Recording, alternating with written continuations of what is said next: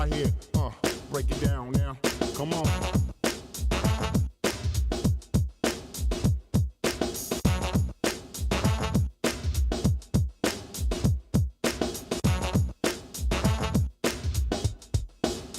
Make it funky.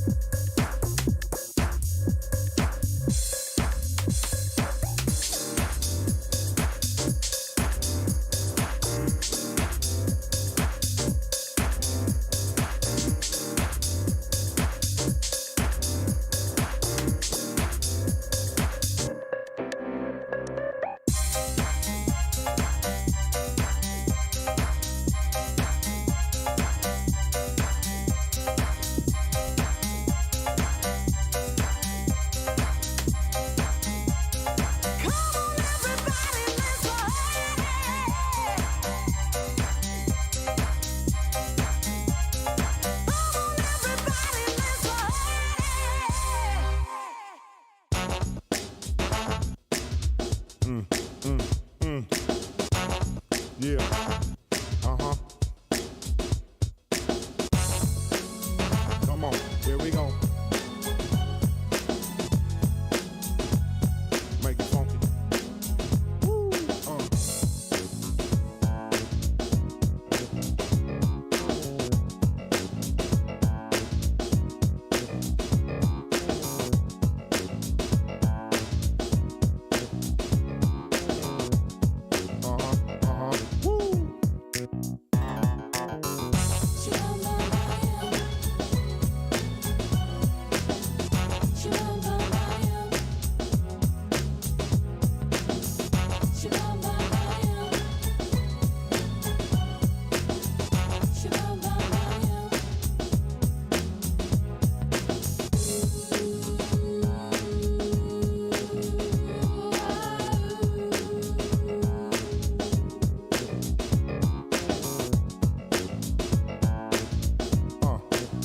Here we go, come on.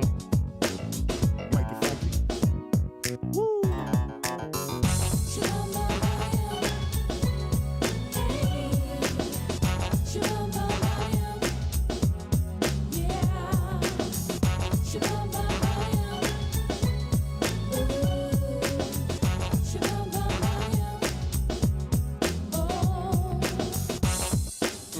Come on, right here, break it down now.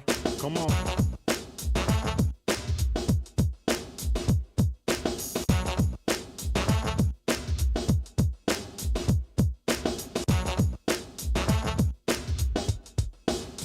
Make it funky.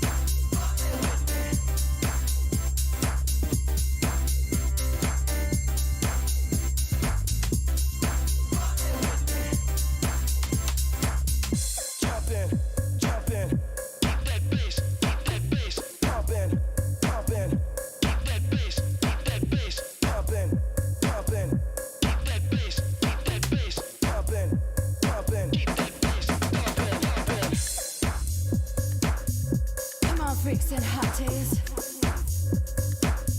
Everybody gotta get down. Hey!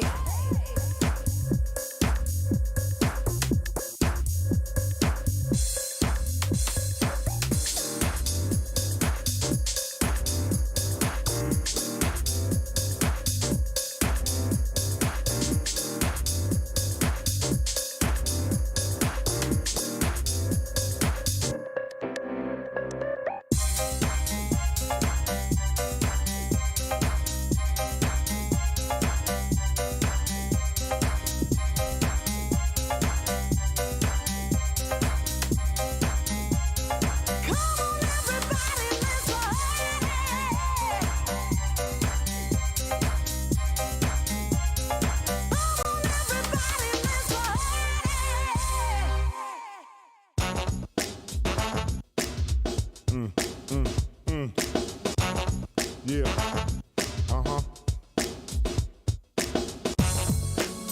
Come on, here we go. Make it funky. Woo.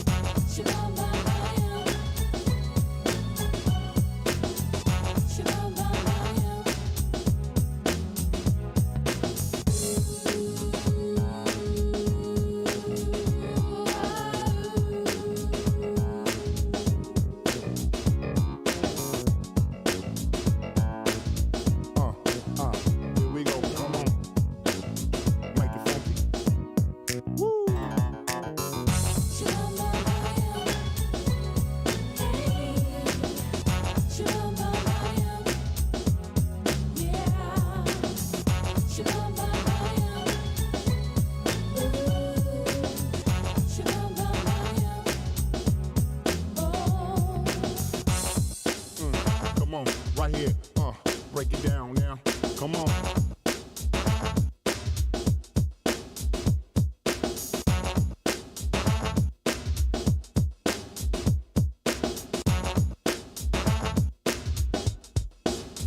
Make it funky.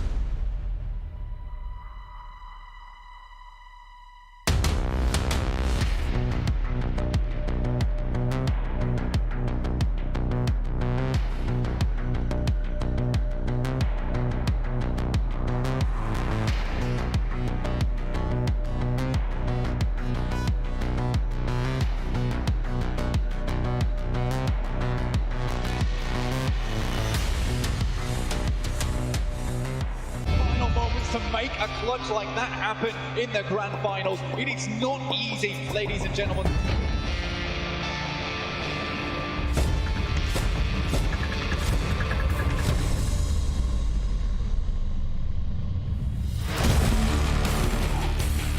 Popping their head up. Whoa, look at that, the double double. Can we get another one? Something. Here they go. They're going to send in one of their McLarens right on over with the run.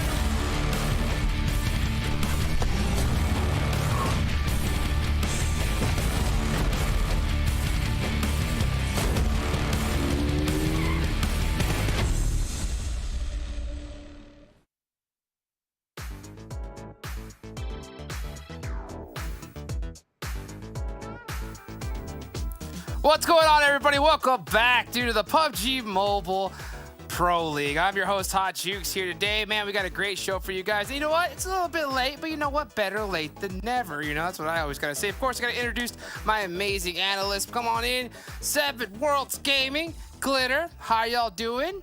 Gotta ask you guys this. How'd you like y'all's extended weekend, huh? It was great. It was great. Got to spend some time with the fam, you know? It was pretty awesome. How about you, Glitter? Yeah, I mean, we got a little extra rest in, some time with the puppy. And honestly, I'm not going to lie, though, I did miss PMPL, Jukes. I felt like there was a hole in my life, and now it's going to be fixed. Same here. You know, obviously, guys, we had a little bit of some technical difficulties, you know. We had to do a couple delays here, but we're back, you know, with the Pro League. We're here and ready to get it going. So, of course, in case you're wondering, like, hey, why did it take so long to get it going? You got to make sure you're following all the socials, right? You know, PUBG Mobile Esports, the Twitter, join the Discord, all the explanations all up on there so you can keep up to date with all the action that's happening. Seven, you are followed, right? Of course. It's not even a question. On how many accounts? The point that I almost follow you, but I'm already at 7. I'm capped, so I can't follow any more people. That's on brand. Can't follow more than That's 7, man. Come on now. There you go, dude. You know what? I'm on the 7 Junior account. I'll take it. I'll take it there. All right, guys. So, well, you know, so far we've had some good action here, you know, as we get to the final day of this super weekend. You know, Today's the second day. 2. Right, it's day 2. That's right, day 2. Back, baby. And in case you guys are wondering, we're actually going to be redoing day 2. So if you watched day 2 last Saturday, let's act like that didn't happen, because we're starting as if we just did day 1. And this is currently the overall leaderboard. We do see the Knights being on top with 226 points, the Panthers 210. Nova Esports, you know what? I'm kind of happy we got this redo. We got some kind of like a quick little refresh. I won't be happy though for the other teams in the second page. You'll see why, but don't worry. It's going to be amazing. WallStreetBets, I would like to see you guys perform today as well. You guys had some amazing performances in the past couple of days. Hopefully, they can continue on that train. And then we do have XSET there with 154 points. And Mezexis, too, there, Glitter, with 139 points. Yeah, and the consistency, too, because they're the only squad that's on that first page with 1 chicken dinner, but still doing very, very well for themselves. And if they're able to carry on any momentum, they should be able to continue doing well. As we take a look at the second page now, you see that Execute and B-Town are grayed out at the bottom of this. That is because those are the teams that are obviously not playing here this super weekend. And those are the teams that we're actually going to be watching over today and the final day of this super weekend, because those are the ones that are at risk of falling below the top 16, which is that safety bubble. Those are the teams that will qualify through to finals, the top 16 teams based off their super weekend points when everything is said and done. And of course, HTV and Dope, having completed 1 day at 25 and 20 points apiece, are the ones trying to knock down B-Town, trying to knock down Execute, or at least get closer to them at the end of the super weekend, because that's kind of their margin for what they need to beat this weekend. Yeah. Knights back on top, baby. It's all the plan. It's all in the plan right there. You see, also, you know, when it comes to B-Town, all right, and Dope, right? Dope. Those were the 2 picks that you had before, 7, right? So when it comes to Dope, 7, the road to 16, right? That's what we're on today. Can they get to 16th place? So look at this right here. Dope with HTV going right back at it. I'll tell you what. I'm a believer. I believed the first time. I was the only one that believed the first time. And I'm going to believe again today. Dope will finish in top 16. And if they don't, well, I might have to color my hair a different color or something. But with this head-to-head right here, HTV Esports, it's currently being able to outdamage Dope Esports. But the main thing comes down to that average placement and also that average survival, because right now Dope Esports has been able to perform so much better than HTV when it comes to that. The Illims, I would say they're pretty much, they're fairly close, only separated by 0.6, which between these teams, they can definitely improve, and we have seen it before, so I'm expecting a lot more. And with HTV, it becomes a question of, okay, you ended up with a second place finish on day one. Can you follow up on that? Because for that day one, they weren't able to follow up with that. They ended up with just 5 points after getting 20 points on the first match. So they need to pick up. They need to get hot. They need to carry that momentum, and it's something that after day one, they were not able to do. That's right. Hey, so Seven, what color are you going to change your hair? My suggestion? Yeah, right? Seven World's green. If it's listen, if it's not a green screen that I'm working with, I'll do it green like before. But I'm not about to be bald on camera. That'll definitely pull in the viewers right there. Okay, speaking of the viewers, a lot of fans, the Chosen, they've been watching the squad, back and forth, seeing a lot of struggle when it comes to the Chosen. But that's another squad that I think that we need to see just pound through that mid pack, and start getting at the top of leaderboards. What do you think, Litter? Yeah, and honestly, after their day one performance, we have to talk about them a little bit because they're somebody that we kind of gave a hard time. They were 16th after the first Super Weekend, and now look at the performance coming out of Gaji, even the damage coming out of Oppa. But we've got the double-digit elims, double-digit knockouts out of Gaji, and we saw some incredible plays on the first day. And that's what we were hoping to see out of the Chosen. I mean, they were able to continue that on, so hopefully, now that we're redoing this day, they can use everything they've learned to their advantage because they don't want to constantly have to be fighting for their lives down there in the 16th area bubble, okay? They have found some momentum. They look so much stronger, so much more confident. And that's what we were really hoping for out of them because, like I said, first Super Weekend, 16th place overall. Then even just qualifying through to this Super Weekend, they barely make their way in, right? But I feel like this Super Weekend, they have found their footing. And we knew, or did Zute know all along? Because it feels like the curse is broken, Seven. It definitely feels that way, but with me, I think one of the most critical things that I have to say about this team, it still feels like a roller coaster. There's still no consistency between this team. I mean, if we go to day one, the first match, 6 plays with 6 elims, and then right after that on the second match, they got 16 plays with 3 elims.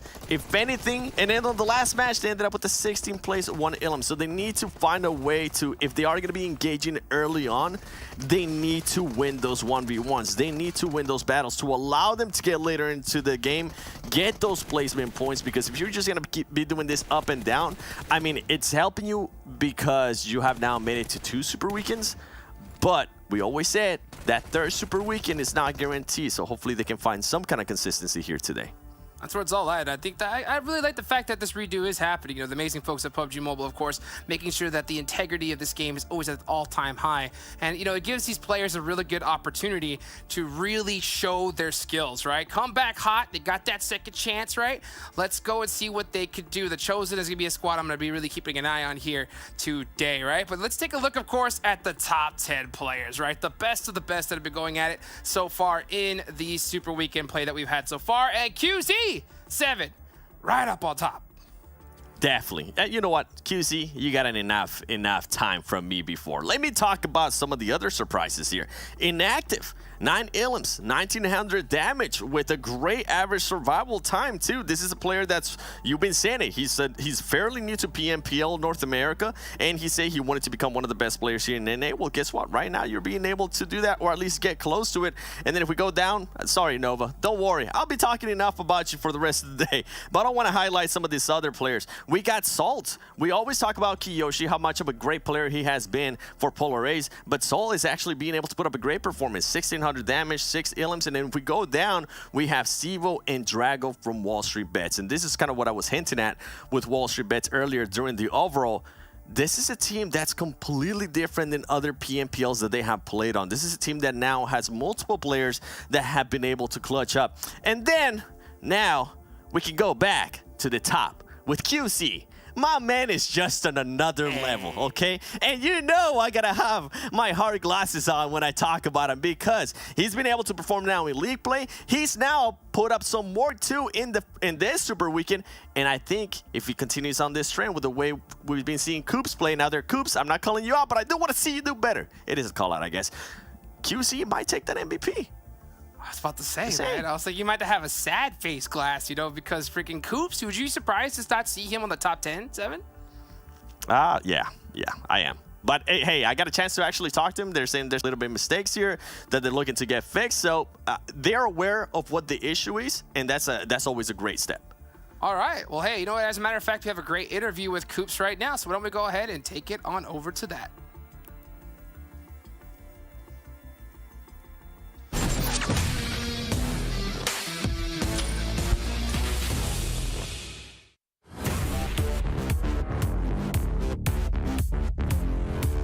Coops! What's up, Big Papa? Dude, how you doing, man?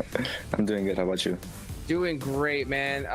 First off, how does it feel to be the best player in North America, dude?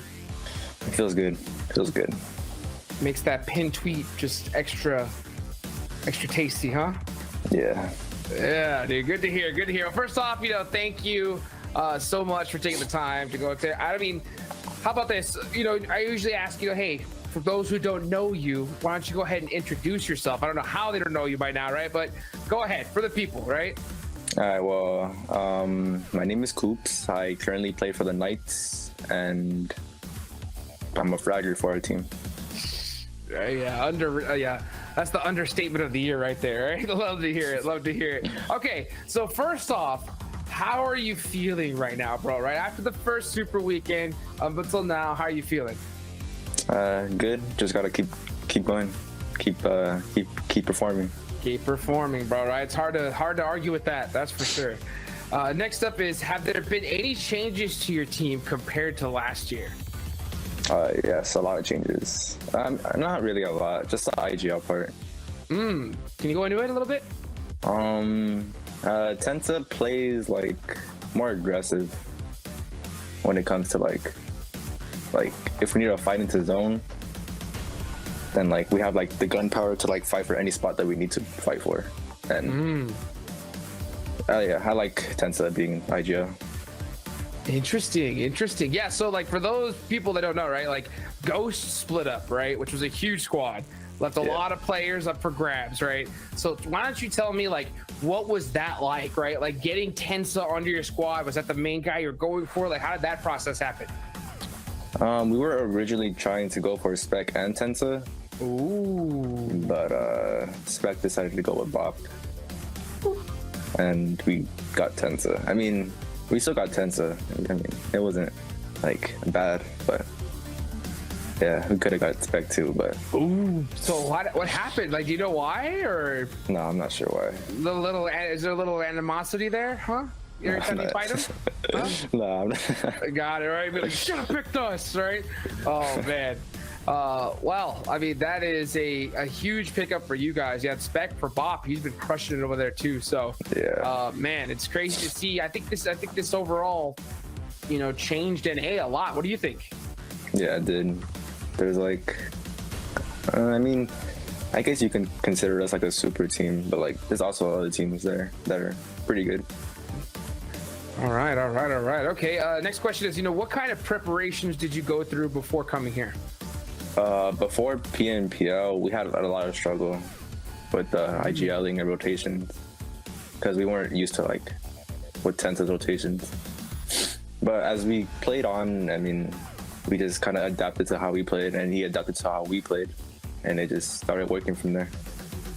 Got it, bro. I mean, obviously it is, right? You guys have been doing really, really well. Do you still find time here to try some new things and challenge yourselves since you guys are so high up on the leaderboards? What was your strategy right now? We want to try new splits, splits that Nova do, because we've been watching how Nova play. Ooh. And Nova does some pretty crazy splits, and we're probably gonna try some of those in the upcoming weeks.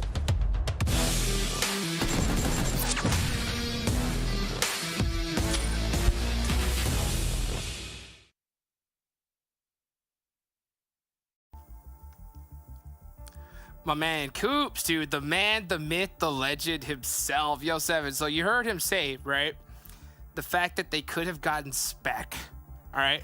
Could you imagine that Knights roster with Spec as well? No hating on the whole Knights roster. I'm just saying. Yeah. Spec is Spec. You know what I'm saying?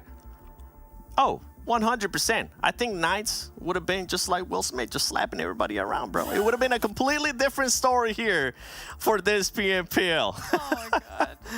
Sorry, I had to. I've been holding that one in for a long time. Smith, what have you done, dude? What have you done to us, right? All right, guys, let's go ahead and, of course, let's take a look at the, the map performance from all the Super Weekends, so you guys could really get a good look at which squads are performing the best on each map. And you can see right now, Miramar, Boy Protocol up on top, Knights over there in Sanhok, and Nova taking over Erangel, Glitter.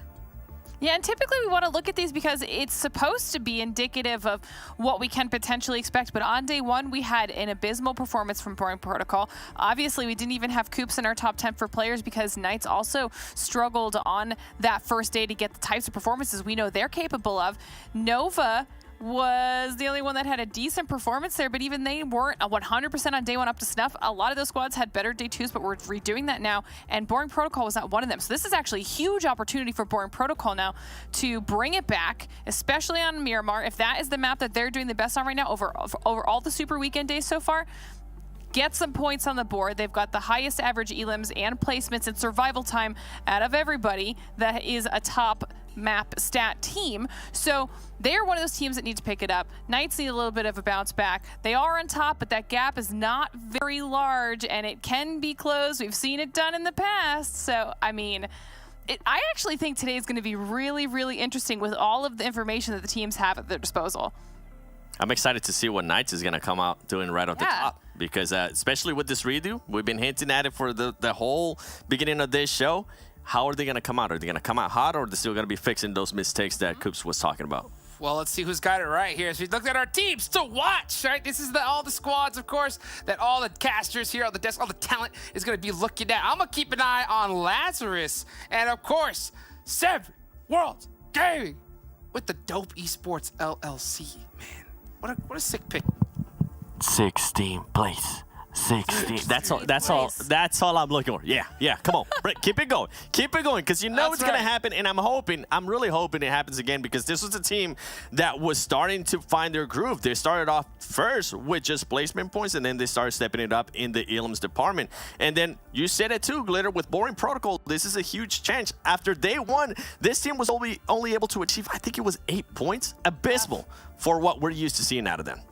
Yeah, definitely atypical for them. So talk about a golden opportunity here, because like I said, even that second day wasn't fantastic for them. They did pick it up and they looked a little bit better, but not what we know they can do, especially with the likes of Spec. We've talked about them quite a few times. Spec has been daily MVP quite a few times. So this is the moment. Mom spaghetti time, okay? Bring it back, see what you can do. But at the same time, I do want to see a lot of those squads that were either at the bottom of the overall leaderboard or here for the first time really perform yet again. Oh, I feel like they're this close, right? This close. Just a couple little things that they got to fix, and then we'll see them up on top. Let's take a look at the schedule that we have here coming up for today, so you can see all the action that's happening. Of course, we're going to start off with the good old tried and true Super Weekend schedule that we got here. And man, I think when it comes to some of the squads that we see struggle, we're talking like Boring Protocol. Man, we talked towards the end last time, right? If they downloaded the update, right?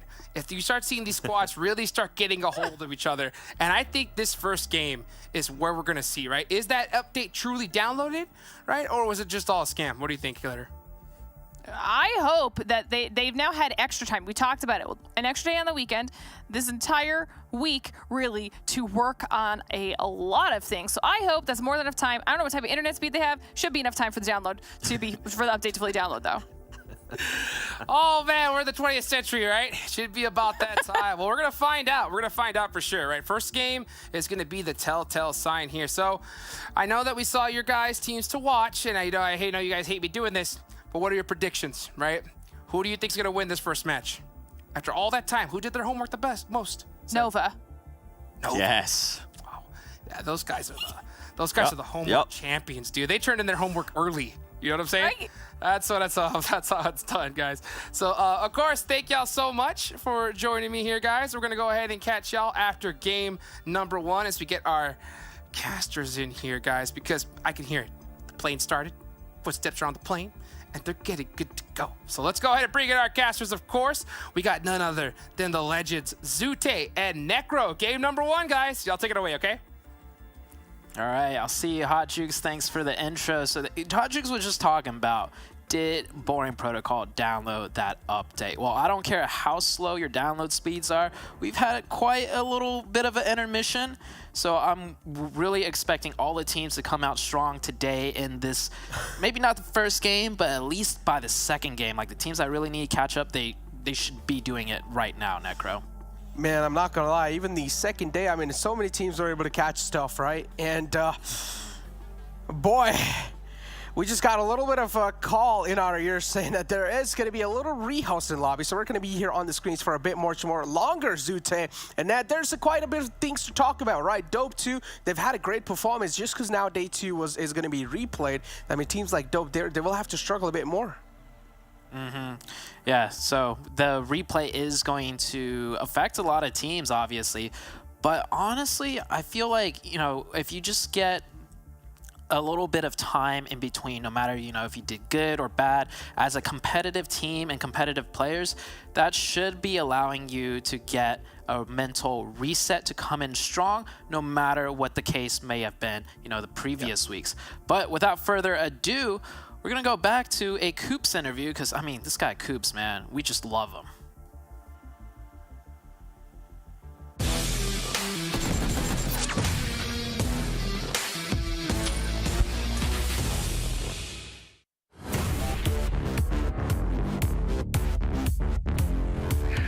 Okay, next one is, you know, what are your expectations heading into the finals, bro? Just keep at that #1 spot. Nothing less. Just maintain, right? Maintain, yeah. Dude. Must be nice. Must be nice. I've been interviewing a lot of other teams, and those questions go a lot longer, right? So, I mean, you're definitely in a good spot. You gotta stay there, though. That's the hard part, right? Yeah. How about this? Yeah. What do you find it harder? Do you find it harder to get to that first place spot this early, right? Or maintaining it? Maintaining it is the hardest part. Really? Really? You mind describing why? Because, like, once you get at the top, there's, like, a lot of people trying to, like, come and take that spot from you. And, like, trying to get to that #1 spot is, like, easier because, like, you can just keep grinding and grinding. But once you're there at the one spot, then you just gotta stay there. Dude, all eyes on you, right? Yeah. All eyes on you, right? Well, interesting take, man. Thank you for that. Next up is how do you and your team feel about your performance so far in this PMPL? There's a little bit of mistakes that we've been doing, but as time goes by, we'll fix those mistakes and we'll stay at the #1 spot. Checking bushes? Yeah. I'm sorry. I had to do it, bro, dude. Oh, for all the heartache, I can only imagine the heartache it caused you, man. But me watching, no, I was on my knees, bro. I was on my knees. Right? Oh, that was a crazy one to cast there. But just go watch it, guys, if you haven't already, right? Actually, don't watch it, right? So don't watch it. Don't watch it. Next up is what have you tried to improve on most since the start of this PMPL until now? Just the rotations. That's it. I mean, we have the gun skill, but it's just our rotations that we need to do. Who do you feel your biggest rivals right now throughout PMPL? Nova and XSET. It's equal. Yeah. Wow. So, like, I mean, they're two totally separate playstyle spots, right? Like, what makes them so toe-to-toe, do you feel, wise, when it comes to being, like, rivals? Nova has pretty good gun skill, considering that they have 2 PL players. And XSET, I mean, obviously they're like our PMPL Season 2 champions, so I mean, yeah. Next one is, how do you feel about the level of competition this year? I don't want to sound cocky or anything, but I don't think we have that much competition. Like, I don't want to be cocky.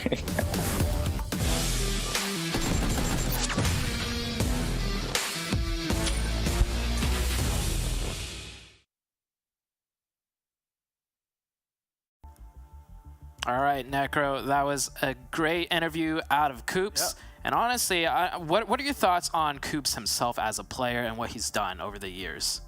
Man, I mean, do I really need to elaborate on this? I mean, at this point, you take his name, Coops in itself, and then every single viewer in the chat, not just the viewers, even us commentators, we just get the highlights in our brain, right? We just look at the performance, the elimination leaderboards, and Coop is just there all the time.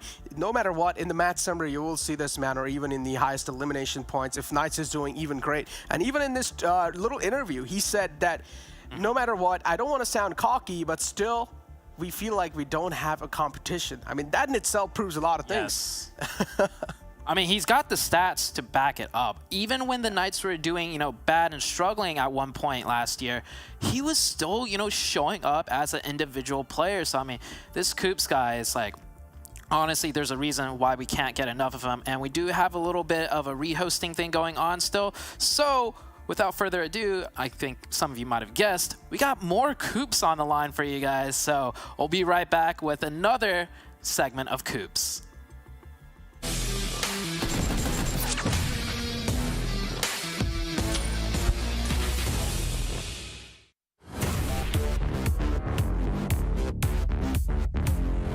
I mean, obviously, there's a ton of people out there that are, you know, that love esports, that love PUBG Mobile, and right now you're the top dog in North America, right? It just is what it is.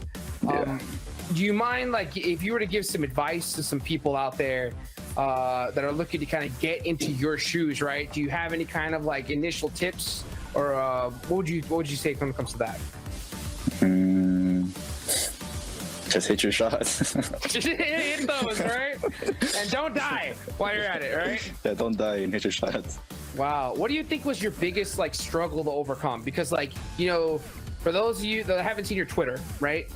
It said there, like, you went through a very kind of tough, rough patch, and you put out a tweet that said, hey, I want to be the best player, right? Yeah. And you pinned it and you got there, right? So, like, what do you feel was like the biggest roadblock you had to like overcome, like to finally get to that next level? I would say that, okay, I would have a bad day, and after those bad days, I would like go into training grounds and I would like try to fix everything that was wrong. But I realized that like you're gonna have those bad days, and you're gonna have all those like potatoes or whatever that you have. So you gotta just relax, not overthink it that much, and just keep playing. Keep playing, man. So, like, you think that's just focus on that gun skill? That's like the biggest thing that you've been mainly working on? Yeah, the gun skill. Great. So now it's just, hey, Tensa, lead the way. I'll hit those all day long. All right? Yeah. Perfect. Okay, well, so right now when it comes to the Knights, you guys are obviously on top. You guys are probably already thinking towards the greater stage, right? So I gotta ask you this, because at the end of the day, me and a lot of people, right, we want to see a North American squad make it to the big leagues, right? So what are you doing? Because I'm gonna ask you that, right? What do you feel like you're doing to prepare for that next stage, right? I don't think we're preparing for the next stages as yet. I mean, we're just focused on winning this tournament first, and then we'll go to the next as soon as we get there. Beautiful. That's a trick question, by the way, right? So good to hear that. All right, good to hear that you're just focusing one at a time, one road before the other, right? Okay, man. Well, dude, first off, big thanks, you know, for coming up here, chatting with me, bro. I really appreciate it. You got any final words out there for the people out there? Just keep supporting us, and we won't let you down. Yes, sir. Coops, ladies and gentlemen, thank you so much for leading me, buddy. And good luck. Thank you. You need it, right?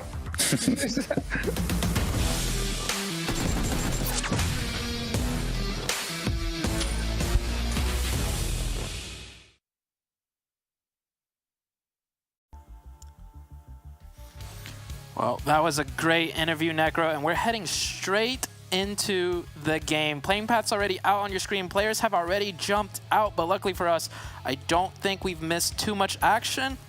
Yeah. Except maybe the fact that Chosen started off the game with 3. I hope so they didn't already lose a player, because that was my team to watch coming into today. So yeah, that's great news, Necro. Man, already starting things off with a 3-man squad. Oh my gosh. Dude, this path is going to be hurting a lot of teams. Yeah, I mean, we know a couple of teams like to go to our Georgia pool, and then Severny, they're going to have a tough time to try and rotate all the way there, or at least they'll try to find some better safe spots around this plane path to loot. Noah was one of those teams that the analyst desk are going to be looking out for. But for now, it's 4 bros and Vamp right next to each other. We might just see a clash between Master and Rage. Yeah, those two players are extremely close to each other. I do believe they're on opposite ends of those giant mountaintops. And oh, speaking about a clash, Kiyoshi trying to stay alive, hiding behind the rock. I'm pretty sure 19 Esports did know he was there, but it's hard to, you know, run over a player when they got cover right next to them. And actually, there's a couple of players from Polar Ace all trying to hide or at least cower behind some type of hard cover. Oh, but no, it doesn't matter if they've got a weapon. Oh, Trey's just like, don't call for my name. You're on your own. Don't think I could help you. Oh, I don't think they spotted him. Oh, this is such a terrible start for Polar Ace. You talked about the plane path.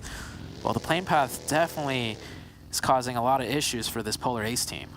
Man, Trey's the most selfish man alive in this whole lobby. I mean, he had no other option to. I guess he's going to join his teammate. Well, that's how it is, man. Never got to be selfish in these moments, but 19 Esports, quick elimination points on the board. Great way to kick off things in the first game of day 2 of the second Super Weekend.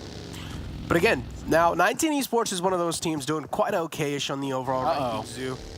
And oh my god, another player of Polar Ace. This time it's going to be Kiyoshi, but hopefully he has guns, because there was a compound in the front. Hopefully Kiyoshi's got his hands on a gun. Oh, he's. Yeah. They saw him. I'm pretty sure they saw him running.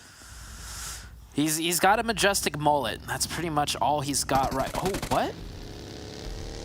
Huh? Why are they not challenging? Hold on. Is it the mullet? Oh no. The mullet. He got baited. Kiyoshi thought they were leaving, and then, oh no. Well, I mean, 19. Well, it's good news for 19 Esports. They start off this match with 3 free points. Yeah. I mean, what more can you ask for, right? And the fourth man too, Chronix is right here. Hopefully he doesn't get spotted by 19 Esports, because they're probably going to be on a prowl, and that's what they're doing. Yep. They're just going to try and pounce right on top of him. They're not going to stop, or maybe they will eventually. They do realize maybe chasing for the points is also going to hinder them a bit, because they're of course going to be buying a bit much more time from their initial loot phase. That's something 19 Esports won't really want, because the rest 2 players as well, they haven't really gotten any hands on any sort of loots just yet. You do see they have no meds currently to play around with. Something that needs to be acknowledged by 19 Esports, and now that's why they're going to be on a move. The planned path was something, as I said, caught a lot of teams off guard. Knights, they took their sweet little time to rotate all the way towards Yasna Poliana. But the team that I'm going to be personally eyeing out for has to be Dope, man, because they did so great, right, in the day 2. And now, just because it's being replayed, Dope, they're going to be a little bit on the struggling phase. 19 Esports, they're not struggling, not for the start of this match, at the very least. Those 3 free points. Polar Ace will manage to keep that 1 player left alive. It's hard to say what he could do, but probably not much as a solo this early into the game. Luckily for 19 Esports that we are playing on Erangel, so like they are extremely late to get to their loot location. But like we say, Erangel is the easiest map to rotate on, no matter how hard the circles shift, and you could pretty much make your rotation in by circle 3 or 4 if you really wanted to. Yeah. So 19 Esports, they're not at any real detriment, I would have to say. Boring Protocol on your screen just finished looting up Pachinki, and Hotchooks mentioned it a little bit. Did Boring Protocol download that update? We'll see very soon off of this first match just how they play. But yeah, this Boring Protocol team, they've definitely missed the mark as far as what their potential could really do for them. Well, I mean, this is their second chance, right, to try and strike back. And if they're able to do phenomenal in this day, then again, that's all they need, honestly. There's quite a lot of chances to, right, considering this is just the second week. So Boring Protocol shouldn't really be that in pressure, as Team Chosen right here too, taking a couple shots in the front. No connections found. It's more kind of like some suppressive fire in the front. Dope is one of those teams that's going to be right in the smack center next to Team Chosen. Now, he said Team Chosen just started off with 3 players, but Polar Ace with just 1 man alive. And that man is on a mission. You know what they say, snake it till you make it. Might as well just do it. He may as well just go prone right now and just prone for the rest of the match, honestly. Because if he takes a vehicle... Yeah, but I mean, if you have a vehicle, it's just like, it just draws that much more a little bit of attention to you, right? Yeah. Like, who knows? I see a potential clash right now on the southeast side of the map. Mezexis running into maybe a bridge camp by HTV. We'll see if the camera pans over that way if a fight actually breaks out. But yeah, as for now, everybody's rotating into the zone. Nova doing a central split. Pretty usual to see, especially coming out of the Nova team in the first few circles. You're talking about Dope. Dope is just northeast of the Gaka region. Nothing much going on. Seems like, you know, we've had this little bit of a break, and the players kind of seems like to me they need some time to re-warm themselves back up. The action hasn't been too hasty by any means, and we did see some action between 19E and Polar Ace, but that wasn't like a full-blown engagement. That was just like, I would have to say, sloppiness out of Polar Ace. They just didn't spread out far enough to secure themselves a singular vehicle, and it just led to them losing 3 players. So it's like a sloppy start. True. Something even Polar A's didn't really anticipate coming their way was the plane path all the way in the down south, and the struggle was there. I mentioned this too at the start. There are a couple of teams that like to go towards Severny and Georgiapol. 19 Esports, they were able to get their hands on some vehicles before the players of Polar Ace, and that's when they just got caught off guard. And now it's just going to be a heap load of teams just in their vehicles trying to traverse around in the centralized spots in the zone. It's been a long time. I haven't really seen a Brit circle, and this time it would be quite interesting, right? Especially with the new changes, how teams are going to be playing it. Again, if it's a Brit shift next time, that's what we want to find out. HQA2 all the way in the blue zone, tanking a lot of damage, but that blue zone's about to turn the wall of death soon. So here's that engagement that I was talking about. It is somewhat breaking out HTV. That one player in the buggy down to 1 HP. Can they hit him one more shot? Mezexis does not manage to land the shots. One of the players of HTV also just swimming in the water. Somehow ended up extremely separated from the rest of the team. I have a feeling that he was holding that compound down by himself, and when he got pushed 4v1, his best option was just to jump into the water and go for a swim. He's now on the beach side staying prone. Maybe HTV could do something with that guy in that position. Maybe he could get an opening knock from the flank. But we'll see what Mezexis and HTV does here as... Oh, Inactive spots him out. He's got a weapon, though. Inactive's got to be careful. He's going to jump right back in the water before he could get, you know, swarmed by the rest of Mezexis. Yeah, but he's quite light, too, so Inactive cannot really take any chances right now. HTV, the man's just all the way under the water. Has he messed up with the buggy? Seems like it. And yep, he will just need to leave that buggy right there. Myth is finally going to pop out again. Get his feet on the ground too. But again, he's just out in the open, in the exposed grounds. We'll spot the rotation out, and he's still taking shots. What? Yeah. Myth? You're an absolute maniac, even though you're the only man alive. At this point, you should try to be as anonymous as possible. But no, this man just doesn't care. He still goes for the shots. He misses them and then instantly goes back in the water. He's like a shark. Yeah, I feel like he kind of realizes Mezexis is just trying to get the rotation in. So he's just going to be as much as a nuisance as possible. He did almost get taken out, though, by Inactive coming in from the other side. But now the rest of Mezexis is going to rotate on in. And yeah, we do get that circle shift. It kind of is centralized right on XSET, but that bridge that you mentioned, that could still come into play in the future circles depending on how it shifts. Now, we talked a little bit about Boring Protocol. I want to also shine a spotlight on XSET. I feel like XSET and Boring Protocol both, right, are these very huge veteran teams with names that have been playing this game for like 3 years plus. And both of these teams have yet to really shown up. So it's not just Boring Protocol. I think it's also the XSET team that's got to pick things up and really prove themselves. Yeah, that is true. And this is what I've been talking over the past days too, right? This is something that we did not really expect from a team like XSET and Boring Protocol. Since the start, we expected them to just kick things off really good in the initial week, but that was not the case. XSET, they took things a bit slow. I mean, they were okay in the overall rankings. I think so. They were like 6th or 7th place. in the overall rankings in the first week, if I'm not wrong. Again, I can be wrong here. But that's something we did not really expect, right? We wanted to see a team like XSET in the top 3 because they've heard the defending champions coming inside this. But that's not the case. But, the bridge. The circle this time shifts kind of close to the bridge. I mean, it's not going to be a bridge circle, but still, this is going to be an interesting one.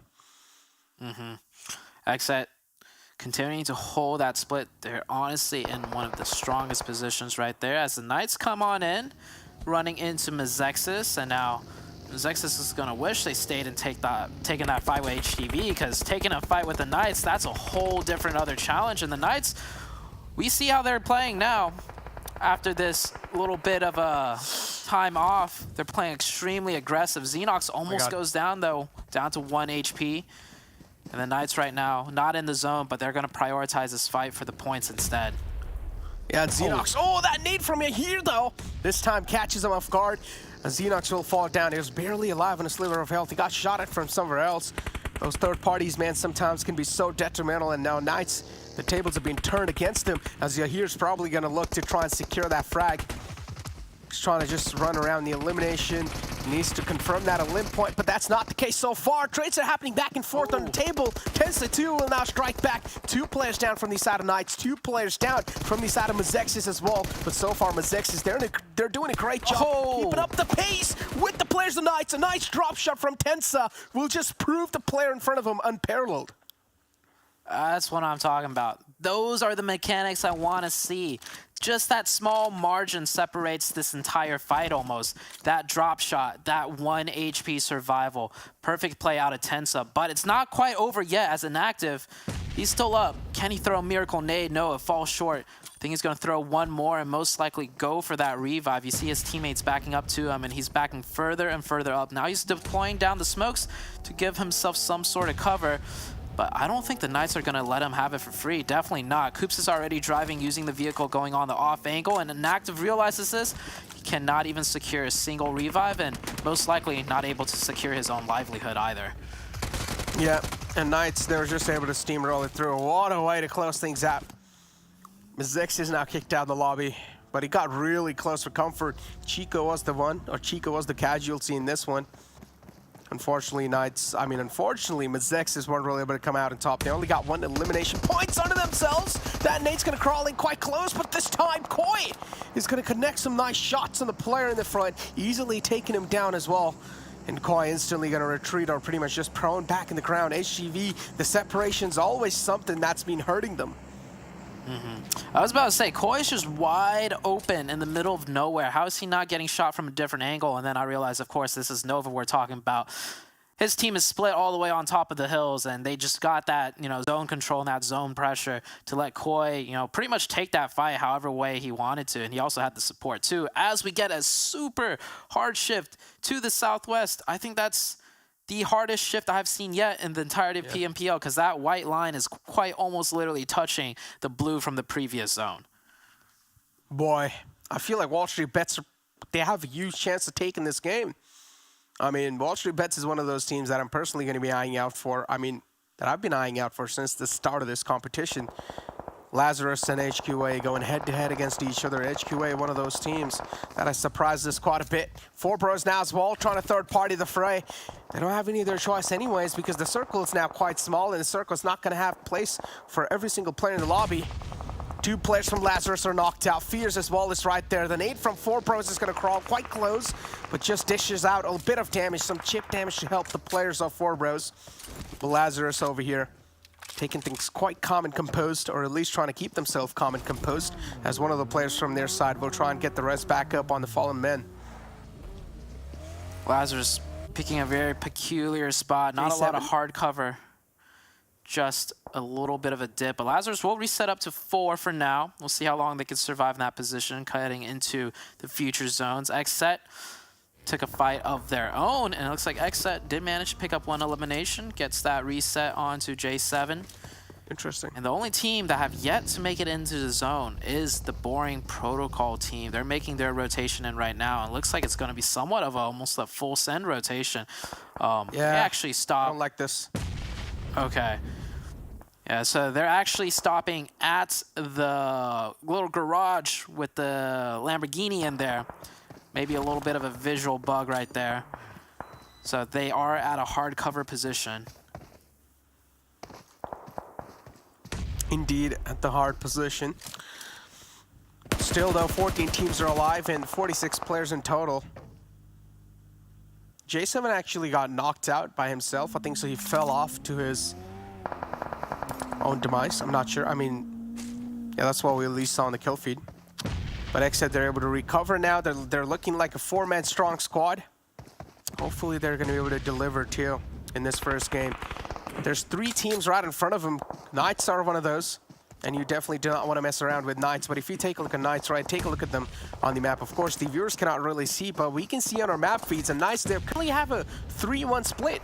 And Xenox is all the way separated out. And then Koops and Tensa, this duo, is playing together. Nova's taking a fight right now with the Boring Protocol team. This is kind of a test right now to see what kind of Boring Protocol we might just expect to see this day. And, well, they get that reset. But you can see right there, QZ with the Overwatch on the northern side, and the 3 other players, well, they smell points right now. They're encroaching closer and closer onto this Boring Protocol team, but they got to finish this fight up fast because the zone's going to shift once again, and the longer they take, the less time they're going to have to work into the next potential zone shift. Oh, and there we go. It's going to shift out in the open, too. That means the high ground now is going to be heavily contested that Lazarus is holding, including HQ and Knights. The split from Knights is going to work to perfection as Xenox will be the man to try and hold teams off at bay and make sure they're being hurt as much as possible, and also third-partying the entire fray between Nova Spec and Boring Protocol. Yo, Spec just got 3 of Nova in the kill feed. Yeah, Nova's down to 1 right now if you take a look at the right. And yeah, Spec just hit 600 damage. I mean, I absolutely love Spec as a player, don't get me wrong. We've been praising him this entire time. But once again, it's off the backs of Spec, not the rest of the team in its entirety. So, I mean, it's good, but we've seen what happens when Spec, you know, starts to slack just a little bit. The rest of the team can't pick it up as 19 Esports, they're picking up these eliminations right on to the likes of TC. And, ooh, Frost, first Frost, down to 1 HP. Helmet almost non-existent now. And as SB jumps out and tries to go for a flank, pre-fires around, doesn't spot him out. And, oh, third party from distance by WallStreetBets. TC survive through the skin of their teeth. Oh man, that's the easy save right there. Look at Spec just mowing players down in front of him. Nova, oh my god. Great replay from the production side, even though we missed that action.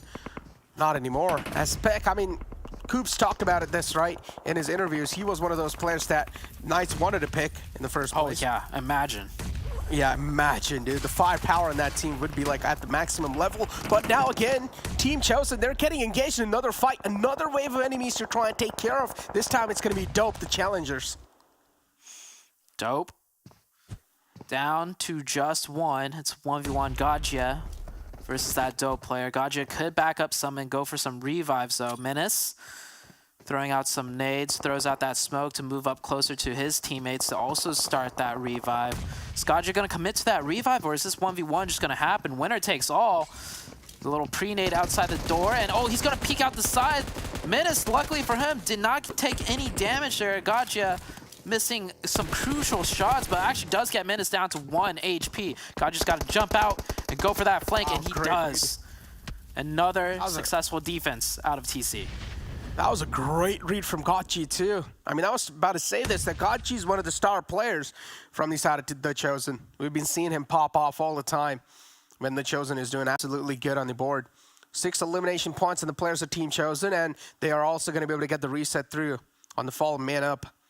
And look at that. As I said, the high ground has to be the most contested ground, and that's what exactly is happening. Vamp 2 going right next to him. WallStreetBets were there at the start, and now the Panthers 2 moving in from the back lines. But the circle is going to take a curveball shift all the way out in the open, and this time in the lower ground. And, well, the only covers that you're going to have to play around with are going to be those right fields, so good luck. Yeah, what a interesting sequence of circle shifts. Definitely throwing these teams in for a loop. Lazarus still managing to stay alive in that, you know, dip that I was talking about. That's definitely an interesting spot. It looks like it's wide exposed, but they managed to actually stay alive for so long, and they're starting to fight back a little bit, but the trades are coming out between XSET and the Lazarus team. Oh, man. 3 points on their side. One of the players from Exodus went down, but they've also got the res up on the Fallen Man. And it's just a artificial red zone from the side of Lazarus. They're just not stopping these nades. It's just raining right on top of the players of XSET.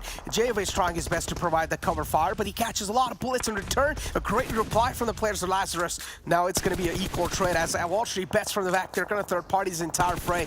Sort of unintentionally helping the players of XSET.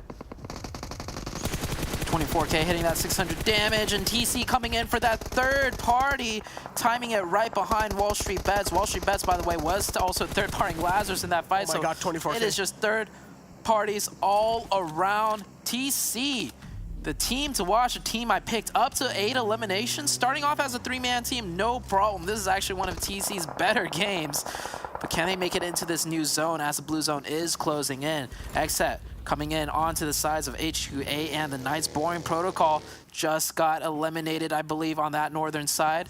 And we're down to 5 teams. Kill switch for the nade. Can he connect onto the player of the Knights? Hits Coops up for 50 HP, but Coops will manage to stay up. He will manage to stay up. 3 players, the Knights all the way in the front. Doing a great job in the survival aspect. Another nade tossed in from Xenox, not really finding the mark. JV is able to make his way out of harms. Vamp there too on the right side. Now it's going to be Vamp versus Lazarus engaging in a fight again. And Lazarus this time, it seems like they're going to make Vamp pay for what they just did. Godvy's taken out easily. Joey too is going to swipe out the final man. And XSET and Knights right there in the front. That's a big mistake. Kill switch, you're not supposed to do that. A little glimmer for Knights is going to be more than enough to capitalize on. Again, a great drop shot in the FPP. This is just, they just lost their ones. Coops spotted him through that smoke. Then there was that close range right inside the smokes, and now it's just down to a 2v1. The Knights up to 10 eliminations. J-Way with only bandages. We have 4 teams still alive. HQA with 0 elimination points, by the way. And yeah, the next circle, glad you called it out. The next circle, well, everybody's got to just go into the open now. And Lazarus, it looks like they're going to make that first move. I think they might see a hay bale or some sort of hard cover that they're going to want to set up in right now before anybody else takes it. So great heads up play by Joey right there. Ooh, that's a good one too. He's barely on the edge of the zone. And he's probably going to have a great positioning on the players that are going to try to make it in. And now Knights! Oh, beautiful. Catching bullets from Joey. This proactivity finally paying off the players of Lazarus, as Joey now is going to try to inflict a lot of pain and hurt. HQA2 on the right side. This is their time to, this is their chance to capitalize on him. But there's a 1-1 split from the side of Lazarus too, as Subpig now finally will shut down the player Lazarus. It's all down to Joey. Joey, last one up. Knights will have 3, HQA will have 2. Even though Joey is the solo man right now on this battlefield, he's got the advantage of having that hard cover and being in the zone. Coops has managed, though, to snake his way in. And, he gives away his position, but that's a really good knock out of Coops. And, oh my God, Coops! Are you kidding me? The confidence. The confidence on this man. Moves out in the open, still just hits that reflex spray on the player in the front. A great Molotov placement. Joey will be forced out of his cover. Hopefully the flames are not visible. If they are, then that's going to be it for Joey. And yes, it was. The flames visible. Knights, they get a little glimmer, and that's going to be more than enough for them to capitalize on a 29-point chicken dinner for the players of Knights. Wow. Hey, I know we showed you guys like 3 Coops interviews. I'm ready to watch 5 more. I mean, what? Coops solo pushed into zone by himself. His 2 teammates are still lagging. Yeah, he was in the open. His 2 teammates were lagging a little bit in the back, and he just demolished the 2 out of HQA, and he just, I mean, it was okay. I mean, I don't think we need It was just confidence. It was just confidence, like he knew. Right there. I mean, he said it, right? Even in the interview, he didn't want it to sound overconfident, but again, he thinks that the lobby doesn't have competition for Knights, and that's a prime example for that. Moves out in the open, has so much confidence that no matter what, even if he gets shot, he will take out the man, and he exactly does so. I mean, hey, he's, as you said, he's got stuff to back him up, so we can't really doubt him.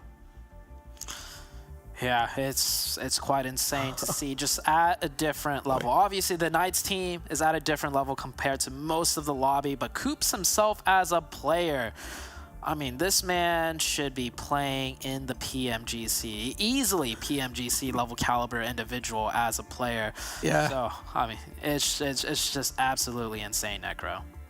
Exactly, but it seems like that's going to be it from our side for now, but don't go anywhere. It's going to be the analyst desk after this short break.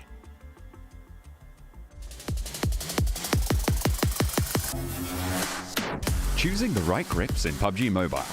There are a total of 6 grips in the game, each with its own pros and cons. Let's start with the vertical grip. As the name suggests, it helps you control the recoil of the gun by reducing its upward kick. We have the angled foregrip for you, which reduces the left-right movement whilst shooting. Then again, it won't be of any help to control the vertical recoil. Thus, players who use gyroscopes to control recoil, they receive significant benefits from it. Now, half grip is the one that functions like an all-rounder by reducing both the vertical and horizontal recoil up to an extent. It doesn't equal a vertical or an angled grip combined, but as the name suggests, it brings down the overall recoil by a small factor.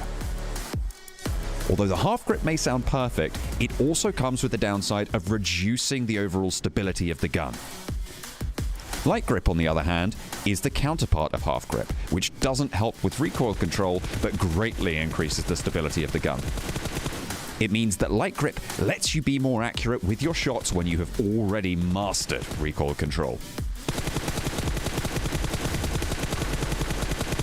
Thumb grip is one of the most common grips found on the battleground that helps you aim faster when you tap the ADS button.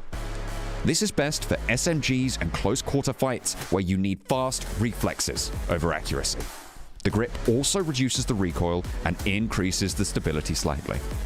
The last one in today's lesson is the laser grip, which is only helpful for hip firefights.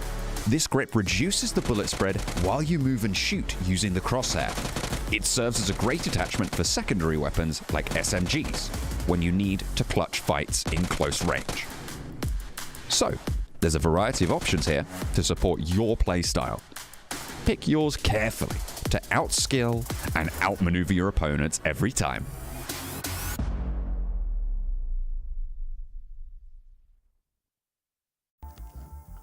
The Knights are back, baby. That's what we like to see. There's something else, of course, we love is our partner. That's right, Monster Energy, our official energy drink partner. Guys, man, dude, did you miss PMPL, right? Did you miss it?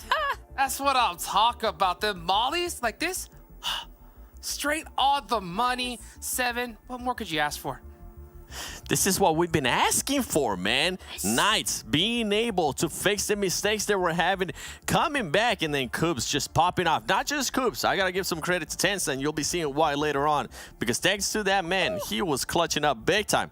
Now, the match ranking here. Knights at the top, 29 points. What a way to come back. Then you got Lazarus with 17, and this one is actually a big surprise for me because you can see the placement points weren't that high for the Chosen, but the elims, and they also started with only 3 players, and for me that's super impressive, Glitter, as we see Boring Protocol in 6th place. Yeah, and that's something we got to call too, because we had seen how bad their performance was on day 1. They got a little bit better in the first time. Now we're here in the actual day number 2. They start hot out the gate with 7 elims. Where was this aggression? Please give me more of that. I love when we see Spec pop off. And then as we take a look here at the second page, you can see that a lot of those points did kind of get absorbed by those big sponges at the top. It's bad for Dope. That is bad for HTV, as they are the teams that are here for the first time in this super weekend. And they can't necessarily afford too many slow games because they're trying to catch up to, remember, B-Town and execute on those overall super weekend leaderboard 7. So a little rough. Yeah, and something that Sute actually said that I quite enjoy is it seems like a lot of these players, as we're seeing 19 Esports, just get the easiest 3 elims of the tournament for any team. Picking people apart. Kiyoshi, the mullet did not help you there. I'm not even going to talk about this place because we are going to be telestrating it and you guys are going to enjoy it, okay? So just act like that's not there. But going back to what Sute was saying is it seems like the players were taking a little bit of time to warm up, and once they warmed up, you saw everything starting to click in. So I feel like match 2 it's going to be even crazier, Glitter. And now going back to the Knights, I know I said I wasn't going to talk about it, but Tensa right there, huge clutch up, winning those 1v1s, making sure the team stayed alive. Overall, the aggressiveness that we saw out of other teams, you mentioned it with Boring Protocol, WallStreetBets too. They only ended up with just 1 placement points, but those 7 Illims were huge for them. I mean, WallStreetBets, The Chosen, Boring Protocol, the Knights. There were so many times, especially in the end zone, which I'm sure we'll see here as the highlights continue to roll, but there were moments where I was like, okay, things are getting a little bit sketchy for the Knights, because Lazarus, Joey had some really solid off angles in those final moments as well. And we were talking about Lazarus just in general for the Super Weekend, because they have been just so consistently good. They are one of the few teams that doesn't have that yo-yo effect going on that you're talking about, Seven. They are someone that has consistency, and yet again, we see Lazarus here in a top 2 situation. Yep, as we go here, Thor's top damage. Knights, 2k damage to start off.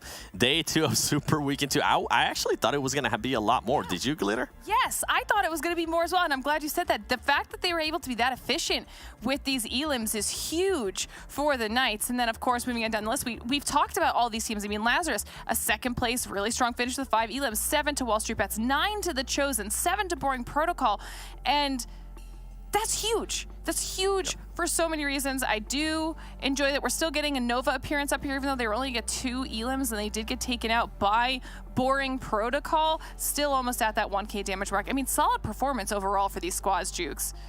I mean, I think you asked for a better start, period. I mean, unless, of course, you're Polar Ace, man. That was tough. I don't know how we're still seeing these kind of landings here. I don't know how that happened. I was literally talking with Seven. I was like, bro, come on, you know. But Kiyoshi, we're going to believe in you, right? Come on. Game number 2 is coming up. We'll see it happen. But for the Knights, what more could you ask for, right? They had it down, packed that game. Let's go ahead and, of course, take a look at the stats that we had for them here, because these guys, they got it done. They got it done, especially there towards that end. Oh, I just keep picturing that Molotov just from downtown, right on the money, was just right where it needed to be. So, Seven, talk about the Knights here. Look at that, Coops, 932 damage. What is there to talk about the Knights? So much to talk about the Knights. I mean, Coops, now, he heard me call him out. Ladies and gentlemen, I will take full credit for this. He put up 932 damage, 6 illim, 5 knocks. But not only that, a player that we've been asking for quite a while now, for the past 2 weeks, Tensa. He was able to step it up to 688 damage, 5 illims, 5 knocks. And then if we go down the list, Xenox with those 3 illims too. Chico, you know what, Chico, I'm going to give you some slack there, because you have been able to clutch up at times when the team needs you to clutch up. But overall, this is the Knights that we've been talking about. I still feel like there is some mistakes that they need to fix here and there, and you'll see it in a bit. But the way this team is playing right now, I love how spread out they were. I love the rotations that they were able to do. I love the way that they were able to position themselves for the circles coming up too. Overall, this is the Knights that we expect. And the reason why we're hyping them so much is because we want a team that's just going to be absolutely dominant. We want a beast team out of NA. And we're hoping that it's going to be Knights or somebody else. But we just want to see that beastly team. Man, we got to kind of see a little battle of the kings of NA, right? Before we saw XSET at the end, the previous team's, you know, champions against the Knights. And of course, the Knights getting the better of them there. So I think they're starting to really stand out. So, hey, Seven, why don't you break down one of these amazing plays? You know, you've been waiting for this. Break it down, Seven. Take it away. Bring it my way, all right? Because right here, this is what I want to talk about. The way Knights was able to take this fight, and I want you to keep in mind, the way Knights currently has all their players just kind of grouped out. You see Chico, you see Coops there. You see Xenox in there, even though he's currently surrounded by Mezexis player. And there is one player from Mezexis that is getting that off angle. Something that Mezexis is going to do that I'm not going to enjoy, and I'm just going to play a little bit here.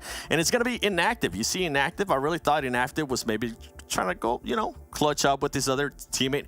But instead, he decides to make a U-turn and just starts sending it on the buggy, and it doesn't end up working out for him because it completely distracts his team. It distracts the enemy. I was hoping that he would be able to at least knock somebody over, but it completely backfired. Now, right here, this was one of the reasons why I was so impressed by the angles and just the positioning that the Knights was able to do. Right now, you have 2 players from Mezexis being able to just be fully focused on Coops. And guess who's going to have that off angle? That's right. Daddy Tensa's like, oh, hey, boys, you don't see me here. You know what? Let me get this sneaky shots. And he's able to do just that. Yes, Coops does get knocked down, but Tensa's able to clutch that up. And then we always talk about clutching up 1v1s. Tensa is able to clutch up the 1v1s there against Tats. Super close, closer than what we usually like to see, but he is able to clutch it up. And then after that, he's able to recover everybody else. You see Knights being able to come back there. They get into the vehicles, and they like to spread out. So this is also a learning experience here for Mezexis. Try not to group up so much. Make sure you guys not only have just one person getting the off angle. And by the way, look at this. Coops with a major off angle. This man said, you know what? I'm going to go a completely different way. They're able to get inactive. And for that reason, ladies and gentlemen, I'm going to have to give Knights, all the players of Knights, and I know you're somewhere over here and you're somewhere down there, some confetti, because that was just such a wonderful play. The way they were able to play that out, the way they were able to hold the off angles, and the way Tensa was able to clutch that 1v1. I thought it was great, as we do see here a bit of a line graph between Knights. Look at the damage that Knights has been able to do. By the way, this is in comparison to what they've done in the past 5 matches. You can see a big step up here, Glitter, for them. This is impressive. I mean, this is what we were also hoping for, right? And we'll also have a damage received and elims on here as well as we keep looking at these line charts. But that uptick, look, and I was waiting for the elims. Look at that. That is insane. Okay, and that's not that we're surprised that Knights is able to do that, because obviously this is now the umpteenth time that Knights have had this type of performance. It's the fact that they fell off a little bit. And like you said, Seven, we're looking for that top team coming out of NA. They brought it back, and they're starting to show us again that they want to be that squad. Yep. Oh, that was right on the money, Seven. I think the Knights are really starting to change the meta, right? Because before we saw a lot of those squads like Mezexis, right? Group up super tight together, shoulder to shoulder, and just kind of bully people. But, you know, when I was talking to Coops, he was saying that, hey, he saw Nova, you know, do that front man, all 3 off angle splits, and I think we just saw them do it right there, and it was executed to perfection. That is so hard to do, by the way, guys. So why don't we take a look, of course, at their stats that you know from Super Weekend Day 1, Super Weekend Day 2. Take a look, and we can kind of break it down a little bit, because man, dude, Seven, these guys, look, oh my gosh. It's just the damage alone. Come on. It's a completely different story, not just in damage. Look at the heals too. I mean, they were able to get into more fights. We just saw the fight there that happened with Mezexis, and the elims. They were able to convert all of those elims, all the knocks that they were able to get. They got it down overall. Glitter, this is what we want to see out of Knights. Yeah, and what's crazy is that there's not that big of a difference in average survival time, so it's really illustrating that they've picked everything up, because they were almost alive for the exact same amount of time, maybe a couple placements difference, right? But they multiplied their elims, their damage by so much. That's what we want. Do that every single time, and I will allow Seven to continue his sandbagging theory, okay? Oh my gosh. Well, we'll see how they're going to do here in match number 2. I don't think you're going to ask for a better one. Thank you so much, Glitter. Thank you so much, Seven, for that amazing analysis. We're going to go ahead and bring it on over to our casters here for match number 2. And you know where we're headed, guys. You know where we're going. We're headed to the desert. Let's go. Necro, Zute. Y'all guys have some fun in the sun. I'll see you later. All right, appreciate it, Hot Jukes. Well, that was an exciting game, number 1, and we kept talking about who did their homework, who's going to come in prepared. Well, the Knights did say, you know, they had a few mistakes they needed fixing up, and Coops did mention that in the interviews, and I think Necro, well, they fixed up a lot of things, and they're coming in hot today. Oh, indeed. They're definitely coming in hot. They were able to kick things off so well, too, with a nice chicken dinner. And now I feel like Knights is one of those teams that will tend to dial things down in the later phases of the game. Now, one of those teams that I'm going to be eyeing out for in this game of Miramar has to be WallStreetBets, because they're also one of those teams. I mean, they're doing quite okay in the overall rankings, but I still feel like they have the caliber to be one of those top-tier teams as well.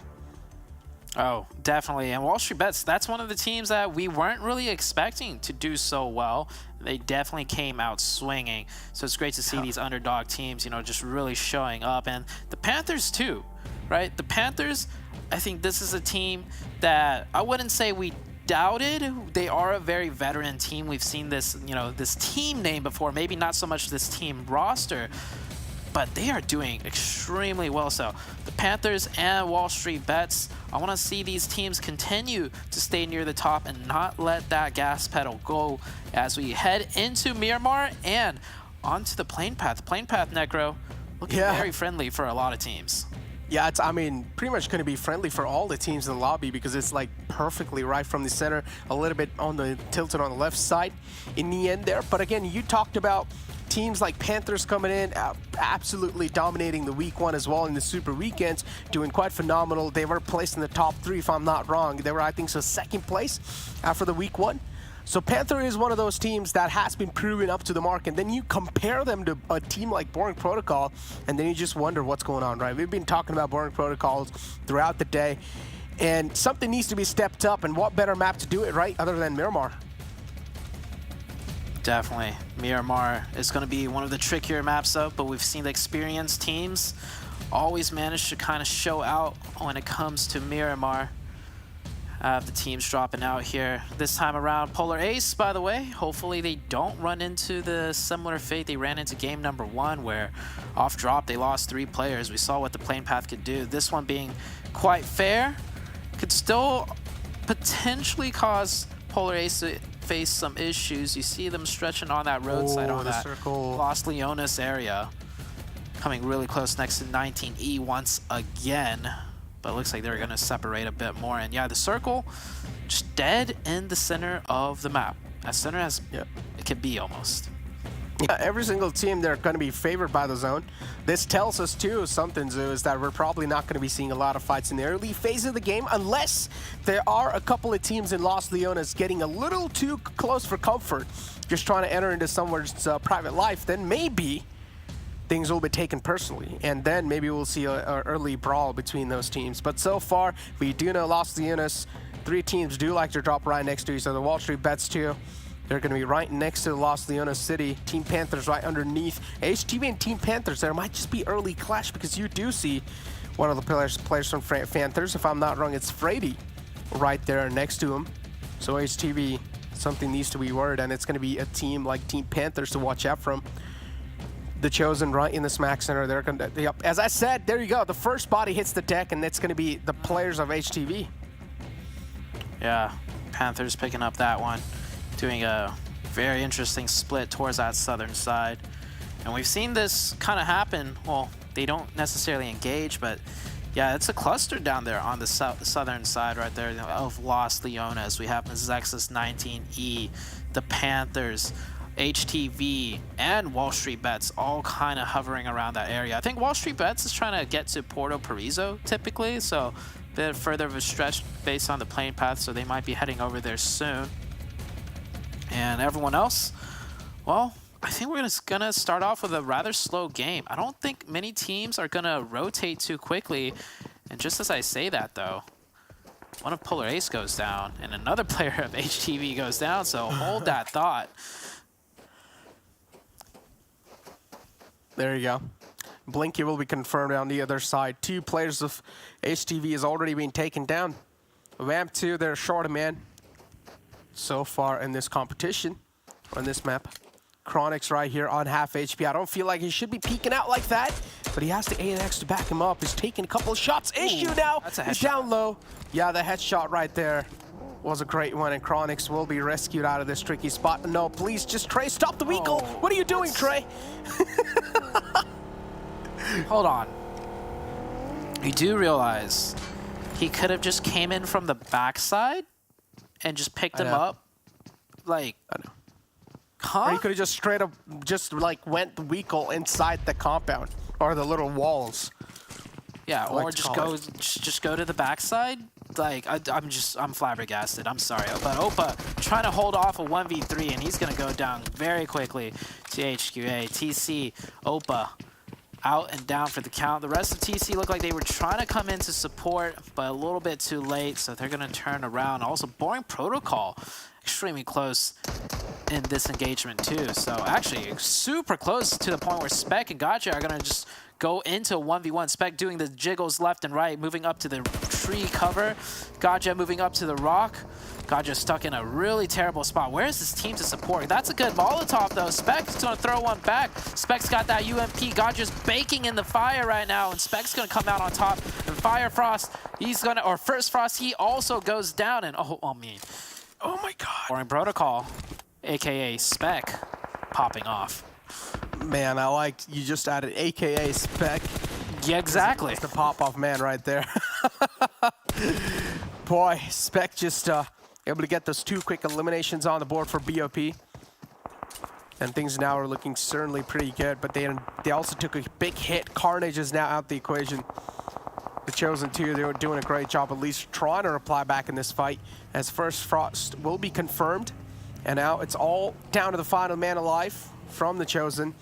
It's going to be tough to try and reply back from that one, as Spec now is going to try to bow down, but still some great connections found from Spec. But the replies there from the side of HQA too, and they're just straight up going to send it. A heroic entry into the fray, and now Spec needs to take care of 2 different angles in the front. Still takes down T-Van quite low though, but that's all he's going to get. No knockouts found just yet. What was, like, did the rest of the Boring Protocol, I guess they were caught and they're pinned down by Silk. That must be it. It doesn't look like Acer and Samuel was in that much pressure, so I'm just like, where was the attempt to back up Spec? Like, Spec, it just looks like they just sat back and was like, you're on your own, Spec. And yeah, it's kind of weird. Well, yeah. Everybody, by the way, is really starting to congregate right here dead in the center. We have XSET, Knights, and the Nova team coming in to this as well. So I thought with such a central circle, nobody's really going to move around too much because everybody's kind of in zone, but it's actually the exact opposite. They're all just going to move in dead center and join in on the party. Boring Protocols are clearly having huge communication issues so far. Polo G again, quite exposed. You should have scouted the area out first, Polo. Oh. But he did not really do so, but that's a nade. great return knock. Yep, from the side of Polo. That nade's going to be catching Shivang. Now HQA will need to try and reposition themselves and also get the rest back up on the fallen man.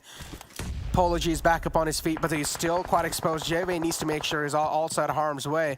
They don't really have the best cover to work with because HQA in this fight, they have the high ground. Yeah.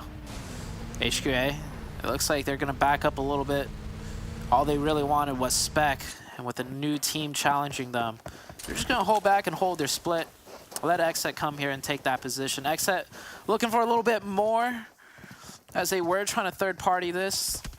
But at the end of the day, they are like pretty much dead center of circle, so they pick themselves a decent position in the zone too, even if they don't get any elimination points. Polo G here. As the team, or as the players of HQ are in the front. Kindness now too taken down. What's going on? Nova, they're getting dismantled, and Boring Protocols doing a great job keeping the players. And Nova on their knees. QCZ will strike back like a scorpion. The Stinger's going to be quite tough to try and just medicate, but again, oh my god, QZZ will finally be shut down. Samuel's quite low though. It's going to be tough to back himself up. We'll need a fresh magazine. Reload the magazine too. Samuel, he's quite low. He's hurt, and it's going to be tough to try and fight back with that much amount of HP to work with, but he's still able to maneuver around the houses. The movement's something that's saving the day for Samuel. He's low again. One single bullet's going to seal the deal, and Shifan will take him out. They do manage to secure one of the knocks for Boring Protocol is taken out there. And, well, we haven't even hit the second zone shift, and we're seeing fights everywhere. Lazarus just picked up an elimination on that northwest side, just spotted onto the dope side. And the circle does shift to the north. And, well, all the teams just got to migrate a little bit up north, but I'm quite surprised at just how fast the action has picked up. We saw game number 1, Erangel, start off a little bit slow, but I think all that was needed was just one game, and these teams are all just fired up and just ready to jump into the action. And this is what I've been noticing, right, in the North American region over the days that I've been casting, is that every single team in here, they just like to go and contest that centralized spot for themselves. And that's why a lot of early bodies start hitting the deck when they start to make the rotation out in the open as well.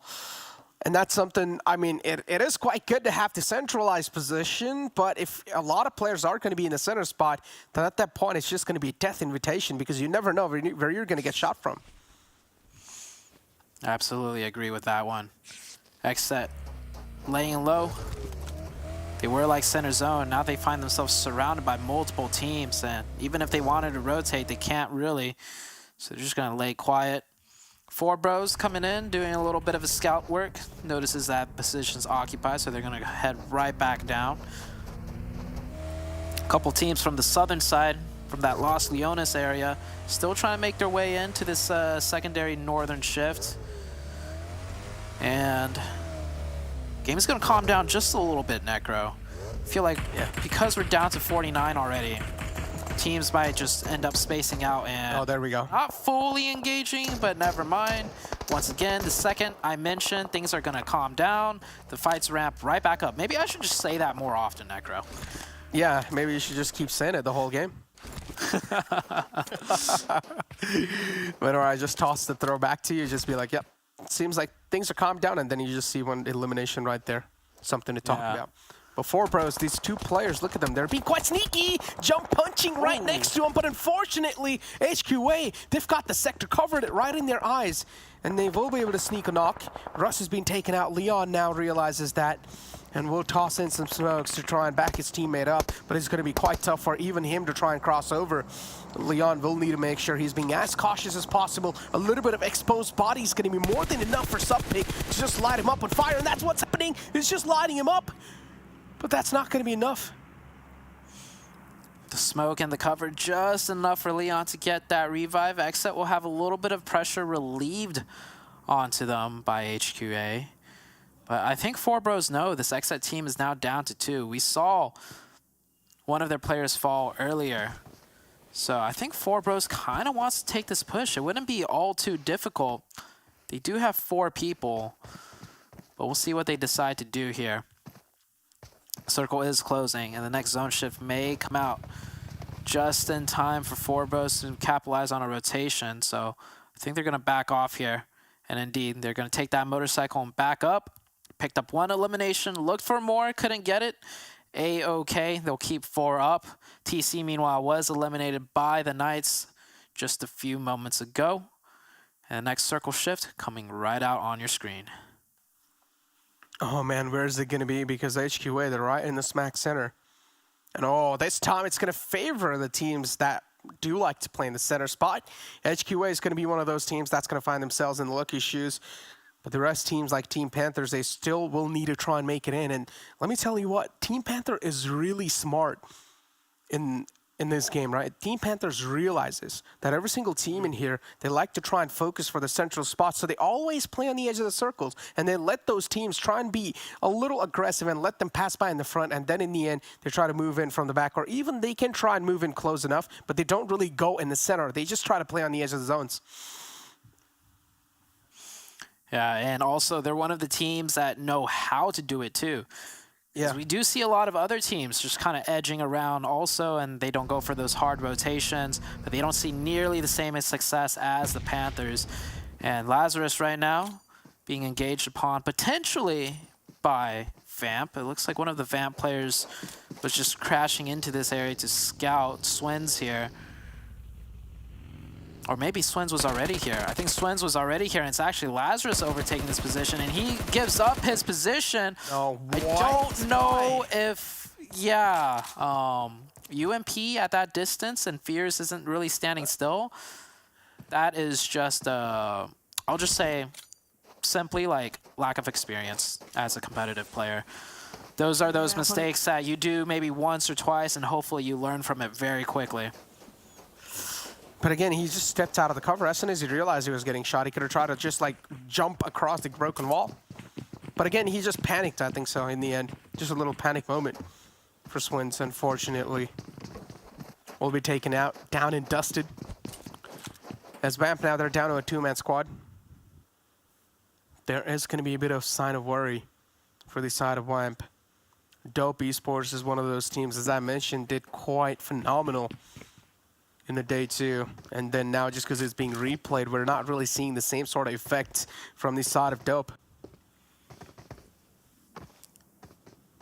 Definitely not. The Knights, very content just staying on the edge here. They do have a free rotation into the rest of the zone because they have the sight lines up here. So I like the way the Knights play this Miramar match. They land central Picado, but they're not going to just go center of the circle every zone shift. They're going to set themselves up in a prime location that, you know, they can access very easily coming from Picado, and then just play out the rest of the match according to the circle shifts without rushing anything. So we'll see where this circle shift goes, as there is quite a few teams and players already eliminated, and not a single player inside the San Martin city either. Boy. And not just that. The circle now, as you said, no one is in the San Martin area. At this point, the high ground is probably going to be the main thing to play on, but there's not a lot of high ground to play with. If this time the circle takes a curveball shift, then every single team in the lobby, they're going to have to suffer. Or at least every single team that's playing on the high ground, they'll have to suffer. But so far, high ground's going to be the dominating place, which HQA is in currently. Oh, man. I just mentioned not a single player in San Martin. Well, we're going to see a lot of players now funneling into San Martin. Nova already took that strong central position of the warehouse. Looks like HQA wanted that same exact position, and they drove right in an instant knockout of Nova. Nova down to just one player. I'm simply reading this from that chart to your left, and here we are onto the fight. Fast and hard. That's exactly how HQA wanted this building. And they took it from Nova. Nova just down to one. The timing couldn't have been any more perfect for HQA and any more disastrous for the side of Nova. Oh boy. Nova, this time the rotation is not really working out. And this is exactly what I'm saying, right? The city circles, this just catches so many teams off guard, and Nova is one of those teams that did not really know what to anticipate coming through their way. One of the players from Knights will be knocked out, Xenox, but he still at least has cover from both the sides. Team Panthers, they're able to find an opening against the players of WallStreetBets. Hayuya will instantly confirm that, as now Panthers too, they're going to be on the receiving end. Moso taken down. Knights is one of those teams Panthers is going against. This is going to be a worth watching fight. Knights versus Panthers on the edge. Both teams specialized in fighting. Gonna have to say, the Knights have the advantage of the high ground, but we can't count out a team like the Panthers. The Panthers already reset up. The Knights trying to get their full reset, not able to. Chico goes down, and well, the Panthers, ooh, two of them knocked just like that. Now it's a 2v2. It looked like the Panthers had everything under control, but the Knights get a double knock so quickly. They have to move quickly, though. If the Knights don't capitalize off this, the Panther team is just slowly going to get reset back up. Knights, again, as you said, they'll need to try and capitalize, and seems like they're not really going to try to do so, because again, if they do, there's going to be a bit of threat onto themselves. They'll try and need to expose themselves. At least they will need to expose themselves while they're going to try to make the push. Catching a lot of bullets. 10 so the vehicle also starting to smoke. You might as well try and be as quick as possible with the rotation. Both of the vehicles smoking. It's kind of hard to choose which to go for, but finally makes up his mind. But now Knights, again, down to a two-man squad. One of the players still knocked out. At this point in time, might as well just try and play for the placement, and that's what Knight is going for. Yeah. Well, this is why the Panthers specialize in edging, and as strong as the Knights are as a team when it comes to multiple situations and fighting, I love how we saw that clear clash difference when it came to what the Panthers do specifically in every map compared to, you know, the jack of all trades of the Knights. So the Panthers will win that one out, and they will keep 4 members alive as we head into the next circle shift. And while HQA, they're sitting very pretty right there in that warehouse that they decided to prioritize in the previous circle. Talk about prioritize, though. In this circle, you cannot really go for the centralized spot. If you do, you're just going to be the center of attraction. We'll need to try and play on the edge. As Vamp, again, they're going to be on the receiving end. One of the players from 19 Esports this time is going to be able to find that nice trap, or at least going to be able to set that trap and get that easy elimination points in their hands. 19 Esports, they're spread out quite well. the Panthers too, still looking to make the rotation in. But 19 Esports, they're just going to make sure every single team here on the edge line of the zone, they're just being held off at bay. Alucard on a rescue mission for his teammate. Just going to be able to get him out of harm's way. But now the Panthers, oh, this final man from WallStreetBets is being, or at least for now, he's causing a lot of menace for the side of the Panthers, as Hayuya has already been taken down. Drago is quite low. He's going to be able to patch himself up. He's the final man alive. Drago moves out in the open, but he will be taken care of eventually. Now it's going to be a 19 Esports versus the Panthers fight to break out soon, as the Panthers still not fully yet in the zone. They're just barely on the edge. And that's not a position I could see 19 Esports and the Panthers coexisting peacefully. So circles pressing in. You see the Panthers setting up their smoke wall, block out the lines of sight of potential third parties so they can specifically focus onto 19 Esports. And Rad, with a nice little hop out the car in that lean peak, almost gets the knock onto the Panthers. Yeah, that was a great one too. Nice, calculated. Talk about calculated plays though. This is a bit of replay from the previous fight, or how things really started to light up between Knights and how they took a casualty. Coops was all the way at the top with the high ground to play with as well, and unfortunately, Coops was one of those players that got taken out early. No, the reason why we show that replay was just because we can't get enough of Coops, right? We already put up 5 interviews. Might as well throw up a little bit of a driving montage right there. So, yeah, Coops in that buggy, looking good. Unfortunately, though, Coops not alive in the lobby as of right now. So 19 Esports continues to defend this position, not against the Panthers, but now against 4 Bros. And 19E looking good right now. One of their players did get knocked. The Panthers having to their hands being forced right now by the blue zone, and it is a cluster right now on the southern side of Miramar. And yeah, the Panthers really need to breach through 19 Esports' defense. If they're not going to be able to, then the wall of death is just going to keep on eating them alive. A lot of bullets in their direction. They're quite exposed too. I mean, the smokes is just going to block the visual, not the bullets. Issue now catching bullets from the back as well. HQA just knocking on their doors. Or it's 4 Pros knocking on 19 Esports' doors, and Dope Esports 2 will take an exit from the lobby. Finally, a send it moment from the side of Poppy. Did not really expect one of the players from the Panthers to be there, or at least one of the players from 19 Esports to be there, but he still wins that duel, and he takes down the player in the front. But if you take a look at SB and Alucard's split, it's quite an instrumental one. If they want, they can try and sandwich the entire team at the Panthers. Yeah, and that zone shift does go down to the south side, so the Panthers in a nice position now. But you mentioned that sandwich. You see Alucard, he did try and head up to engage, but instantly knocked. Maybe by the Panthers, maybe by 4 Bros on the backside, but 19 Esports, they have fallen apart. Now it's just only SB, and I think I just saw a nade or something rain into his little shack, but he still stays up. Huayuya goes down. SB doing the most he can from inside the small toll booth with the smokes and with the grenades. And wow, the Panthers eliminated. Yeah, big elimination too. 19 Esports still, they are able to get things under control and in their hands. Look at this, 5 teams alive in the lobby with 12 players in total. HTV is one of those. And HTV is really one of those teams that like to play together, that like to play grouped up. The final man was exposed. Myth will follow it up and will be eliminated. 4 Bros now having a little bit of space to work with after eliminating a few teams, but that space is going to be encroached upon by the Lazarus side. And oh, that's a good grenade. Laurie's nade, return nade though, was even better. Gets Fears. And just one more could actually finish that elimination right there. And yep, Fears does go down. Lazarus pulling up a little bit too close. And 4 Bros answers back with a heavy, heavy barrage of grenades. Yeah, some clapper nades from their side. 19 Esports still alive. They're looking decent in the game. Alucard and SB is the duo currently trying to make some Mission Impossible stuff happen.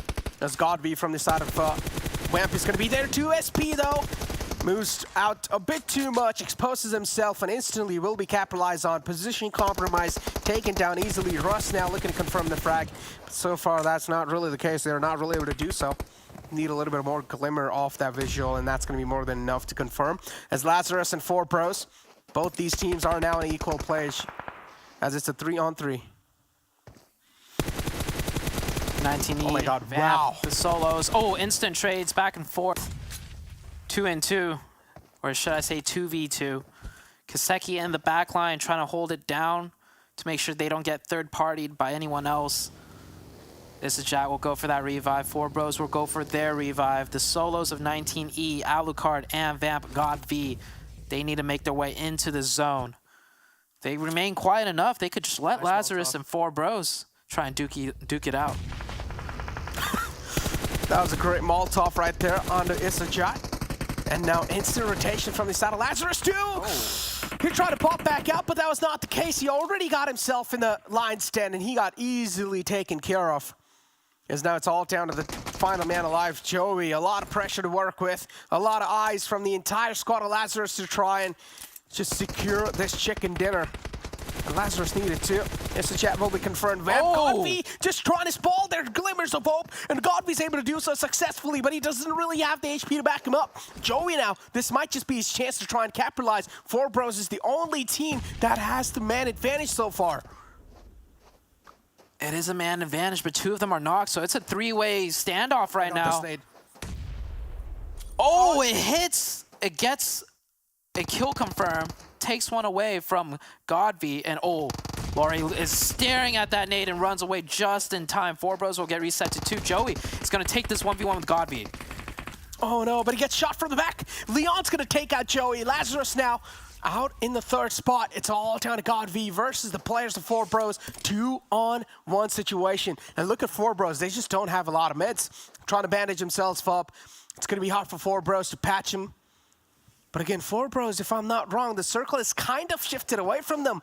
So they will need to leave this high ground. This is where Godby will find himself in a huge advantage.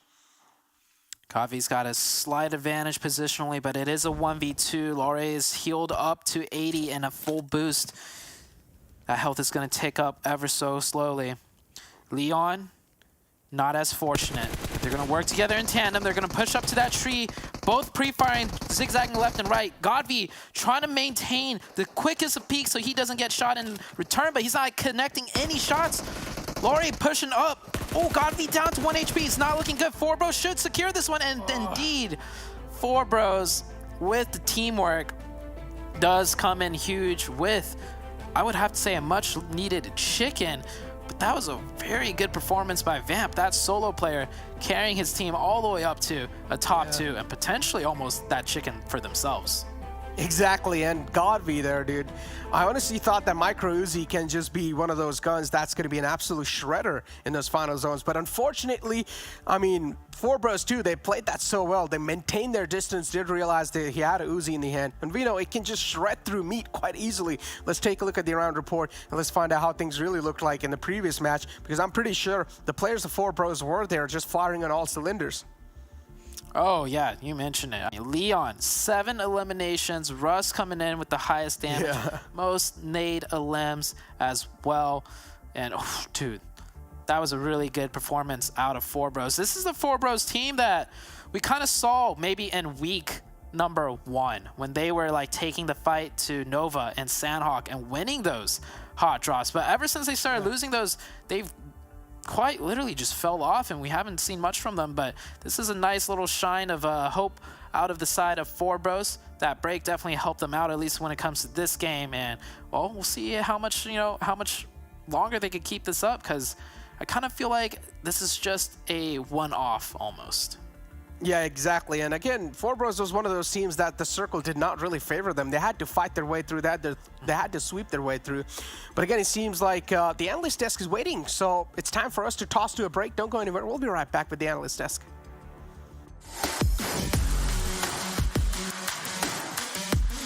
A thoroughly planned backpack always keeps you prepared for anything from dangerous enemies to wild zone shifts. So let's get into the concept of loot. You already know that it's important to find a backpack to better equip yourself in the game. Backpacks come in 3 sizes. The level 1 backpack comes with a capacity of 150. While it is sufficient for early fights and hot drops, it is never enough to carry enough supplies to get yourself to the final zone. The level 2 backpack, which comes with a volume of 200, is indeed better, but no one wants to settle for any less than the level 3 backpack, which comes with a maximum capacity of 250. Additionally, the vests that you'll find around the map will give you an extra bonus capacity of 50. The capacity of the vest remains the same for each level, and even if the vest is damaged. With these stats in mind, you may like to customize your loot properly without depending on auto pickup. For example, if you're an assaulter who dons a duo of AARs, like the widely used M4 and AKM combo, you can carry around 240 rounds of 5.56, 120 of 7.62 ammo when you have a level 3 backpack.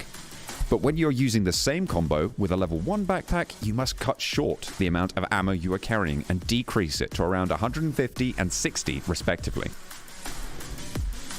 Do note that different types of ammo take up different percentages of the backpack's volume. Furthermore, it is important that you don't compromise with your utilities for ammunition. For example, when you're out of enough ammo, you can adjust your playstyle accordingly and play a little passive.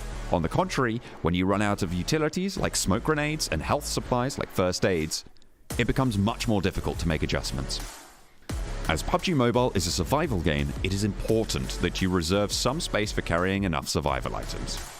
PUBG Mobile will always require you to act according to the situation you're in, but a little bit of pre-planning while you loot goes a long way. Always remember to check your backpack and ask your teammates to check theirs too, so that the loot is properly distributed among the team and you don't run out of essentials during intense firefights. Remember, no amount of loot is good enough to die for, so keep your priorities organized.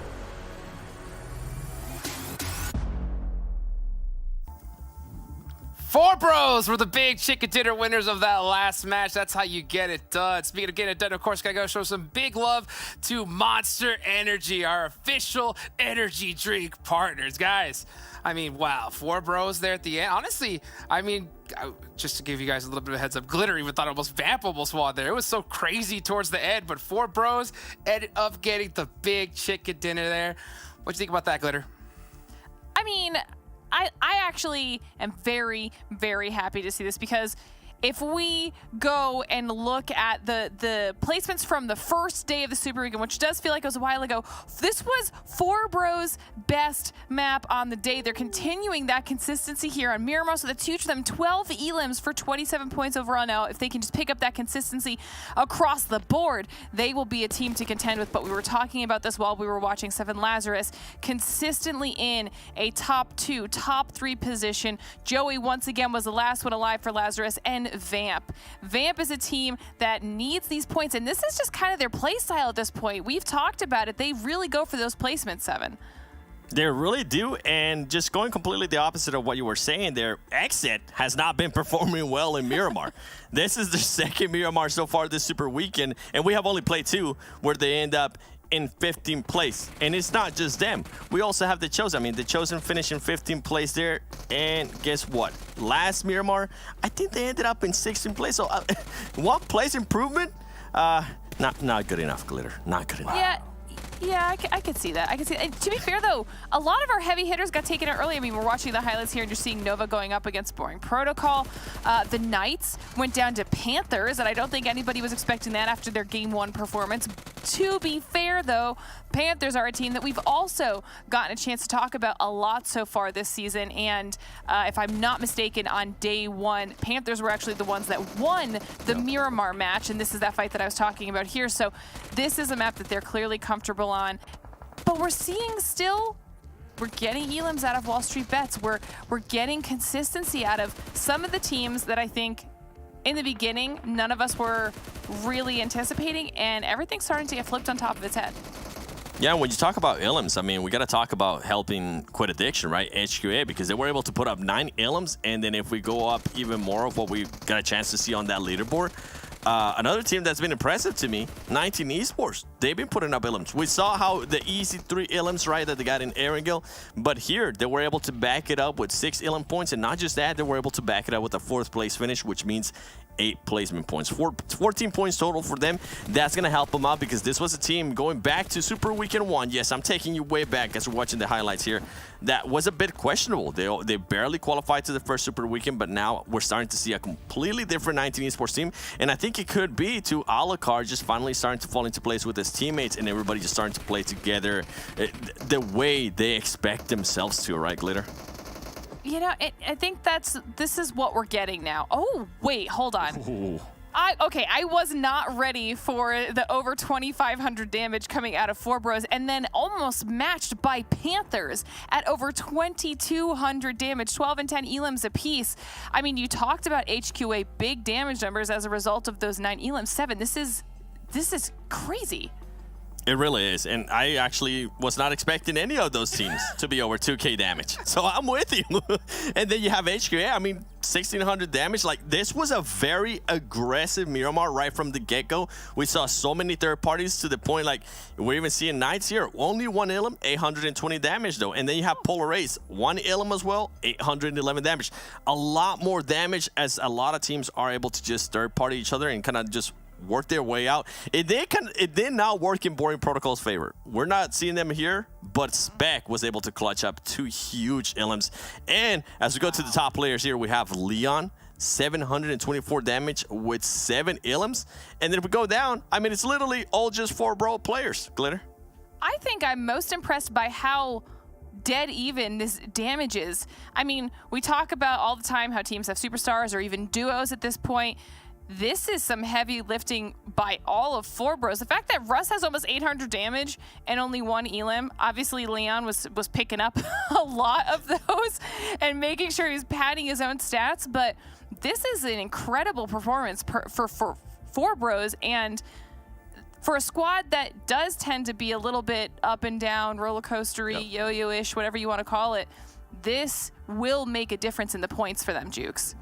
I think this was huge, especially like getting that momentum started for them. I think that's a big thing when it comes to teams that are on that kind of bottom side. So getting that big chicken dinner, hopefully that gets them motivated and they can start continuing to get it done here as the day goes on. Now, gotta talk about Boring Protocol. You know, a lot of the veterans there in the squad, you know, we saw them get a little bit of zone blessing there in match number 1, but they worked for it here in number 2. And look at these stats between these 2 different days here. They definitely did. I mean, look at day 1. 400 damage when we go down to Illims 1.2. Average survival time. I mean, this is the reason why they were only able to get 8 points for that whole day.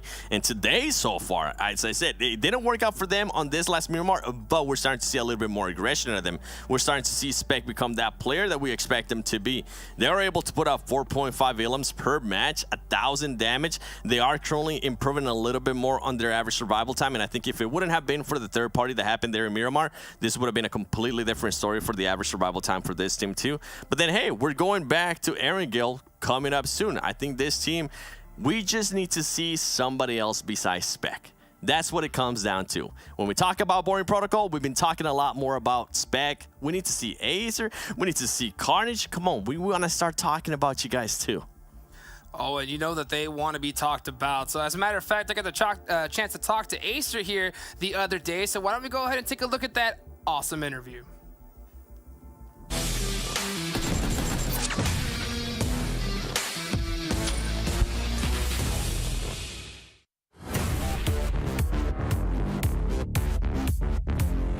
I wonder, do you feel that when it comes to having Spec now, like influencing, right, like those call outs, do you feel like it's still taking you guys some time to like adjust to that, or is it kind of like does Sam always get like the automatic answer? You know what I'm saying? Like if it comes to like if Spec and Sam are colliding when it comes to a certain play call, like how do you guys navigate through that? At the end of the day, like Sam, he has like the final say, right? He's the IGL, so we're just throwing in suggestions that what we think is like might work. Like we're always throwing in suggestions, and if Sam thinks that, oh, like I think we should do this, and he has the final say. So there's not really like any colliding like things like that. We just leave it up to Sam to like be the final say. We just throw in suggestions so he has more options to pick out of, you know. Heck yeah, dude. I mean, giving that intel, right? Giving that intel to your IGL to make the decision is huge. It's huge, man. Yeah, for sure. Okay, all right. Next question that I have up here is, what kind of preparations did you guys go through before coming here? Like, for a lot of people that don't know, like, you know, obviously we're talking about, you know, the pickup of Spec. Like, how long has that been? What have y'all been doing when it comes to training with Spec now on your squad? I mean, we just been playing a bunch of scrims, playing tourneys, like trying to like get adjusted. Like we played a bunch. Like we were so motivated when we got Spec on the team. I was like, it's Spec, man. Let's go, right? Like, yeah, we were so motivated, man. So yeah, we just played a lot of scrims. We've been playing like a bunch of 2v2s before PMPL to like get warmed up, and like individual practice, you know, because I mean, you don't want to be like 2v2ing all day. Because I don't know, it gets stale, right? So like just individual practice, 2v2. Lots of scrims, tourneys and stuff to just get the team like adjusted. Next question, it says here, what are your expectations heading into the finals? Heading to the finals, just I don't know, man. Like there's so many things. Like we obviously we want to like get rid of like most of these like simple mistakes that we're making. We want to play more together as a team. Like we definitely want that. So like my expectation getting into the final is like I think we're gonna do pretty well. Like as long as we play together as a team, as long as like there's no arguments in between games or like in the middle of the game, obviously, like definitely in the middle of games. Yeah. And I think we're gonna do well. We just gotta play with like full confidence, like no like getting demotivated after like a really bad game. So yeah, that's it. That's a hard one. That's a hard one right there. I noticed like after talking to so many different players and teams, I noticed that some guys, what they do is like some teams like have like real strict rules when it comes to like having a bad game, when it comes to giving another player feedback, right? Saying, hey, you know what, you should have did this or do that. I noticed that some teams and some players are like, we don't even talk about that stuff until after the whole day is done, right? Yeah. Is that kind of like a rule you guys abide by, or are you guys like after a bad game, like walk us through like kind of like what's that like? Well, so after a bad game, we definitely do not want to like start up arguments, because if you start up an argument with another player, like you get emotional, they get emotional, so like the mood just goes down, like everybody just feels like down. So we definitely like want to keep that until after the game. Like we talk with our coach, like we VOD review for a bit, like 30 minutes maybe to an hour, and then like we talk about it like after the game, like not in between games, because in between games then you think about that like before the game starts, like before the next game starts, I mean. So like yeah, that's the rule that we have. Like we talk about it after the game, like no arguments, nothing like that until after all the matches are done.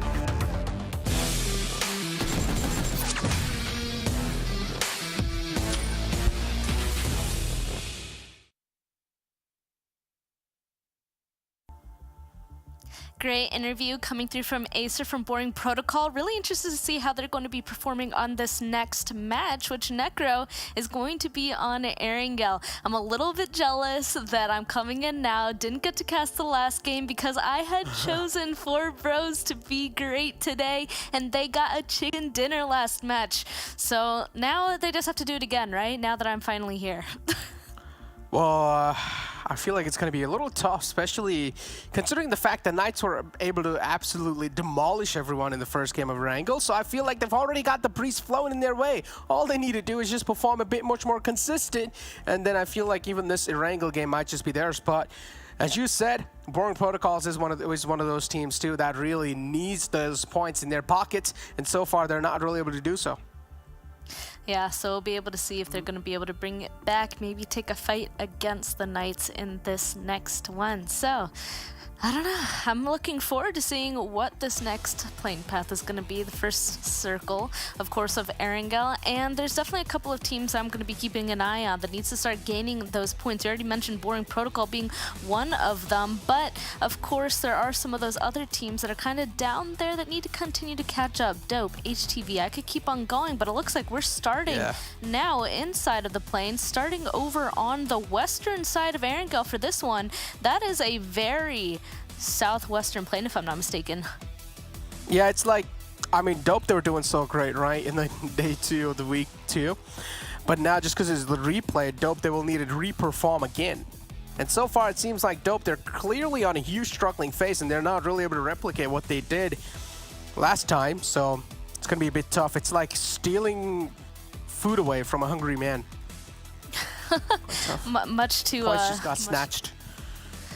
Yeah, much to Seven's disappointment or sadness, but we'll see. Dope could still go on ahead and bring it back. We still have 3 games left for them to go on ahead and do well. Maybe they'll be able to bring it back this time. But I mean, even the analysts said after game 1, and you already mentioned Knights just doing absolutely amazing game 1. They said Knights are back, so we'll see if they're going to continue to dominate on the side of Erangel. So far, the majority of the people jumping out of the plane, kind of going up towards that northern side, actually.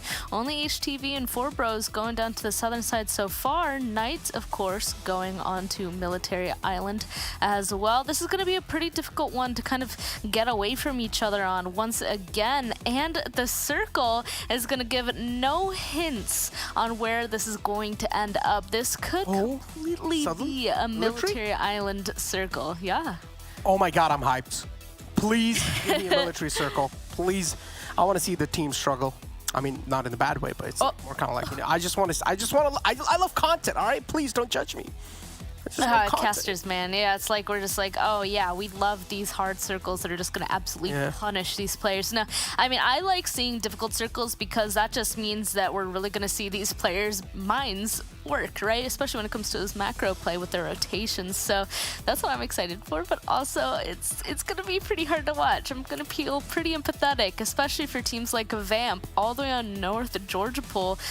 This rotation is going to be all kinds of difficult. So I'm going to have to keep an eye on them, how they're going to keep going. But first of all, we're just going to start flying around, seeing how all the teams are doing. One of them being Boring Protocol, starting out in Pachinki. We just listened to one of the team's interviews here. So I think they obviously want to have something happen this game for them. I mean, I'm expecting Acer to do really good, right, after that interview. It's like you also got a little bit of camera time right there, Acer. You might just be able to pump up your confidence a bit more.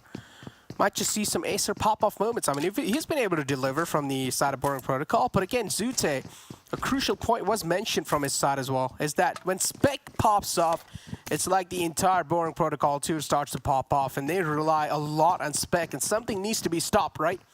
They need to stop relying so much on Spec and try and be the playmaker. Every single player should be able to stand up for themselves. Yeah, exactly. So we'll just have to keep an eye on them coming out of Pachinki, see if all 4 members are going to be able to kind of pull their weight. Same with 4Bros. Yay, I'm so happy that we're actually spectating them because, again, I want to see them go on ahead and continue to perform. They need the points. You can even see their stats over there on the side. Average eliminations on Erangel is 3, so they got to go on ahead and continue to improve that. And they're already heading across the bridge. So they landed around that ferry pier area, going across the bridge now, and you can see Knights Coop swooping in. Same with Tenza on the other side. They were trying to start bridge camping this, but I don't know if they got here in time. Here we go, though.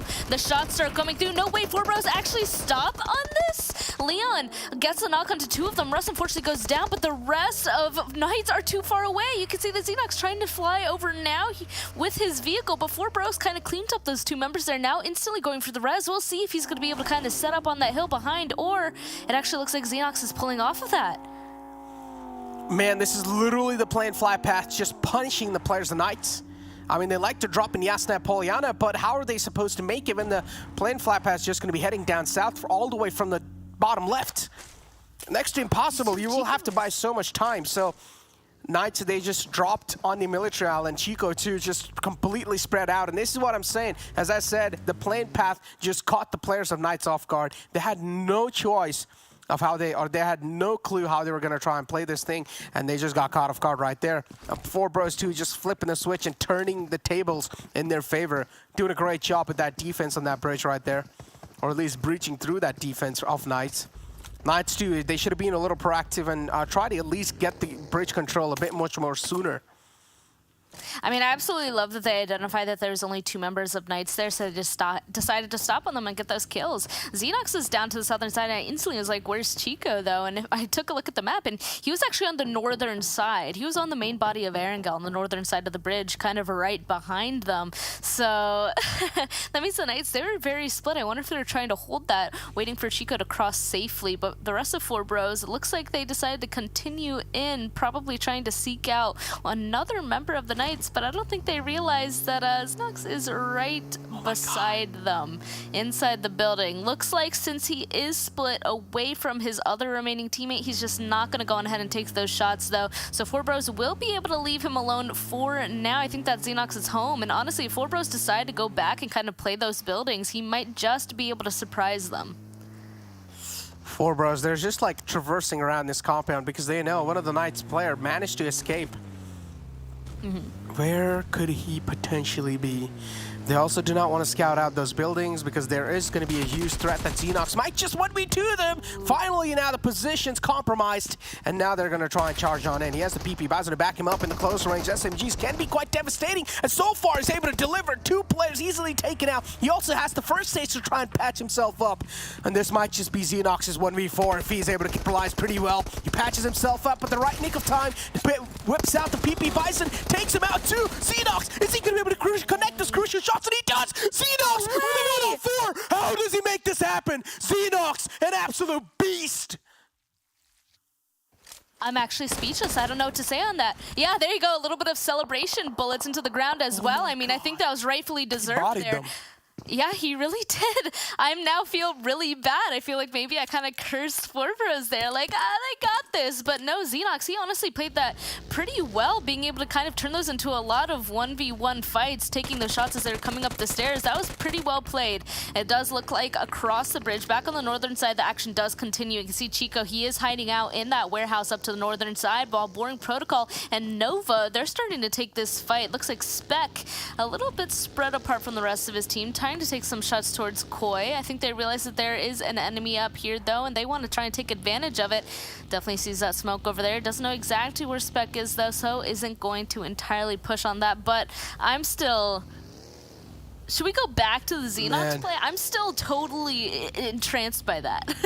I'm not gonna lie, I mean, if I start breaking it down, there's just so many things to break down in that play. So analyst desk, please, if you guys are listening to me, please break that play down, because 4 Bros, they made a lot of mistakes. They try to challenge the fight one after the other on the stairs right there, while they could have just tried to play for traits, and that's not what the case was. Xenox was easily able to take him out. Man, but yeah, analyst desk, I'm gonna leave it up to you guys. Please try and analyze that fight, but dope. Yoink. Just taking shots in the front. There's no, they're going to try and make it back there. Koi was taken down to half HP. But no, still, they're going to be out of harm's way. Chico's right here, too. 2 players of Knights are still alive. And it seems like these 2 players are going to be more than enough to cause menace in the lobby. I also love that Dope actually got the knock and a Spec there, and Koi from Nova is able to kind of yoink it as an elimination point for his team. So that's going to be quite helpful. You can see there a lot of average eliminations as well, being around that 6 mark. So Dope's not going to be happy about that. One of their knocks being stolen away. You can see Pan, he was the back over there like, what happened to my knock? Where'd it go? This next zone, though, bats closed, revealing our circle 2. And at this point, the majority of people inside of the zone, the only one furthest away is still Vamp, but that's kind of a given based off of where they were coming out of on their looting phase. And it looks like the circle is not going to be doing them any favors. Continue to pull down to the southern side. Still has a little bit of that western bridge inside of it. So where all those people are right there, a little bit of congestion, we just know that it's going to continue to pile up, especially because we can see a couple more teams right above them to the northern side about to join the fight, including 19 Esports. All those people that decided to make a big rotation over to the eastern side might be a little bit happier, except we can for sure see that Team Chosen is actually holding the bridge over there. Only really 2 teams really safe inside of Military Island, and of course the solo for Knights is Xenox over there. Man, I'm still not able to wrap my head around that 1-on-4 by Xenox, but yeah, I'll try to focus on the game for now. Mezexis, look at the high ground that they have. Peralta, imagine the amount of info this man's going to be getting from this top ground. XSET in the front. He's currently being the Overwatch. He's pretty much feeling like God at this point. on the top of the players, getting info, live tracking on every single player of XSET. J7 and Polo G, you better make sure that you better not make sure that you're going to be out in the open anytime soon in the future. XSET all 4 players up, and XSET2 one of those teams that aren't really performing up to the mark.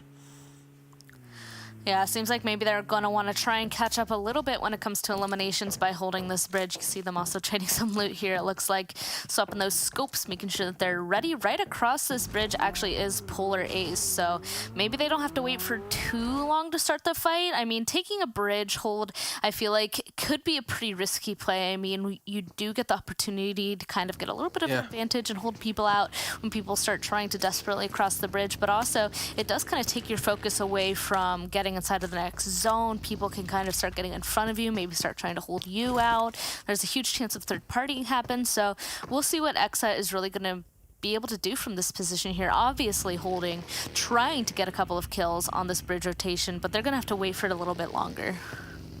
Production, can we, like, hopefully I'm not asking for too much here, but can we get the replay of that 1-on-4 again? Just want to look at it. Can we get the replay, please, production, if you guys are listening to me? I want to see the replay of that. But yeah, Chico is quite separated out from Xenox. Xenox is all the way there in the military island, and he's still sitting in those same houses that he was before. I mean, makes sense. He doesn't really need to reveal himself. I mean, Knights, they've already had a great start. They currently have 5 eliminations on the board for themselves. And Chico here now, he will need to try and win before. Again, if he's not going to be able to, it's going to be hard for this man to survive. Issue taken down quite low. Chico being really proactive in this fight. He's giving a lot of food cues away. He would just want to punch boost his way on the other side. Alucard will be caught off guard, but so far he's not really doing so. I feel like punch boosting can take you long ways in this one, and that's what he's exactly doing so far. Also trying to collect the info on top of the box, but Chico needs to make sure that he's not getting aggressed on by the players in 19.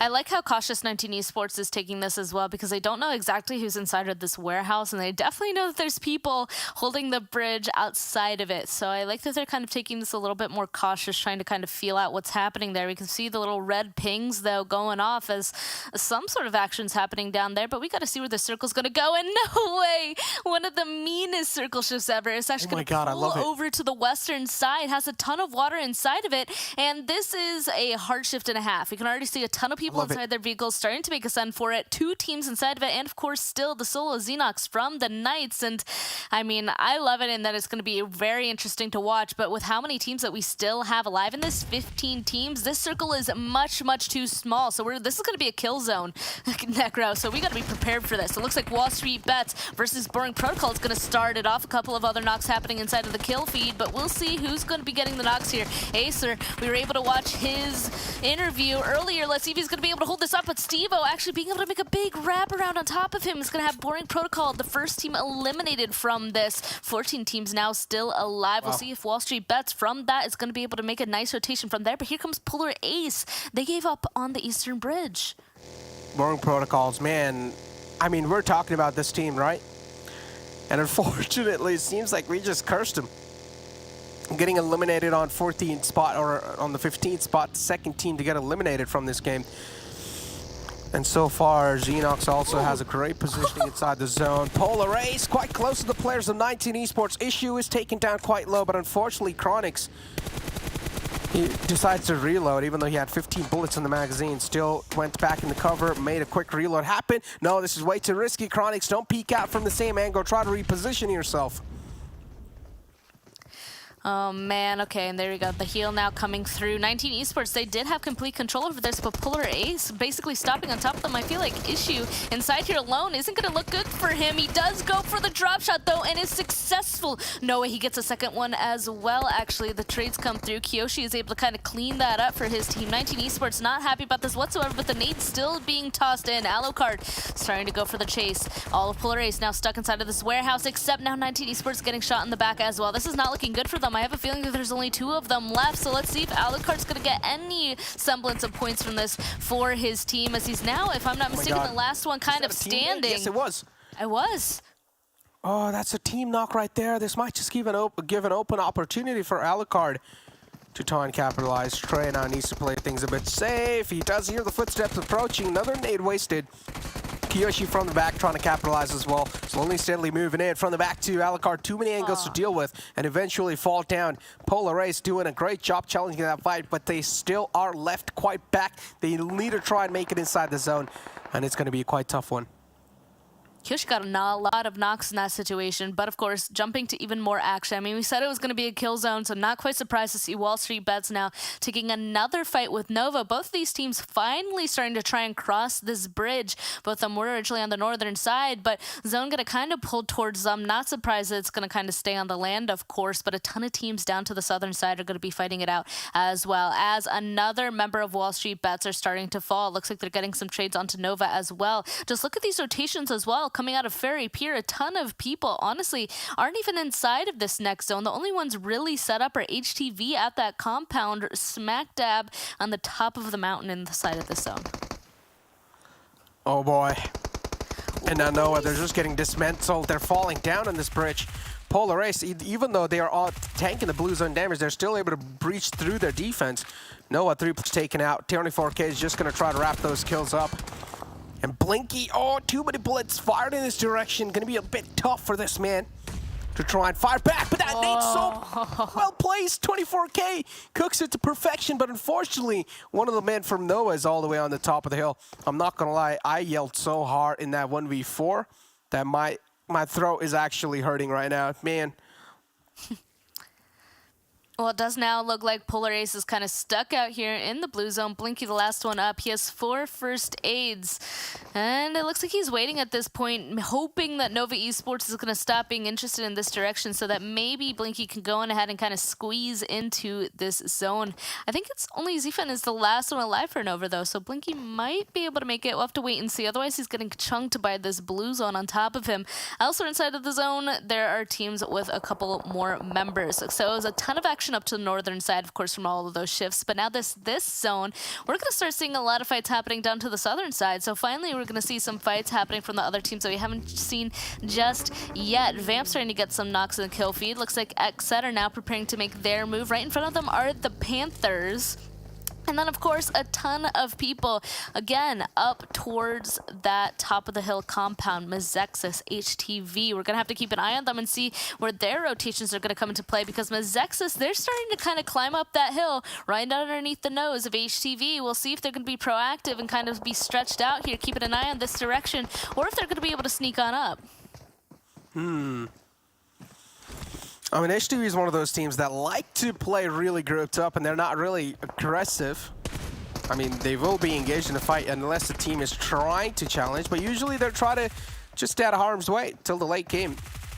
WallStreetBets 24K just wrapping up these kills casually. That nade too from his side. What a nade. Perfectly cooked, well played. A chef's kiss to that man. And Knights, yeah, there you go. Xenox falls down, but still, the legacy that he's created in this game, man. Yeah, no, just, I mean, already getting 4 points from that and starting off as a solo pretty early on. I mean, what else can you kind of ask for in that situation? Was able to stay alive until that 11th place position. 10 teams are now left alive, and the very center of the zone, I will say, is pretty difficult to kind of play off of. There's a tiny little shack there, but otherwise it's pretty out in the open. I mean, HTV would be able to see anybody kind of right above to the northern side of this hill, and then if you go any further, it's going to be Vamp, Dope, Nova, Polar Ace. It's going to be able to see everybody else. It's just completely out in the open, super difficult to kind of play out of. Looks like Blinky, the last one for Polar Ace, is going to find himself out as well as the zone pops again, and HTV can no longer stay in their castle on top of the hill. They're going to have to start figuring out a way to move. Actually, one of them, Tay, he's just starting to send it with his vehicle a little bit further in, but you hear from Mezexis is spotting him out, and I don't think he's prepared for this. Starting to run away, getting cover at this tree. Let's see if HTV, they know that there's an enemy beside them now, and they need to take this fight if they're hoping to play this side of the road. Oh, but the nade. Yeah. Yeah, the nade's something that's going to be causing a lot of issues. HTV, Danon falls down. Mezexis now, they're just going to try to keep the pedal to the metal. They've already found the opening. They're going to try and capitalize on top of it. Quad2, quite oblivious to the fact that Yahir was right there. I don't exactly know how he was, but yeah, exposed himself a bit too much. And HTV now, some rookie mistakes might just cost them just taking an exit from the lobby. Oh. But yeah, one of the players from HTV has managed to get out of harm's way. He's trying to escape. He's on an escape mission currently. Mezexis just wrapping these frags up, making it look so easy. Also getting a nice high ground control for them. But having the high ground control, and if the circle shifts away from you, that means you will need to try and traverse in the open areas down below. It's going to be quite tough to rotate out. And Lazarus coming up from the eastern side as well. They heard the fight happening. This is their entrance. The thing is that Mezexis was able to clean this up in time to instantly know that Lazarus is beside them. So we'll see how they're going to be able to hold this. Of course, there is one knock into the side of Mezexis being here. Instantly starting to toss a ton of utility, trying to get that nade onto inactive. Unfortunately, just not hitting in this situation. At this point, it's just who's ever going to go ahead and get this first knock off. But otherwise, it's just... Oh my God, he's getting cooked. Molotov is actually good. Yeah, inactive goes down on this. So this is going to be Lazarus' more aggressive push into something to happen here. The other side of Mezexis also getting peppered with bullets from other people inside of this circle. Lazarus actually playing this a little bit more laid back than I was kind of expecting after getting a knock onto at least one more person on this. But honestly, they have the time. The blue zone still closing really slowly on their side. HTV Esports will finally be eliminated, though. The solo won't be able to escape for long, and Mezexis still trying to kind of push away from here. Man, the Molotov was just so calculated. Just tossed right outside the little shack, and he knew the flames are going to be spreading, so... Yep, the man just got extra crispy. But... from the back on the top, we know Lazarus currently, they have the high ground control. Mezexis is something they'll need to watch out from. Lazarus, they're probably going to be raining down some bullets from the high ground. Toss is here too. The only cover that he has is those little smokes to work with. Dope so far surviving, doing a great job in the survival aspect of the game. I want to see where this circle is going to be shifting. Ooh. Dope! This might just be their game to lose. 7 is going to be very happy to see this. Yeah, this zone pulling up towards them. They have a little bit of the hard cover, and they have big control of this zone. We can see Zfan starting to make a rotation towards them on the northern side. We'll see how Pan is going to be able to handle that. But honestly, I feel like the biggest threat as of right now is Lazarus, also having 4 people still up. But they do have to come down from this high mountain with all 3 other teams kind of holding them out. But of course, it's only 1 member left of HQA, 2 people of Mezexis, and a 3-man from XSET, so we'll have to wait and see. XSET, honestly, inside of their compound might really hurt Lazarus unless they're able to cut off a line of sight. Taz goes down. XSET actually helping them out. J-Way getting that knock there. And then Mezexis too, with a great positioning. Peralta is on the man alive. Unfortunately, they just don't have the manpower to back it up. 4 players of Lazarus on the top. As I said, they're going to be just raining down death and destruction on lobby, but how are they going to get out of harm's way and make it inside the zone? That's something I'm wondering. A great knockout found. Isajat's going to fall down as J7 too from the back is going to try to hurt them even more. But XSET still surviving in the lobby as well. XSET 2 will need to try and make it in. Lazarus finally just making a full set push. They realize it's the final man alive from Mezexis, easily wrapped up, sweeping their way inside the next zone. They also spot out the rotation from the side of XSET. Now Lazarus, they will need to try and keep the pedal to the metal. If they don't, they will just be the last team to rotate inside the zone, and that might just not pan out good for them. Well, now this is the difficult part, right? There really isn't other places to kind of be playing inside of this next zone. XSET does find themselves a rock, using their vehicles as hard cover as well, getting a knock into one of the members of Dope Fishy. Although on the western side, that's kind of going to give him an entrance for a place to play. But honestly, XSET, they're sandwiched between the last 2 teams, so it's not going to look good. Killswitch taking a ton of damage, even more utility being tossed towards them. Dope and, of course, Lazarus focusing on XSET. At this point, I still think Dope has a pretty good position, but they're super spread out, taking the majority of the circle. Lazarus and XSET are the next teams that are going to be able to force to fight, and Dope might be able to clean this up, but they have to be careful from the angles. You can see Pan is completely alone. It looks like Lazarus might have an idea of where he is. It's just a matter of time now. I just hope that Dope is aggressive enough to be able to clean this up in the end. A ton of smokes, though, starting to come into play. Not surprised with how open this ending is. Everybody wants to try their hardest to survive in this situation. XSET getting a trade back onto Lazarus, though, but actually they're going back and forth. Dope now making the pushes happen as trades go back and forth from Lazarus and XSET. Lazarus still 2 alive. Let's see if Menace is going to be able to do something here. Doesn't look like he has any sort of utility, except he is tossing one now, but Lazarus has already started to make the move.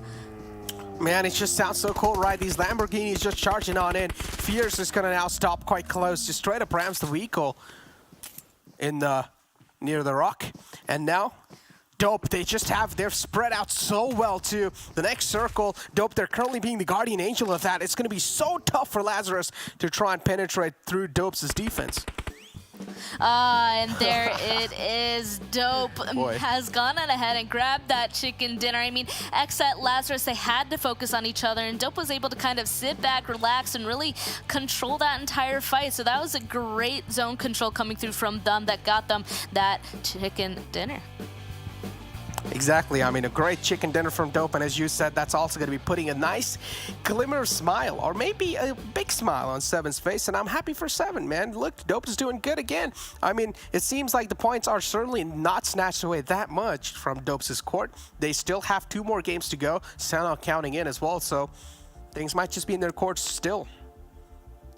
Oh man, and of course now let's take a look at that round report, see who's able to kind of stand out in this situation, because there was a lot of action that happened this last round just because of the nature of the circles, I will say. So it does look like most eliminations will go to Flash. Pan does achieve the highest damage though from our winning team. You hear from Mezexis with the nade, Zfan longest elimination, and Isajat from Lazarus with top traveler. It looks like Lazarus ended up kind of traveling the most for their team, but again, not surprised to see a kind of a different person for each one, because as I said, that was just a ton of action from a ton of different teams, a ton of kill zones. That was just crazy as per usual. Yeah, it was just absolute crazy and utter chaos in the lobby. But again, hey, as I said, I really want to see a replay of that 1-on-4 from the side of Xenox, but now it seems like that's going to be it from our side for now, or at least from me, because I'm going to be taking a leave. My 3 games are done for today, but yeah, I'm going to be taking a leave. After this short break, though, it's going to be the analyst desk back.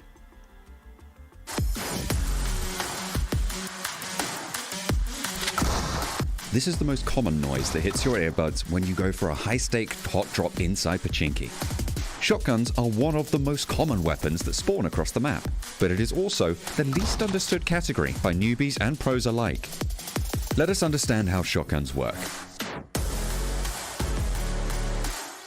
The 12 gauge spreads out over distance once you shoot it from the shotgun, meaning that the further you are away from your target, the larger the spread of the bullets, which means that more of them are going to miss the opponent's hitbox.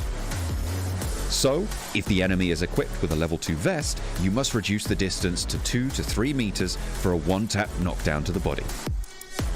Shorter range will reduce the spread of the bullets, increasing the damage registered per shot. Furthermore, each shotgun comes with its own range. For example, the bullet spread of the DBS is much lower than the other shotguns in the game, which makes it the most dangerous shotgun in the category. Although the 1897 is the most common shotgun in the game, using it without bullet loops and a choke is not advised. These attachments are a must to increase its range and fire rate to a fairly manageable rate. The S686, on the other hand, is a favorite weapon for clutch moments in the early game. Its overpowering damage in close range has the potential to blow away 2 enemies with its 2 shells. Use the element of surprise to peek out of cover and mow down the enemy once they are closer. Unlike ARs, the spray and pray tactic doesn't work with auto shotguns like the S12K, and it's incredibly difficult to handle its continuous recoil. Most importantly, mastering shotguns is all about figuring out the timing. Especially in urban fights and situations where you are contesting drops, the shotgun can serve as a deadly secondary weapon to inflict heavy damage at close range.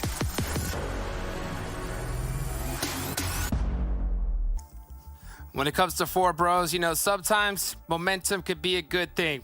Sometimes you can go so fast that you can go straight into a wall. And that wall's name is Coops. Ladies and gentlemen, welcome back. I'm your host, Hot Jukes. Of course, I give a big thank you to Monster Energy, our official energy drink partners here for the PMPL. Woo, what a last match, huh? What did you think about that one, Seven? Let me tell you something. The wall that you're thinking about is Xenox. That's the wall we're going to be talking about in this one. Because that man just did one of the best 1v4s, I think, Glitter, we have seen in a long time, and this is not the first time this man is able to do a 1v4. We'll get a chance to replay it, okay? Is that the play of the tournament so far, Glitter? Go first. Probably, at least for right now, right? I mean, we've seen some insane. Well, what about the 1v1v1v1 where people were dropping off of roofs and I don't. Okay, maybe it's close. So many. It's close. Yeah. Yeah, I'm with you on that one. And then, you know what, Jukes, I'll ask you in a bit, as we do have an important change here. Dope Esports being able to get that chicken dinner, and this is huge, and you'll see why this is huge, because we're pushing for Dope Esports to get to that top 16th before that day 3. And then we have Lazarus. They've been performing really well this Super Weekend, continuing on that trend with 19 points. XSET finally waking up as well, the defending champions of NA. And if we keep going down there, we actually see Polar Ace and Helping Quit Addiction finishing off that first page with 7 points and 6 points to themselves. And here on the second page, Glitter, Boring Protocol, 0 points. And then 4 Bros, only 2 points. Yeah, no, there's a lot on here. I mean, HTV needed those points, and they didn't really get much of anything going for themselves. Same boat for the Chosen. Little bit of a rough spot for them. I mean, you know, and okay, in the nicest way possible, are we really that surprised about the 4 Bros situation? And the only reason I say that is because that has been the trend for so many of these teams, where you have a phenomenal performance and then all of a sudden everything falls off. Yeah, I think that's usually what happens. They got that winner's curse. We talked about it before. I think that's exactly what happened. Jukes mentioned it too. Momentum just absolutely crashed down when they ran there into Sanhok. But then let's go to XSET. I mean, this is a huge turnaround for them. 3rd place, 10 elims, being able to collect those 4 points. This was a team that was only able to get 22 points on that day 1, so it's going to be a huge bump up for them. And I know another team that also needed a good match here was Mezexis, as we're currently seeing them do some damage on HTV Esports. Mezexis being able to put up those 12 points, a huge improvement, because this team has not had any luck going their way, Glitter, today. Yeah, and they were a team that we had our eyes on. So, you know, we were hoping to see if they could continue some momentum from the last time we got to see them play into today. It looks like they are definitely struggling a little bit more, but this seems like a bit of a pickup to at least the day for them. And you had mentioned XSET. That's a squad that we unfortunately have not had too many opportunities to really talk about. But of course, we have to give love to Dope, because Dope is that squad, one of those 2 squads that came into this weekend, needed to have big performances and over 2,000 damage for 12 elims. That is exactly the type of performance they need to keep putting up if they want to make their way into a top 16 spot when it comes to these Super Weekend points. I mean, that's incredible for Dope. And then obviously moving on down the list, we still have XSET in a much better position than we've seen them in before, almost 1,200 damage and 4 elims there. And then kind of that 900 damage mark and that 5-ish elims mark for the next like 4 squads. So it was, I mean, Dope of all teams kind of soaked up a lot of that damage and a lot of those points. It did, but I like the conversion out of all those last 4 teams. I mean, pretty much 100 damage equals an elim for them, and that's something that we're not used to seeing. We have seen teams get up to 1k damage with just 1 elim, so like seeing that conversion out of those teams. 16th place. 16th place. Let's go, Deep Esports. I mean, that was so good. I mean, to be able to get 12 kills and a chicken dinner, that was amazing. I mean, it's sad to say, though, that it may just be a little bit overshadowed by just an absolute insane play, right? I said Coops was the wall. Xenox was the great wall, right? 7, break it down for us. Yeah, I mean, this was one of those that when we saw it, we're like, you know what? I think this is going to be great for a telestration. Not just for my own pleasure, but also for the viewers and everybody that just might wants to improve when it comes to PUBG Mobile. And guess what? We're going to start off right here, ladies and gentlemen. 4 Bros coming in hot. And usually, what we tend to see out of players is the players just back off. You know what? They set themselves up. Cena said, nah, boy. I'm feeling different. I'm feeling like I'm on fire right now. He's going to turn around and he's going to go on the aggressive, and that's exactly what I'm about to show you. And I think it's impressive because he's going to be able to do some damage right there on Rust, and he's also going to be able to do some damage on Master OP. And the thing that they crashed so fast, they actually did some damage onto themselves. And right here, he positions himself perfectly. Puts his crosshair in a perfect spot where as soon as somebody pops up, he's going to be able to just shoot the head. And that's exactly what he's going to be able to do right there. Russ goes down. Guess what? Leon is like, hey, I want to go too. The comms didn't come in fast enough because Leon was still looking at the other way, and then by the time he turned around, it was too late. And what's crazy to me is that Xenox was already damaged. This wasn't damage. This wasn't any damage that this player did. He was already like that because when the team was rushing, he was able to get some damage on himself. And guess what? Knocks one, and right here, I think this is so important because for bros, you gotta be able to tell. They're telling their teammate, hey, rush him. He's hurt. You need to rush him. They don't rush him as soon as the other two players go down, and it allows Xenox to heal up. And now the call out comes in to rush him. And at this point, it's a little bit too late because you can see they're a little bit disorganized right here. Xenox with only 13 bullets on that weapon. He's able to make sure he gets a knock right there. And not only that, instead of reloading, ladies and gentlemen, this man switches to an M16. An M16 and starts slapping Master OP. And that's why I don't usually do this. But Xenox, my man, just for that play, everybody currently watching, if you have Twitter, go follow this man. Xenox at PUBG. Go give him some love because he deserves it. And you get all the glitter, not just that. You know what? You get the fire too because that was a beautiful one before. At Xenox PUBG on Twitter. Go give my boy a follow. Not the first time he does it one before. And it was just absolutely beautiful. By the way, it's this right here. It's going to be for the super weekend total, if I'm not mistaken. He's been able to put up almost 2K damage, 10 ilms, 10 knocks, 7 assists, not just being by himself. Overall, this is what we expect out of a player like this, Glitter, when we talk about Xenox. I mean, watching back that telestration, it felt like one of those rubber chicken moments that we used to get all the time. You know, like, how is everybody just meandering up the stairs? Like, oh, no, you go ahead first. It's fine. You know, it is like one of the most, you do not do that mistakes. Yep. Like, if you are getting funneled into a choke and you do not have a height advantage, do not go in one by one. And then even at the end, it was technically a 2v1, but like you said, they were too disorganized. They weren't coordinated in that 2v1 push, and he used the doorway like it was his best friend. It was the most important piece in that entire equation was his positioning behind the doorway. I mean, you watched it. You pointed out his health after the damage that he had taken at the top of the stairs. It barely went down, just the tiniest smidge more. I mean, Jukes, okay, that might be one of the best plays we've seen. That is the best play. There you go. There it is. I was like, that's without a doubt the best play of the tournament, hands down. I mean, that was absolutely disgusting. Even I could go on and on about it. I mean, what else could you say? I mean, Xenox is just built different, a machine, you know, and I want to go, we'll talk about it a little bit later, you know, as we go on here, but let's continue on with the storylines that we have here. Let's talk about the chicken dinner winners here, right? Dope Esports. They're hunting down that 16th place. For them, that was a huge momentous occasion, right? 12 kills, a chicken dinner. That was really big for them, Seven.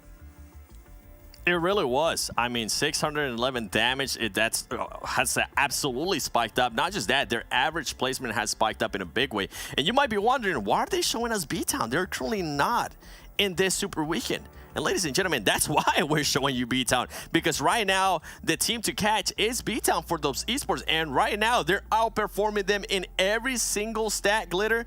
And I love it because we want that 16th place for Dope Esports.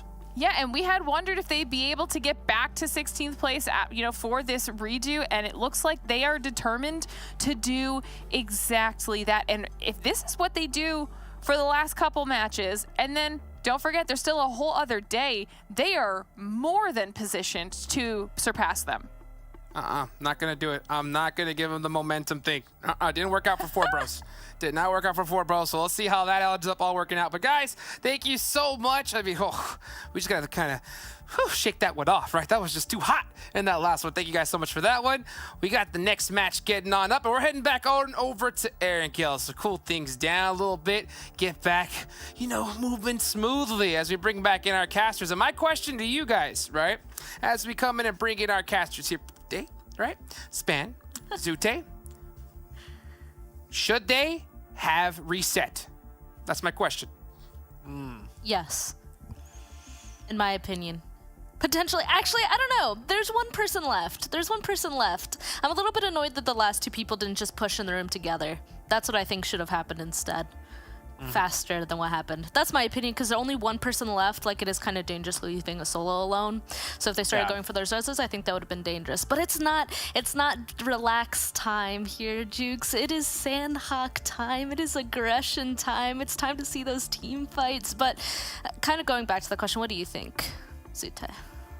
Well, all I gotta say is, it is what it is. Like, it just happens sometimes. Sometimes it goes right. Sometimes it just goes horribly wrong. I mean, I think that's one of the joys of Battle Royale, right? Every once in a while, we'll see something absolutely crazy like that, and it happens, right? So, like, that is a one-off. Don't think too hard on it, because there's so many other things for these teams to focus on in particular that will elevate them to that new level, that height, you know, the next, you know, point bracket upwards, like break into the top 5, top 10, whatever the case might be, wherever their next goal is. There's so much more work to go on elsewhere that, like, don't let it bother too much, right? It's like, I'm sure that right when it happened, they immediately were like, well, we should have done it this way. And that was it. Yeah. You know what I mean? Like, it definitely wasn't a topic of argument, like, oh, we should have done this, or that was for, like, it definitely was a, we messed that up. We should have done it this way. Like, I'm sure it was so clear. Because it's just, I feel like pushes like that are pretty much a gamble. But enough of that. We are starting to go into Sanhok at this point. And once again, excited to see what action is going to be coming out of this. I mean, boot camp has been pretty empty this entire Super Weekend so far. XSET not really wanting to bother the people that are dropping boot camp otherwise. So we'll see if maybe they're going to take it back, still kind of drop to the northern side of the Knights. And if the Knights is going to try and flush them out again, it's a bunch of unknowns. Yeah, it looks like XSET is going to do that split drop. They've given up boot camp. And I think they're altering their split drop in a way where it's going to give even more space to the Knights. I'm seeing if they drop just north of Painan, where they got contested last time, where the Knights literally 4v1 to player. And oh, well, I see J-Way. Interesting. Maybe I'm reading too far into this, but notice how the other players of XSET are already on the ground. J-Way just now hit the ground. So I think what J-Way just did right there, by the way, we're going to go into a hot drop fight between Nova and 4Bros, but I want to finish this real quick. I think what J-Way did was he pulled his parachute early, and he didn't try to land there as fast as he can because he wanted to check to make sure if the Knights were going to target him out or not. So as J-Way's floating in the sky, he's looking at the Knights players to see if they've all dropped Painan, and then he's going to drop in there. And you can bet your butt he's going to loot that as fast as he can and leave immediately before he gets targeted again. So it looks like XSET will be able to get their split that they wanted after giving up boot camp. Knights, well, for whatever reason, decided not to drop there and, you know, contest J-Way. And then, of course, 4Bros and Nova were back at it again on Sanhok and Sami. This time for Bros, I need to see them take this win. I feel like definitely overall, it's either been Nova Esports taking this win or Nova, or them kind of destroying each other and both of them somehow getting away, but obviously both teams hurt for the rest of the game. So at this point, I want 4Bros to kind of take it back, in my opinion. So we'll see what's going to happen here. QZ starting to toss out some nades. They definitely sniffed out where the rest of 4Bros is. Sami isn't that big of a place to kind of be, so not too much of a mystery surrounding this. The first bullets ring out. It doesn't look like any of the 4Bros members has taken any damage, as Nova looks like they're slowly but surely kind of clearing some buildings. The rest of 4Bros just waiting for the action to be pushed to them. And Russ, ooh, spotting out an enemy there. Yeah, this is a very, very tedious fight, I would have to say. The second something happens, it's just going to completely go in the favor of another team. And, well, they isolated one player. I think they heard the footsteps, and now he's forced into 1v3, but he's good for one. Two of Nova actually go down. I think 4Bros just acted immediately the second that player was pressured on, and Russ goes down. They're all using SMGs. They're dropping like flies right now. The drop shot out QZZ, but he gets out drop shotted and then immediately traded, and now we're back to a 1v1 situation. And Leon, that was a beautiful fight. That was trades back and forth, met every step of the way, and that's what you like to see.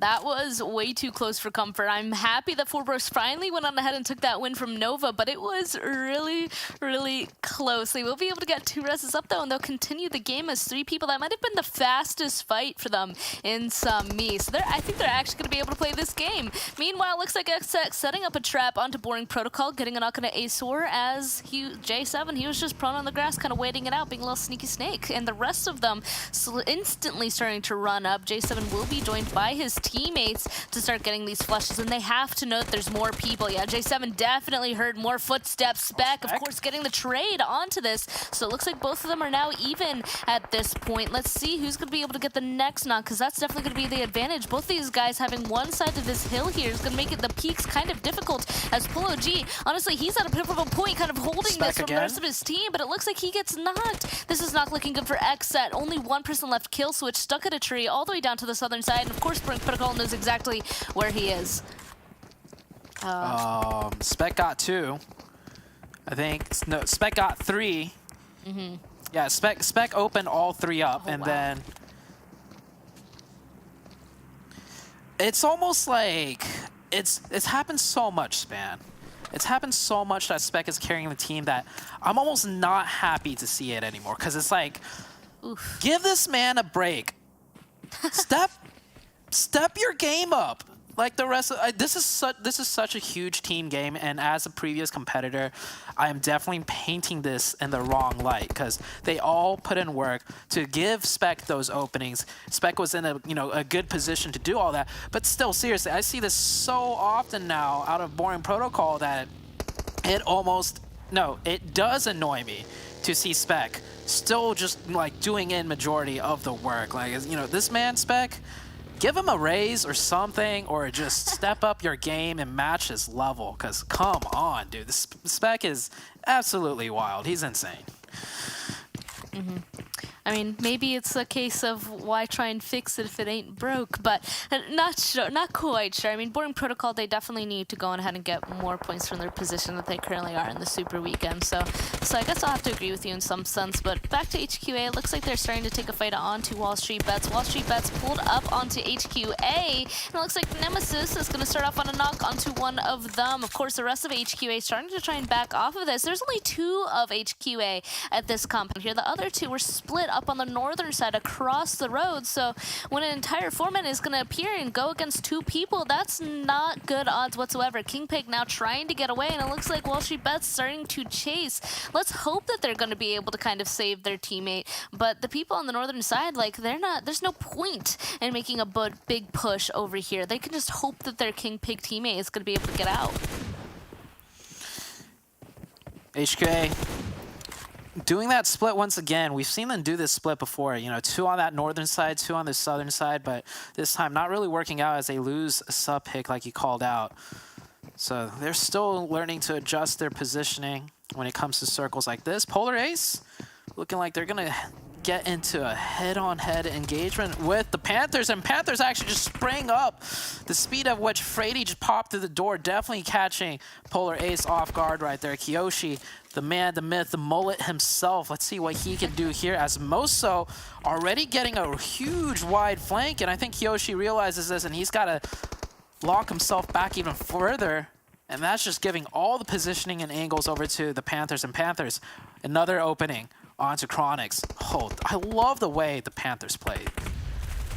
Ooh, beautiful nade as well, getting a knock onto a Polar Ace member. Instantly trying to go for the trade into Kiyoshi too, hitting a ton of damage.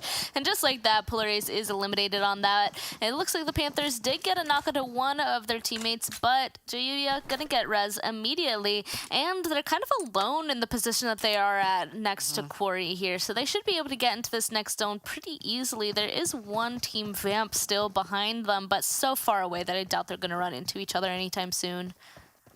I just want to highlight real quick, this fight by the Panthers in this area of the map with no clear knowledge of where all the players were, that is a very difficult fight. That fight could have easily lasted up to 3 or 4 minutes onwards if the Panthers was a less experienced team. Especially with it being TPP, it's like you don't know which cover each of the players are behind, but the Panthers finished that fight and executed it so quickly that it just really goes to show this Panthers team, their team synergy is at another level. I think the most difficult part about PUBG when it comes to these isolated fights is the synergy to be able to run through another team and then just kind of know what your own teammates are doing the whole time while being aware of the enemy's positioning. And the Panthers just play that like to near perfection. So I want to give a quick shout out to just how strong this Panthers team really is. I'm glad you pointed that out because I actually remember when I competed, I would purposely avoid those warehouses because it seriously was like a little death zone because people could be anywhere. Like, yeah, it's horrible to fight in there. So I'm glad you pointed that out. They do have a little bit of a trek ahead of them to get into this next zone, though. So we'll have to kind of wait and see how they're going to approach this next zone shift. The majority of this is like 50% water potentially with everything up to the northern side. So you can see Dope actually taking advantage of that, going for a botation. But the Panthers, really curious to see if they're going to go more for a southern rotation or more for that eastern rotation. I feel like southern might be a little safer, but we'll have to wait and see how they're going to get in here, especially with Knights down to the south. 4 bros coming down up from the south as well. Just where everybody at this point is going to be setting up because this zone stinks, in short. Something I'm noticing that Dope is doing right now is really cool. I think it's an adjustment they made. Notice how they're rotating in with boats, but very separated from one another. So it's if one of their boats gets spotted out, they only lose one player, or that one player has to end up swimming, right? And so, like, I think they're purposely, because I saw them all get into boats, but they didn't leave at the same time. And we've seen Dope get caught out before, where they might have had 2 boats, but they were close together, or they're all in one boat, and then all of them are pretty much screwed.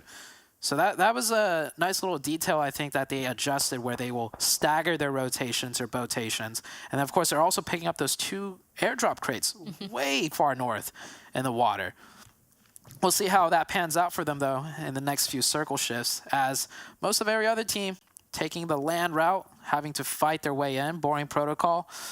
They gave up boot camp, but they still clapped XSET. I'm going to just throw that out there. XSET gave up boot camp, but they still got clapped by boring protocol. There you go.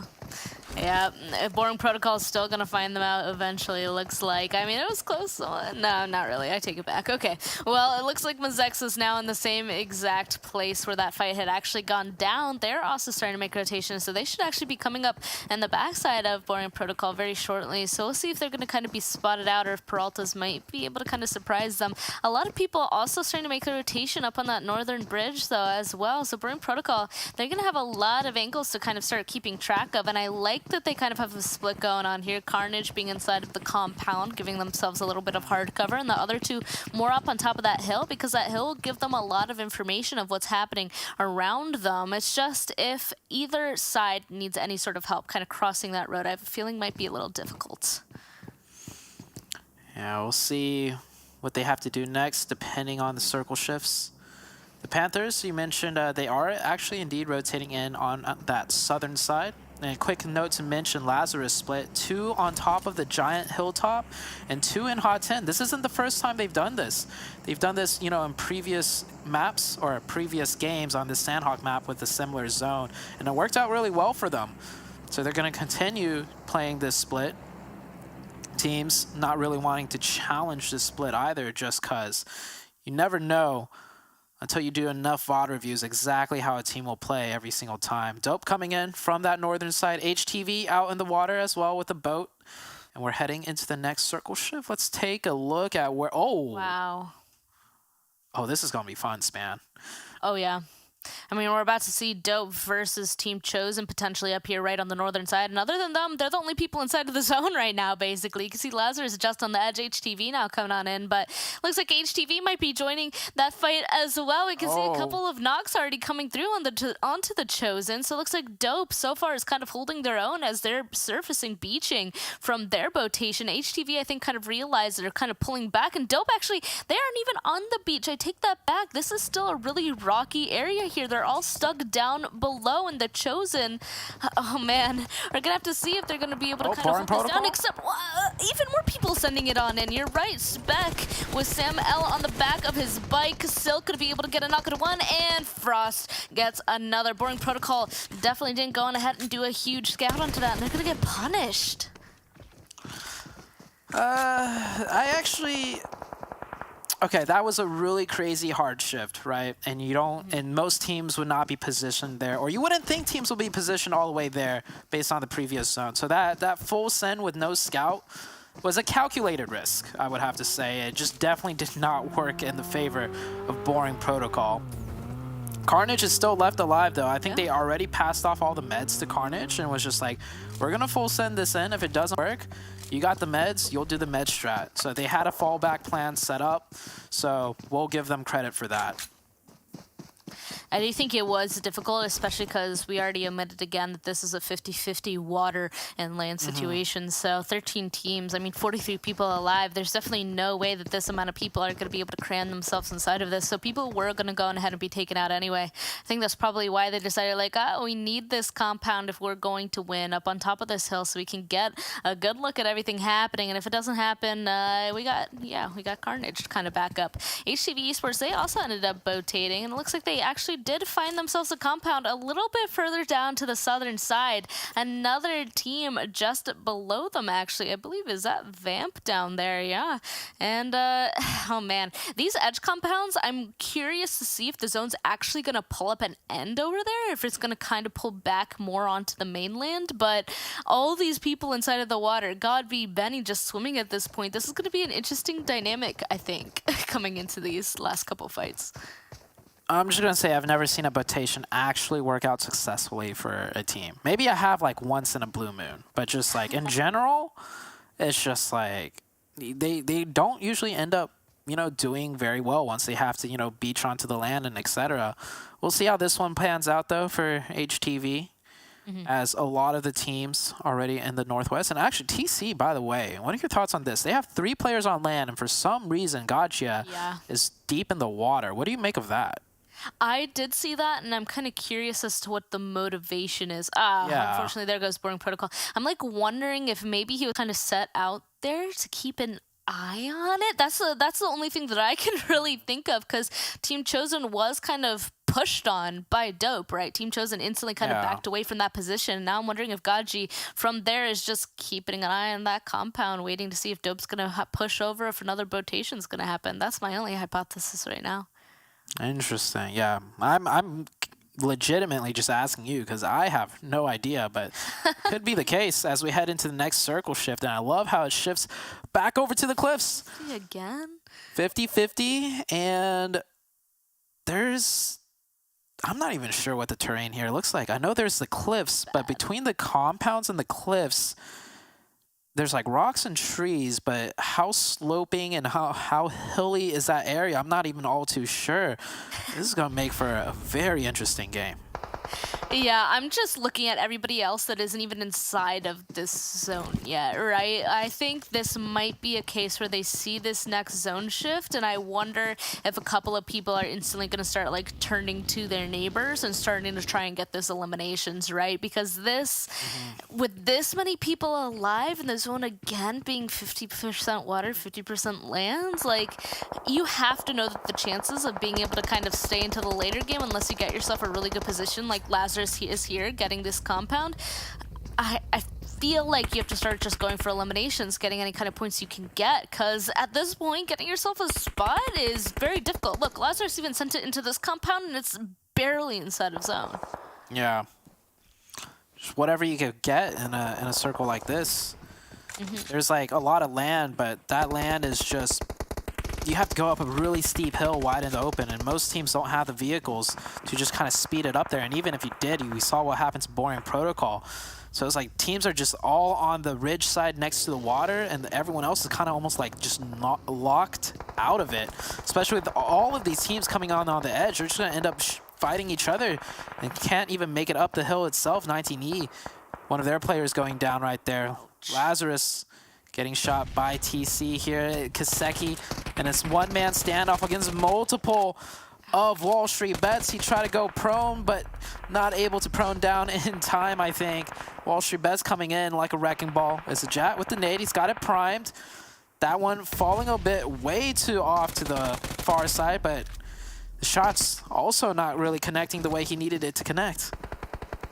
Yeah, it looks like a lot of people are running along this beach line once again here. I mean, I think it's an interesting place to be fighting over there because it's a lot of like rock plateaus, right? It looks like they are going to be running into, oh man, a bunch of members of HQA. Like, it's so hard to kind of see just how many people are in this area at this point. Kind of, once again, at a compound, at a beach, so a little bit more of a fight happening on in there, and a lot of broken up teams at this point. I mean, we can take a look at the round ranking, just so many people with 1 or 2 people alive. It's just a ton of broken up teams at this point. Only really Team Chosen kind of happily sitting in the center alone for now. You can see Gaji still swimming around in the water, too. Kind of curious still why he's up there. And even down to the southern side, I mean, HTV, Team Panthers, again, all fighting on the big plateaus of those rocks. Oh, that's a lot of red. So many people are being eliminated all at the same time. What? Oh, yep. There's, so it's as if Thanos just snapped his fingers right there. And half the lobby just gone. The Panthers still fighting in all the way from the southern edge. Just every map, Miramar, Erangel, Sanhok, you name it. This team just loves to fight their way in, and they're damn good at it. 7 eliminations, down to 2 players, though.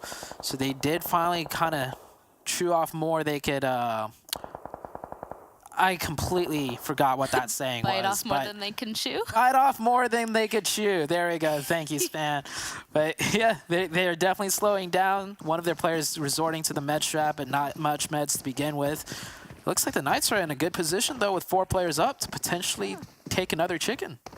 I'm actually surprised by this. I don't even know where they came from out of this. We can see so many solos kind of stuck out in the blue, actually, I will mention. And of course, Team Chosen, they've been kind of inside of this zone this entire time. And then the Knights, somehow, a team with all 4 members up coming out of here. The only team, actually, let me correct myself, with 4 members up. Everybody else has like 3 or 2 or 1. And look how many people are stuck on these rock cliffs, Sute. This is insane. Like, HTV, Panthers, Vamp, none of these teams are going to be winning this game. There's just no way. All of them are stuck at the bottom of a huge cliff. It's definitely the people up above that are going to be taking this chicken dinner, but they're trying to stay alive down there. That's, I guess, what happens with these rotations. You're just going to get stuck down there. Yeah, and even if you're down there, you're not completely safe, as HTV getting some free points now. So, in a sense, it's kind of a fight just between TC and the Knights. And speaking of which, it's happening right now. They're smoking their way in. They're pressing on in. TC gets the first one, and on to Coops, too. Probably one of the more dangerous players to take down from the Knights. Next one they got to look out for is either Tensa or Xenox. Xenox is also down. It's a 2v2. Opa is traded. Another one comes out through. Now it's a 2v1 situation. Chico and Tensa up. That last player has to go in hard, go in aggressive. That's the only chance he's going to get, or else the Knights... Oh, he already... Did he run off? No, Silk is just scared. Silk does not know what to do, and it's too late. If you don't do something, the Knights, well, they're 4-man back up, and this chicken dinner is as good as theirs. Oh man, for a moment there I thought maybe it was Gaji still in the water. I saw him all the way up into the northern side, but you're right. Silk goes... No way! Oh... Silk was watching the rocks, and he comes back and unfortunately just holds on to that nade just a little bit. You know what? It was purposeful point denial, right, Sute? I think so. Either that, and he was like, I bring shame to the family. I was not there to potentially wipe out the Knights, because he could have done it in a 1v2 situation like that. If he just traded one when his teammate went down, it'd come down to 1v1. But that's neither here nor there, as the Knights, they're looking to just clean out the rest of this lobby. HTV. Is this the only... I think this is... No, they have 2 players on land, but that's it. It's essentially a 2v4. Yeah. Yeah, that's it. Last 2 members of HTV, otherwise everybody else is stuck down below the cliffs. Panthers goes out at the last minute. Oh, wait a second. Way! A huge nade from Miss, gets 2 knocks onto them. Okay, maybe this could potentially... No, they're both down. Oh, man. Okay, well, the one last member from HTV is up down below the rocks. Quan and Miss, honestly, that was way closer than I was expecting. Oh, wait. Are they going to drop down into the water to try and get revived? I think they are. I mean, it's not going to put them in a position to, like, potentially win the game, but that's... Are they revived? Or are they just knocked and swimming? I can't even tell. Like, oh. They were revived, yeah. Oh. Well, that... No way, they didn't even get seconds. Okay. I was for sure thinking that maybe with the revives, HTV was going to go ahead and yoink that second place position, but it looks like HQA and Vamp still holding on strong. It's just a battle of who's getting third and who's getting second at this point from the Knights. Mm-hmm. I'm going to go with Vamp. I think Vamp's going to get second. They spotted out Sunny Pig, so definitely pings are coming through. One or the other. Like, Tensa, we'll let you have these points. Let's see if Tensa could find the angle, though. He's got to look straight down. Oh, there's HQA. There's Sunny Pig. Go fishing right there. Oh, close, but didn't get it. And by the way, Span, I can't believe we're ending Sanhok all the way over here. Never seen this happen before. Well, I'm surprised also that all three members of Knights kind of jumped down there. Tensa, the only one up on top of the cliffs. By the way, he has 0 first aids. So, like, if it did somehow come down to a heal battle, like, he got nothing. But it does look like the last two members, HQA and the last member of Vamp, are super hurt. Huh? Oh, well, I mean, Sunny Pig is really hurt and he can't heal, right? So... Yeah, I think that's still a Knights win, yeah.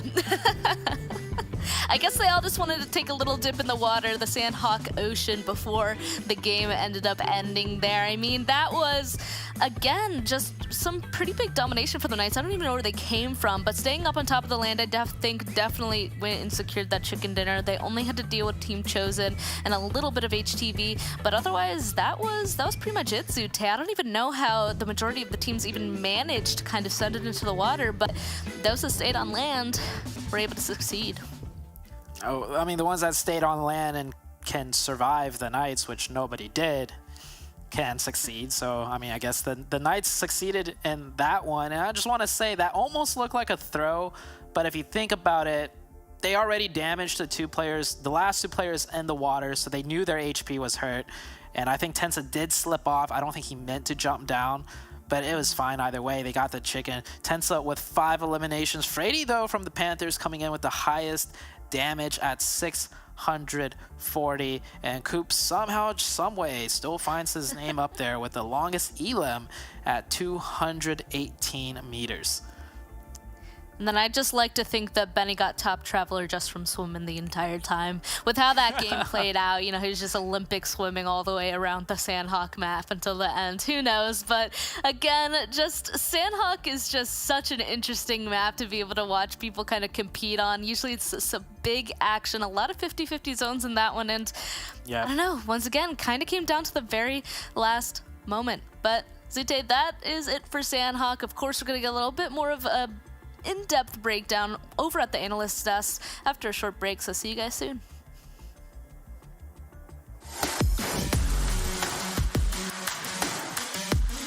A thoroughly planned backpack always keeps you prepared for anything from dangerous enemies to wild zone shifts. So let's get into the concept of loot. You already know that it's important to find a backpack to better equip yourself in the game. Backpacks come in 3 sizes. The level 1 backpack comes with a capacity of 150. While it is sufficient for early fights and hot drops, it is never enough to carry enough supplies to get yourself to the final zone. The level 2 backpack, which comes with a volume of 200, is indeed better, but no one wants to settle for any less than the level 3 backpack, which comes with a maximum capacity of 250. Additionally, the vests that you'll find around the map will give you an extra bonus capacity of 50. The capacity of the vest remains the same for each level, and even if the vest is damaged. With these stats in mind, you may like to customize your loot properly without depending on auto pickup. For example, if you're an assaulter who dons a duo of AA ARs, like the widely used M4 and AKM combo, you can carry around 240 rounds of 5.56, 120 of 7.62 ammo when you have a level 3 backpack. But when you're using the same combo with a level 1 backpack, you must cut short the amount of ammo you are carrying and decrease it to around 150 and 60 respectively. Do note that different types of ammo take up different percentages of the backpack's volume. Furthermore, it is important that you don't compromise with your utilities for ammunition. For example, when you're out of enough ammo, you can adjust your playstyle accordingly and play a little passive. On the contrary, when you run out of utilities like smoke grenades and health supplies like first aids, it becomes much more difficult to make adjustments. As PUBG Mobile is a survival game, it is important that you reserve some space for carrying enough survival items. PUBG Mobile will always require you to act according to the situation you're in, but a little bit of pre-planning while you loot goes a long way. Always remember to check your backpack and ask your teammates to check theirs too, so that the loot is properly distributed among the team and you don't run out of essentials during intense firefights. Remember, no amount of loot is good enough to die for, so keep your priorities organized.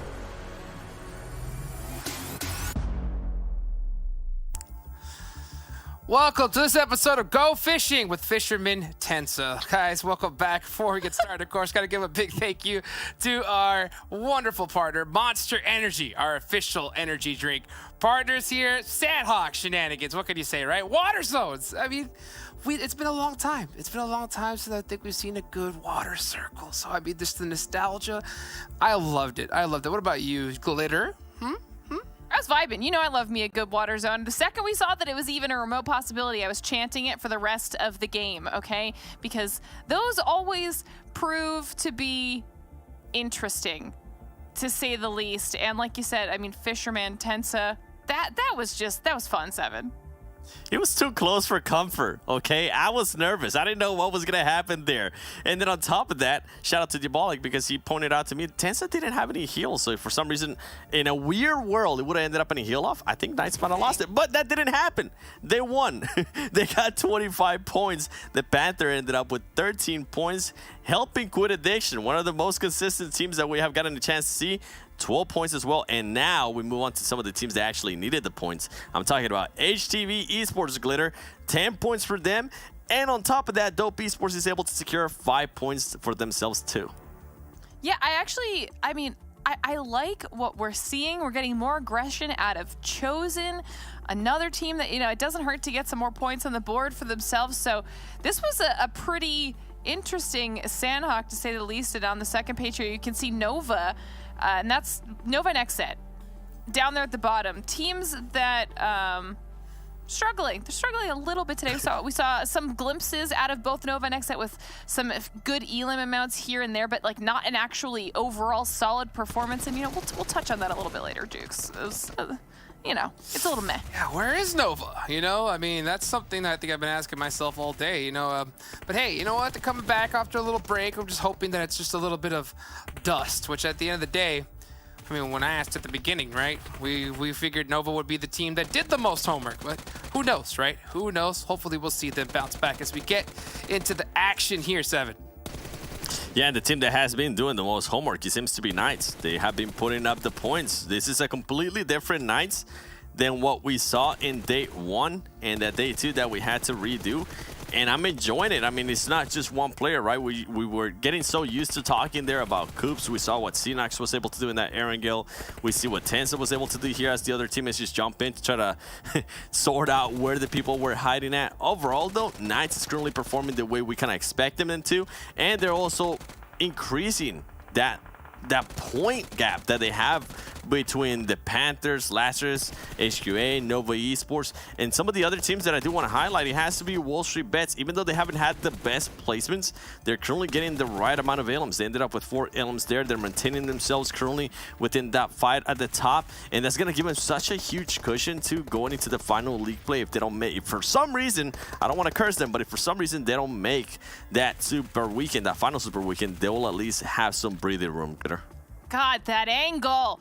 HTV just handing over the elims in those moments to Tensa. I mean, I actually thought when we were watching those moments of Tensa shooting down as well that that HQA was going to go out, and you saw there at the end that they made it out with just a shred of health as we get to check in with our top players, and it's actually Frady from Panthers who ends up doing the most damage. Panthers, a team that has had many pop-off moments here, and then Tensa, of course, with those 5 elims, but we also get the Chosen up here at 7. This is what I'm talking about. This aggression from Chosen, and it's not Gaji this time. It was somebody that we've talked about a lot, but now we get Frost up here, and that's huge. Yeah, it's a completely different team than what we've seen before in previous Super Weekends, and I think this is now what we're getting used to. And I got to give some more props there to Frady, because he was the one that was able to get the angles when they were actually fighting Polar A's. He was able to post the action too in Kiyoshi. I remember seeing that. I was like, okay, I see you. I was not expecting that, but I see you. And then Tensa. I mean, this is good to see Tensa here at the top. Remember, this team is fairly new. They wanted to get Spec. They weren't able to get him, so they ended up getting Tensa, and right now he's performing. It's hard to be able to play at that level. I'm going to mark today as the day where we officially see the meta shift when it comes to competitive PUBG Mobile. The days of pushing as a 3-man altogether, I think they're all gone. You know, playing that 4-man split aggressively, it's the way. It's the way. And it's hard to do, extremely hard. So the fact that the Knights are able to do it with the new IGL on top of everything is insane. So, I mean, we'll see if the other teams are going to be able to catch up. What's out? I think what you're trying to say is NA is finally catching on to the meta that everybody else, especially the Chinese teams, have known for a while. I think NA's finally starting to narrow it down. We'll see. We'll see. We'll see. Well, one team that I think has still yet to get it down is Boring Protocol. You know, a team that is full of veterans. You know, Acer is a squad that Acer is a person, right, who we see play at such a high level before. But I think he's, you know, after I talked to him a little bit, still taking some time to adapt to that role. I mean, Spec, I don't think he had any problem fitting into this role, though. Glitter. Yeah.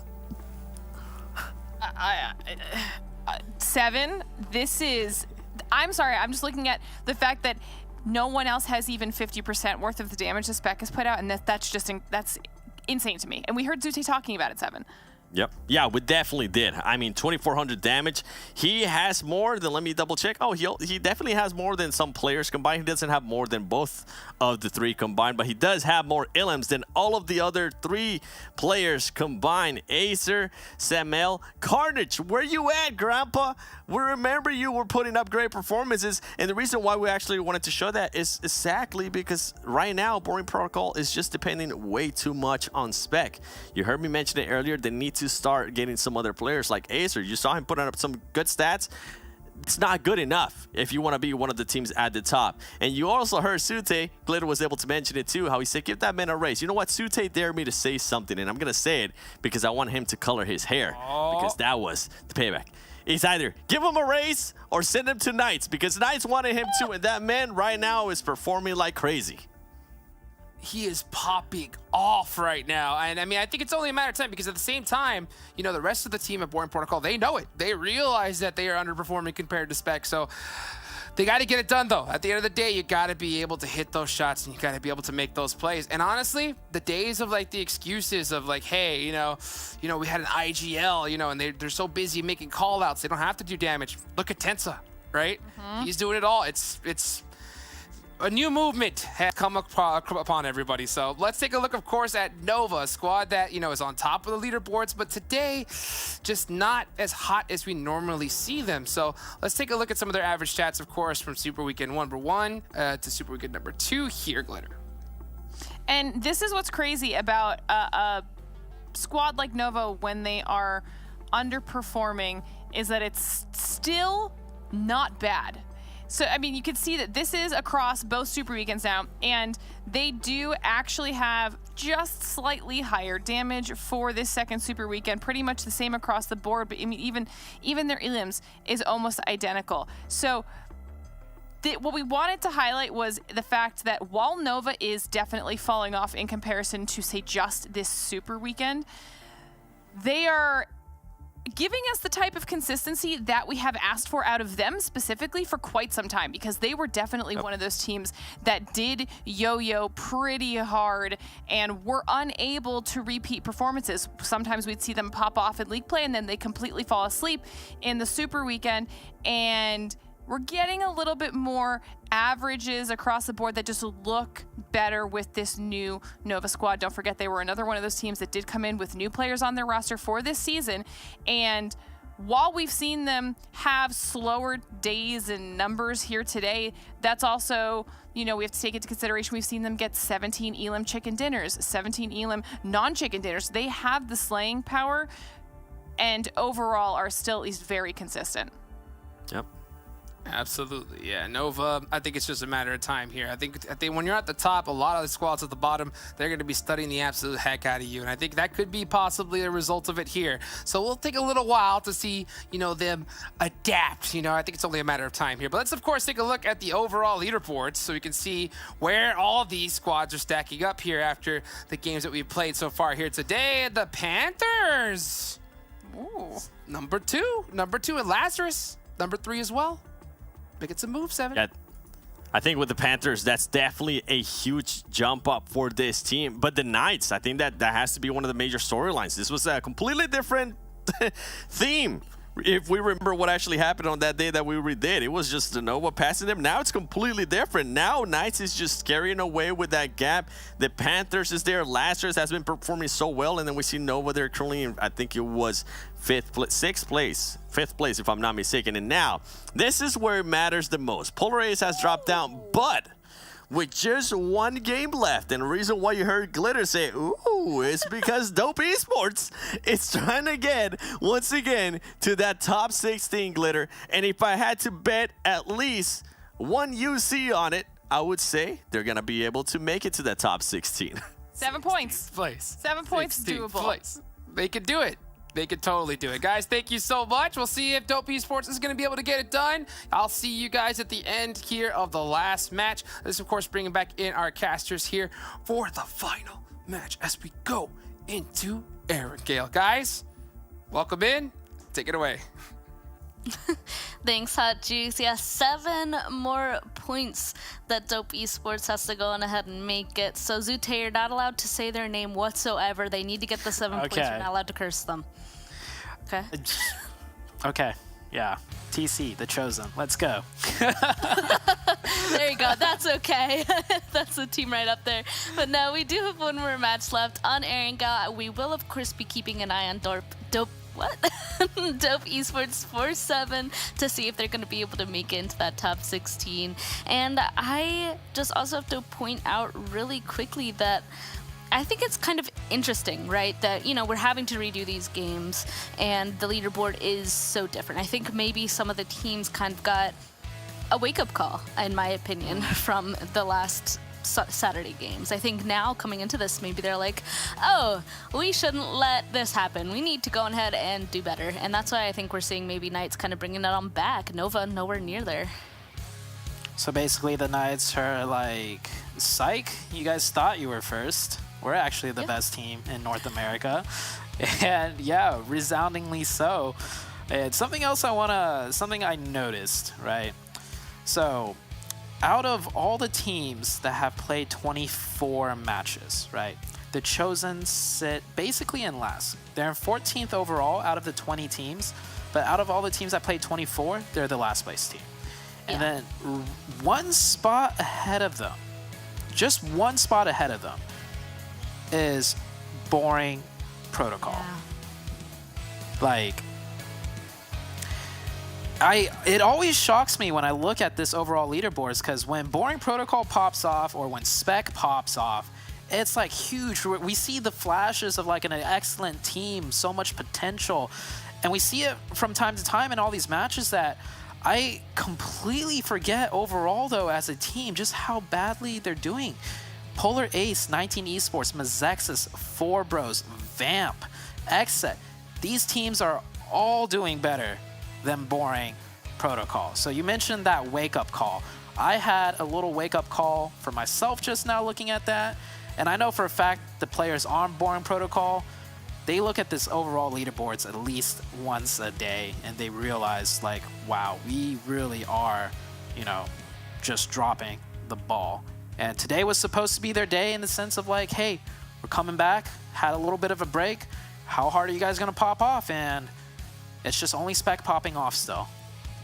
Yeah, I kind of like to expand on that as well, because in the league play for week 1 and 2, they actually got 6th place both times. And in those placements, they did get a couple of moments of they got a 1st place, otherwise they got a couple 2nds, 3rds, and 4ths. But you're right, when it comes to the Super Weekend, we haven't seen too much from them. They are lower down on that leaderboard, so I guess that transition from the league play into the Super Weekend, we talked about how the gameplay, the game style for a lot of these teams drastically changes from league play into the Super Weekends. And I think for Boring Protocol, I guess they're one of the teams that's adjusting the worst or not the best in this situation. Yeah, we'll see how things pan out. We still got a few more weeks. Like, we have, you know, quite some time left still. And I said the same exact thing 2 weeks ago, how we still have time. Teams could still adjust, teams could still improve. But it's definitely coming a bit closer and closer to it, though. Yeah. So we'll see. But let's talk about, real quick, this zone. Oh, yeah. Okay, so the zone is so normal that it just glossed over my eyes. There's really nothing to talk about when it comes to the zone. Pachinki's just right in the middle. This circle is as Erangel as it can get. Yeah, it really is. The only thing that I can think of is, you know, now everybody is definitely going to be trying to send towards the center of this one, and everybody's kind of chilling. Like, in zones like this, people can kind of chill out a little bit more. And I think that kind of creates for a little bit more interesting later game, because there's going to be so many people left alive into those later circles. But we'll have to also wait and see, because this is also the last match of today. And I feel like the last match is definitely a little bit more prone to shenanigans. Maybe some people doing some interesting plays and stuff like that. So we're going to keep our eyes peeled for that, especially as it looks like Dope might be starting to make their rotation with 4 bros right beside him. But you're right. As the weeks go by, it's going to start changing a little bit. Some of our terms that we keep saying and stuff like, oh, we still have time, that's going to start not happening whatsoever. And this is what I was actually just talking about. I was keeping an eye on this. 4 bros crashed into the spot that Dope had, and I guess it's theirs now. Leon just pufferfished that, I guess. Wait. Oh, no. You know, this is the shenanigans I was talking about. Like, what? They crashed, didn't get the fight that they wanted, and now they're moving on, I guess. This is like, I'm gonna just throw it out there. North America as a region is one of the weakest regions when it comes to PUBG Mobile competitive. Ouch. And that right there just kind of exemplifies that, right? Like, Leon crashes in, tries to pretend to be loud, shoots some bullets to scare off the other team. The other team gets scared off, but then Leon himself is also scared to take a fight, so they also drive away. And now nobody's at that compound because neither team has the cojones to actually stay a little bit to find out the info, to set things up a little bit more, to see if they could take that position or not. Granted, that position honestly isn't that important and not a position worth, you know, dying or fighting over. So I do get why they disengaged like that, but still, it's just kind of funny to see as Nova versus XSET right now. Yeah, kind of came out of nowhere here. XSET pulling up on top of their hill. It looks like the first knock will go onto the side of Nova. Being quite happy about this. J-Way getting a knock. Looks like one of the Nova members is quite damaged. And QZ, okay, making a big rotation around, actually, trying to get that alternate angle onto XSET. Oh, the double! It's Koi. Starts running about. You're right. Knocks over on number 1. Confirms another Polo G. Unfortunately, is kind of cut off as well. And Koi gets another knock there. Koi is just on fire in this fight. And I think that just leaves J7 left. What's he going to do? It looks like he is going to leave right off of that, trying to survive the rest of the game for his teammate. Maybe get a couple of placement points. Let's see if QZ is going to let him. Yeah, he's out of there. If you know the meme, Koi. Oh, baby, a triple. Oh, baby. He just got that triple right there onto XSET. XSET just got literally ran over and then shot in the face by Koi. Like, oh, gee. XSET is falling off. They are just, yeah. Oh, real quickly as well, I mean, for Nova, I feel like QZ, we've already talked about how absolutely amazing he is, but I also just want to go ahead and show some appreciation towards Koi as well, because I feel like in a lot of the matches that we've actually seen them play in, the fights that they get involved in, Koi he kind of pops off too. So I just wanted to kind of point that out, and that was a very, very obvious example of Koi popping off there too. But he and QZ, I think they're a perfect match actually, honestly. Both of them end up playing pretty well for their team.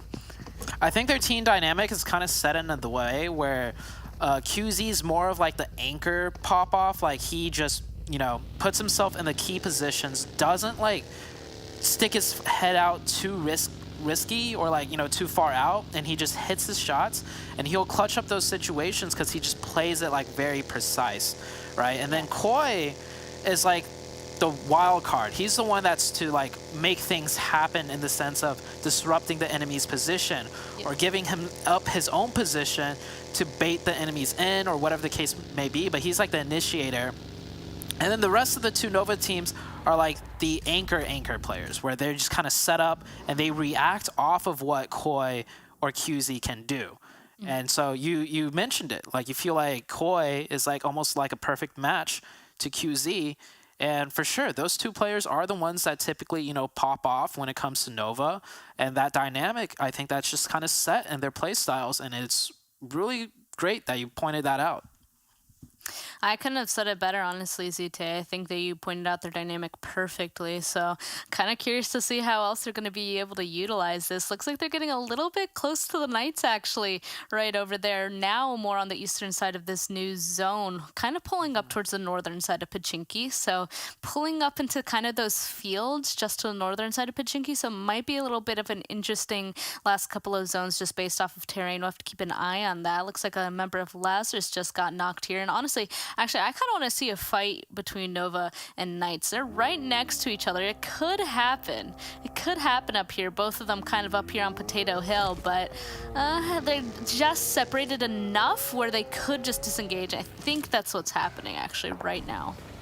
Yeah, both teams right now in a prime position to get more central and somewhat even off center in a zone like this. There's a lot of key power positions.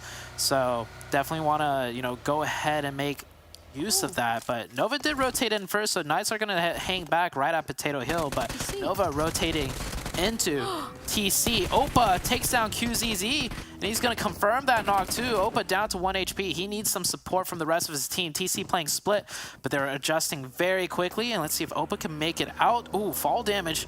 Could have even knocked him out there, but he gets safe, but Nova on the other side already has a player set up. Oh man, that crash coming through from Team Chosen. That's so scary to crash into this compound here against that fence. But it does look like First Frost will make it, trying to toss out some smokes as well to cover his teammate. But honestly, the rest of the Chosen need to go on ahead and send it over here immediately. It can't just be First Frost, but unfortunately Silk gets caught out in the open when he tries to do so.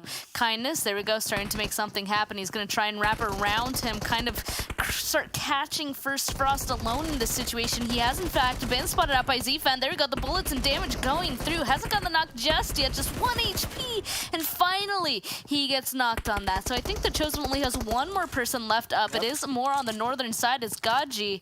And of course, right as I say that, he is in fact spotted out and eliminated. So since TC's out, I'm gonna mention, you told me not to say dope, which I just did. And so instead I said TC. Let's go TC first team out in the last match of the day. And I'm not happy, so I'm just gonna throw out the name dope. Let's see what dope ends up at the end of this game. I tried sparing dope. We tried. How dare you? You've broken my trust. Seven's gonna be very upset if anything happens to them. So we have to definitely keep an even closer eye on dope. Make sure nothing's happening to them. It does look like they're a little bit alone for right now, but it could quickly change. Meanwhile, the Knights, they just keep getting visitors up here, and everybody wants to start making these rotations past Potato. And it looks like now it's gonna be Mezexis. HTV kind of lurking not too far away either. So if this fight comes on, maybe HTV will push and do something about it. But also HTV, I think you even mentioned in the last game that they're pretty passive when it comes to taking fights or hearing stuff happening. So I think they're just going to kind of chill out in the distance, as Mezexis clearly wants this building that Tensa is holding on to. I think he's the only one here, though, for the Knights, so we'll have to keep an eye on this. It makes me so nervous when teams kind of split up, especially Mezexis on this. I feel like they should just go on ahead and focus Tensa. Short. What they don't want to do, though, is focus Tensa in a way where they trap themselves in, because with the Knights set up that 3-1, it invites the rest of the player of Knights to just get the advantage. So yeah, Tensa's isolated, but if Mezexis don't isolate him correctly, which is what they're trying to do, just probe with nades and not really full commit players in, it would give a huge advantage to the Knights. So I think Mezexis are playing it right. They're playing it very slow. You saw them try and drive up the hill to kind of get more info, see if they have a complete surround on the enemy team here. But they've realized Knights have a nice defense also. And oh, the drop! Yeah, here, just a little bit more behind cover in that TPP peak. So Chico gets spotted out first, and well, the Knights are just down to 3.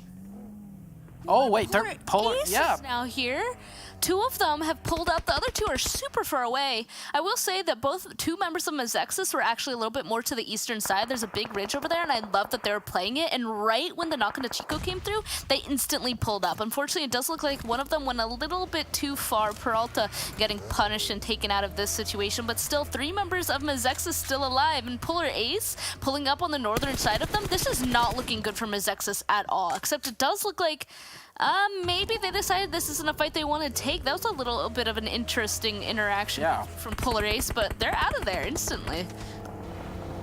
Maybe it's a circle shift on, Joey. Joey definitely has his gun fine-tuned after spraying that man straight out the car.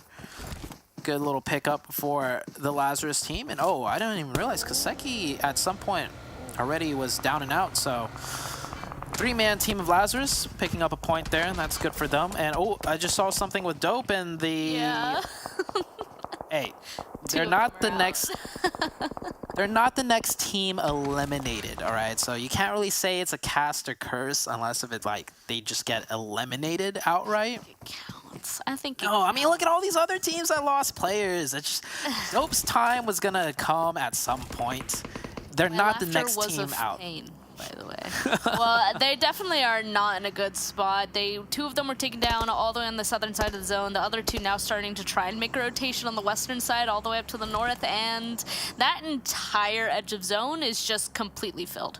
It does look like still down to the southern side, so this is where 2 of the Dope members were taken out. Now 4 bros taking a fight with the Panthers. Looks like they're going over for some runovers, gonna clean it up, and unfortunately, I was gonna say, when you said Dope's name, I was like, at least it's not 4 bros, because that's the team I chose. And again, looks like I didn't say it out loud. I definitely thought it, and it looks like Lori is now the only one alive. And the Panthers, look at that. Puppy is chasing, so that's interesting. The zone is about to pop, though, and no way. Okay, this is going to be interesting. We did have a zone like this already inside of the Super Weekend centering around these fields, so I'm curious to see if people are going to kind of play it differently this time.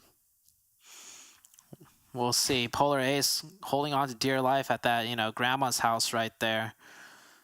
And the Panthers, that is one team you 1,000% never want to take a 4v4 fight with. There's like 2 teams that comes to mind. The Knights and the Panthers. These are the 2 teams that you will most likely lose against if in a 4v4. We've seen teams like Nova and some other top-tier teams, they'll lose their 4v4s from time to time, but the Knights and the Panthers, these guys usually come out on top. So, I mean, Panthers, even though they lose 1, they eliminate, like, the majority of 4 bros. We'll see with this next zone how these teams rotate in, as a lot of teams, well, they can't even go center. Driving. Yeah, it's just open. Everything is open. The only hard cover is already occupied, and either that, you could go in Pachinki, but no one wants to lock themselves into Pachinki either. Except for Boring Protocol, it looks like. Yeah, that is actually a really good point. So kind of what cities are in endings like this is cities are really easy to send into, really hard to get out of. So only Boring Protocol is really committed to that so far. I think that's why everybody else, there's so many people driving up here on this northeastern side of the zone. I think everybody obviously is aware of the places that they are able to play. HTV luckily getting these little shacks right here, and everybody else, they're just trying to figure out a different place to kind of play out of. There isn't too many good places. Polar Ace Knights, Nova, excuse me, getting the other good spots. I'm curious to see where the Knights are going to be sending on in next. I think the Knights realize in a circle like this, they're just going to edge their way in and then commit to a fight in the next circle. Because there's no key position that you really want to fight for that's going to put you in a good position on the next circle shift. So I think the Knights realize there's nothing worth fighting for. We'll just edge in and see what we actually need to fight for on the next shift. I really like the patience out of the Knights here as they take the time to really plan their next step. Lazarus, they're set up here, getting into a little bit of a fight with HQA. They did take down one player right there. HQA down to 2, and those 2 players not in the zone. Yeah, it's going to be either they have to cross the stream to Lazarus or they have to just make a rotation somewhere else completely. It does look like they're going to try and just lay prone and kind of be small for right now, but the blue zone is in fact coming on in slowly but surely, so they're going to have to figure this out very soon.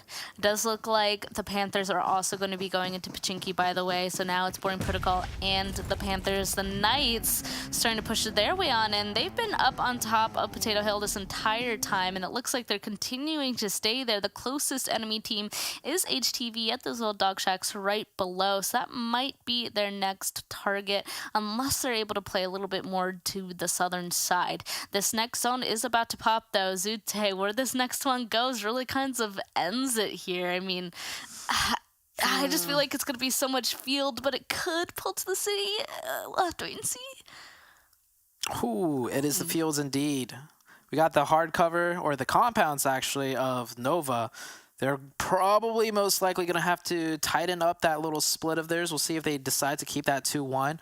Polar Ace at the Grandma House. And those are the only 2 teams in zone. Knights don't have to move too far. They'll have to... I could see them potentially just end up fighting HTV, though, to be the kings of the mountaintop. It's a little bit interesting as well. That has a lot of the side of the hill here. Sunny picked the last one for HTV. Yeah, he got a knock on one, but Joey was there to help out his teammate. We'll see if he'll be able to get those last 2 reses up. Honestly, I don't know where they're going to be able to rotate into, though, because at this point, if they're late into rotating, they're definitely going to be driving into people. Boring Protocol kind of put themselves in a position to be holding up the Panthers as well, grabbing these little trenches here. They know they have to leave Pachinki, and if Boring Protocol is holding the spot, maybe they'll be able to succeed, but it looks like Spec is down, Acer's down, only one person left, which is Carnage. And the Panthers, they're just trying to toss in as much util as possible to be able to make this next push happen. Everybody kind of delaying their movement into this next zone since it is so out in the open. Nobody wants to crash into these center compounds just yet. That's more of a move to happen a little bit later once the blue zone's closed a little bit more, because this is the point where people know that there's going to be a lot of fights, a lot of team eliminations, and they want to try and hold on to that placement point as much as possible. Yeah, almost got a 2K right there with that nade, but not quite for the Panthers. The reason why the Panthers, who are usually so aggressive, didn't push off that double knock is because of Sam L's position earlier. You didn't catch it on camera, but he was more to the north holding a key crossfire location. So Sam L doing a great job just positioning-wise to keep the team up, and they'll get that full reset. Panthers also down to 3, not as many people as they would like to work with. WallStreetBets gets eliminated as Blue Zone is starting to really tighten in, and teams are forced to just full send their way in or fight their way in from the edges. Looks like, well, this blue zone is actually moving really fast. They're kind of more on the faster side. One of the members of the Panthers is super far down to the southern side, though, trying to make this rotation. Boarding Protocol has vehicles to try and send it. At this point, are they going to stay in the field, though, or go somewhere else? Looks like they're trying to just set up a little bit of a car fort here. Jayuya still alive in the distance. We can see the Panthers actually taking a fight with an entirely different team over there in the trenches. A ton of knocks going through, and and actually Lazarus will be the team that is eliminated on this one. The Knights split apart at this point. Looks like they ended up losing one person as well. This next one's about to pop. 19 Esports was able to grab the compound in the center. And, oh man, okay. It's hardship back to the north once again. Panthers fighting XSET. It looks like, wait, no. I'm actually surprised by that. It was only Frady down there for the Panthers for the longest time taking that fight with XSET, yet somehow they're still able to take that win with Frady and Poppy. Two of them are still alive, still not in a good spot, but look at that. They have 6 eliminations on the board. Yeah, XSET did the best they can, that lone player. 2v1 against the Panthers, though, did not turn out well. We got the new circle shift. It goes up north to just pretty much wide in the open. We still have the hard cover of 19E in zone. HTV still up with 4 players. Did not end up fighting with the Knights. HTV, I guess, just tucked their heads low enough that the Knights didn't, find them too bothersome. But now that they're getting shot at, the Knights might think differently. Knights just playing it so slow and patient. Nova pushing over to the new zone into the compound. Alucard goes down. Chiffon hits 600 damage. Nova with 10 eliminations right now. So we said the Knights are back in form, and Nova kind of started just dropping down the leaderboards. It looks like they want to make their name known and push back into the top 3 at the very least. A little bit of a sanity check once again, it looks like, after taking a look at that last overall. They want to go ahead and bring it back. 11 eliminations. There's to have one less member of 19 Esports right beside them, but they're slowly pushing into this zone. They're going to have the southern side, which all to their self, which is going to be good, but I'm still a little bit concerned because making that push up further inside the zone is just big out in the open space, right? It also looks like the Knights trying to take down HTV. Again, super out in the open, just a big cliff at this point that everybody's playing off of. 19 Esports does go down, and now this is just who's going to spot who first. Who's going to have the best rock or tree, because otherwise that is it. Everybody's on the side of a mountain, barely any cover. Looks like the smokes are being utilized as well. HTV going to be able to get a couple of knocks onto the Knights here, but it looks like there's only 1, 2 of them left. Angry Q is currently knocked, so will they be able to get this last member, 2 members of Knights before they go down? He doesn't even realize that there's somebody right beside him. Okay. I thought he was about to grenade his own teammate because he drove right in and just... Yeah. Okay. Oh, kind of had to catch my breath there, but only Xenox is up now for the Knights. This is why I predicted. I thought the Knights were going to take that fight with HTV 1 circle earlier, but you can see how delaying a fight just makes it much more difficult in the next circle shift, and you don't have a chance of having an isolated fight as much, and that's what happens. But they're still looking good. Polar Ace, by the way, with 3, as Koi takes 1 down. Just a knock, though. They might be able to get that revive. They will indeed. Nova up to 14 eliminations already. You know what it was? Knights might have not realized that their last zone was going to hard shift up to the north. Like, if it had gone anywhere except hard shift to the north, that fight against HTV might have been a little bit easier for them. But, of course, the zone doesn't listen to anybody, so they were forced to push into HTV in a way that they didn't want to. Now, both of them are stuck down, just as Solo's left, though, so that's going to be a little bit hard to traverse, as Dope also had a Solo left down to the southern side. Looks like they will finally be found out and eliminated. And right after, actually, is Polar Ace. So we're down to our last 3 teams. 3 up for Nova against 2 solos for HTV and Knights. Polar Ace, I feel like, was the only other team that could have grabbed this from Nova. Yeah, now it's just looking like an easy chicken for Nova. Xenox can't count this man out, though. If he gets a double knock right there, that changes everything. He doesn't even get a single knock there.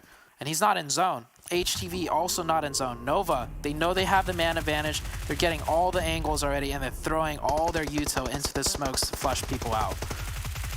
I like the split, sending 2 up to the northern side, keeping 1 in the territory that they know. Koi is definitely keeping a close eye onto Xenox here. The other 2 are kind of traversing the unknown a little bit more. There's still only 1 other person left. Xenox still trying his hardest to get at least 1 more kill before anything happens. But, oh, there we go. He's spotted out, trying to utilize that smoke as any kind of cover. At this point, it's just who's going to get second place. Looks like Boom actually gets Xenox, though. So, Boom, HTV does grab second place. Nova Esports does end up getting the first place, though. Kind of expected that one, but HTV being able to grab second place for this team, that's a lot of points that they honestly need. Really good game for HTV. Really much needed points as well, but Nova stamping their sign of dominance onto the very last game of Erangel, and they definitely fought and scrapped their way in. 17 total eliminations, I think, plus the 15 placement points.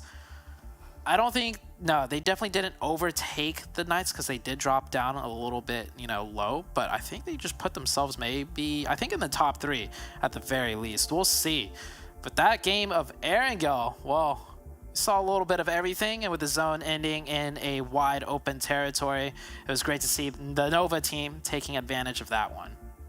They absolutely just rolled the lobby in that situation. Nova didn't seem like they ended up stopping at any point, and you're right, they got a lot of kills. So it looks like they are a little bit upset that the Knights are currently at the top of that leaderboard. Maybe they're going to start catching up, especially from this last one, but we will be able to see what the overall is after this break, where the analysts are going to break down that last game first.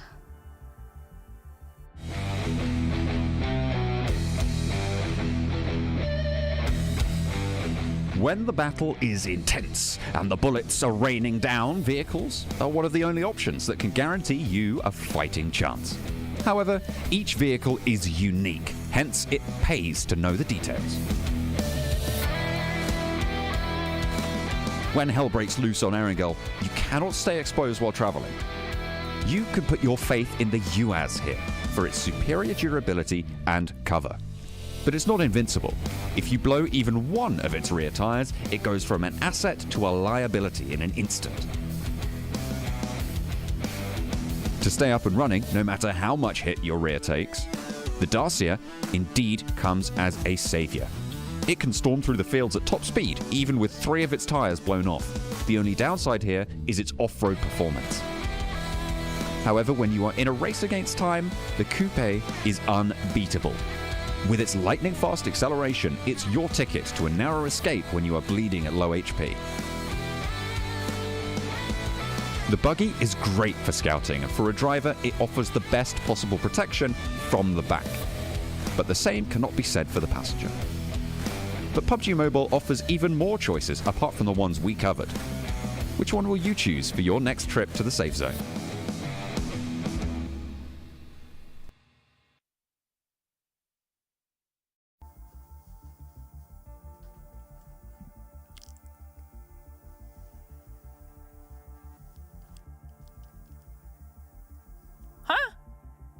Huh? Oh, I think he means Nova. Yeah, Nova got that chicken dinner with go. 16 elims, 31 points total. Knights too. Hey, this sets it up perfectly, Glitter. We've been talking about them, right? We're saying, when was Nova finally gonna show up? When is that day 2 Nova gonna be there? Well, they waited until the end. They teased us, but they finally got here with those 16 elims. I'll take That's how you get it done. That is how you get it done right there. A huge finish for them. Also, you know, we got a squad at the bottom to see if they actually made it into 16th place, which I'm super pumped for. But of course, before we even get all that, we got to go and take a look at the match ranking to see exactly where we stand today, right? Where is everybody at? And look at that. Nova, 31 points. Woo! What a finish. I mean, talk about a way to close the day out.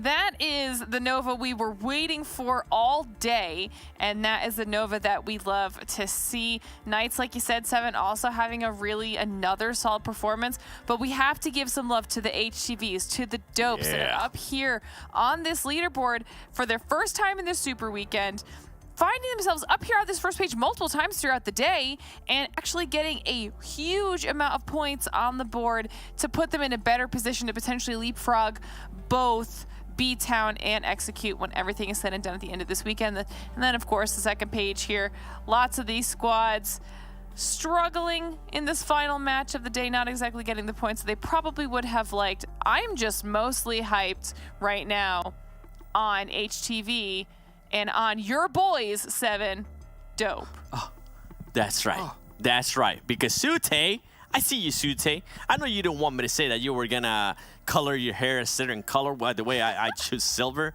Go for silver, sir. You try to curse Dope Esports, it didn't happen, okay? You can't curse what's something that's just gonna happen. Dope Esports, 16th place. It has to happen, please. It's meant to be. It's it's meant to be at this point. I don't know what I would do if it didn't happen, right? So, I mean, when it comes to Dope, they had that huge chicken dinner at the start and a great performance overall. What do you think was their big, like, difference maker, Seven? Like, what was the big change for them? For Dope? Yeah. Let me tell you the easiest way out, and this is the reason why I'm an analyst here. Surviving early engagements, okay? That's literally what it comes down to. Surviving early engagements or rotating away from engagements. Worry about something. They started working with placement points. It worked out, and now they're being able to get elims and whatnot. But right here, we have the daily winners. Yes, you see that right. Knights, the first winners. And then on top of that, they won on Sanhok. But overall, I think Nova had the best performance of today, and they saved it for last, Glitter. Yeah, but this might be like the most stacked daily winners graphic we've ever had. I mean, look, you've got 4Bros and Nova both at over 2,500 damage mark. And the only map where you don't get over 2k damage is Sanhok, which is not that surprising because sometimes the damage is just very spread out across all of the teams. Every single squad for the win is above double-digit elims. I mean, this is actually an incredibly impressive graphic right now. It really is. As we go to the overall here. Ooh, Knights finally crossing that 300-point mark. And Nova making the huge jump from 5th place all the way to 2nd place, trying to get back to that catching up Knights. It might happen. I can maybe see that, you know. But overall, hey, some of the other teams, Lazarus has performed really well this Super Weekend. I'm impressed with what they've been able to do.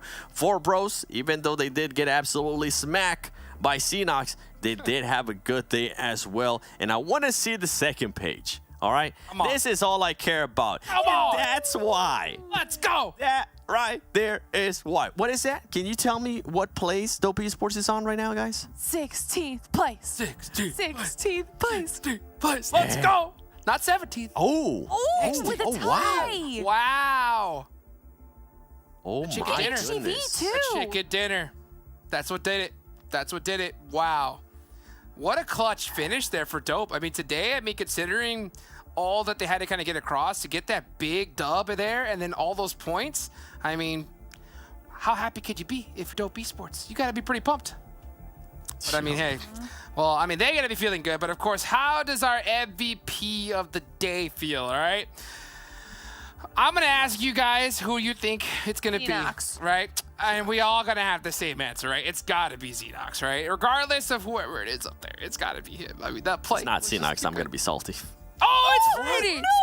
I'm so sorry, Frady. I'm so sorry.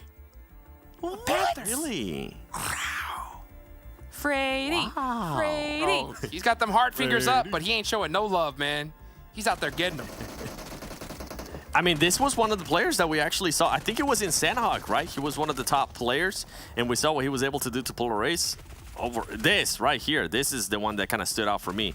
He was able to rush the people from Polar Race. He was able to get the angles right there with the nade too, making sure. And then right away after that, being able to snap on the other player because he heard the shots. Overall, wow, that is actually one of the biggest surprises for MVP that I have seen in a while, Glitter. And I'm not even mad about it. I love that we're getting these insane performances out of our juggernauts, right? We're getting, you know, the double chickens out of Knights. We're getting 17, 16 elim type chicken dinners from the Novas. And still, we're getting players from other teams. Panthers being a squad that I had said earlier in the day, we've talked about quite a lot, and they're the ones taking down the daily MVP. That just proves how much talent is in this season right now. Anybody could take it.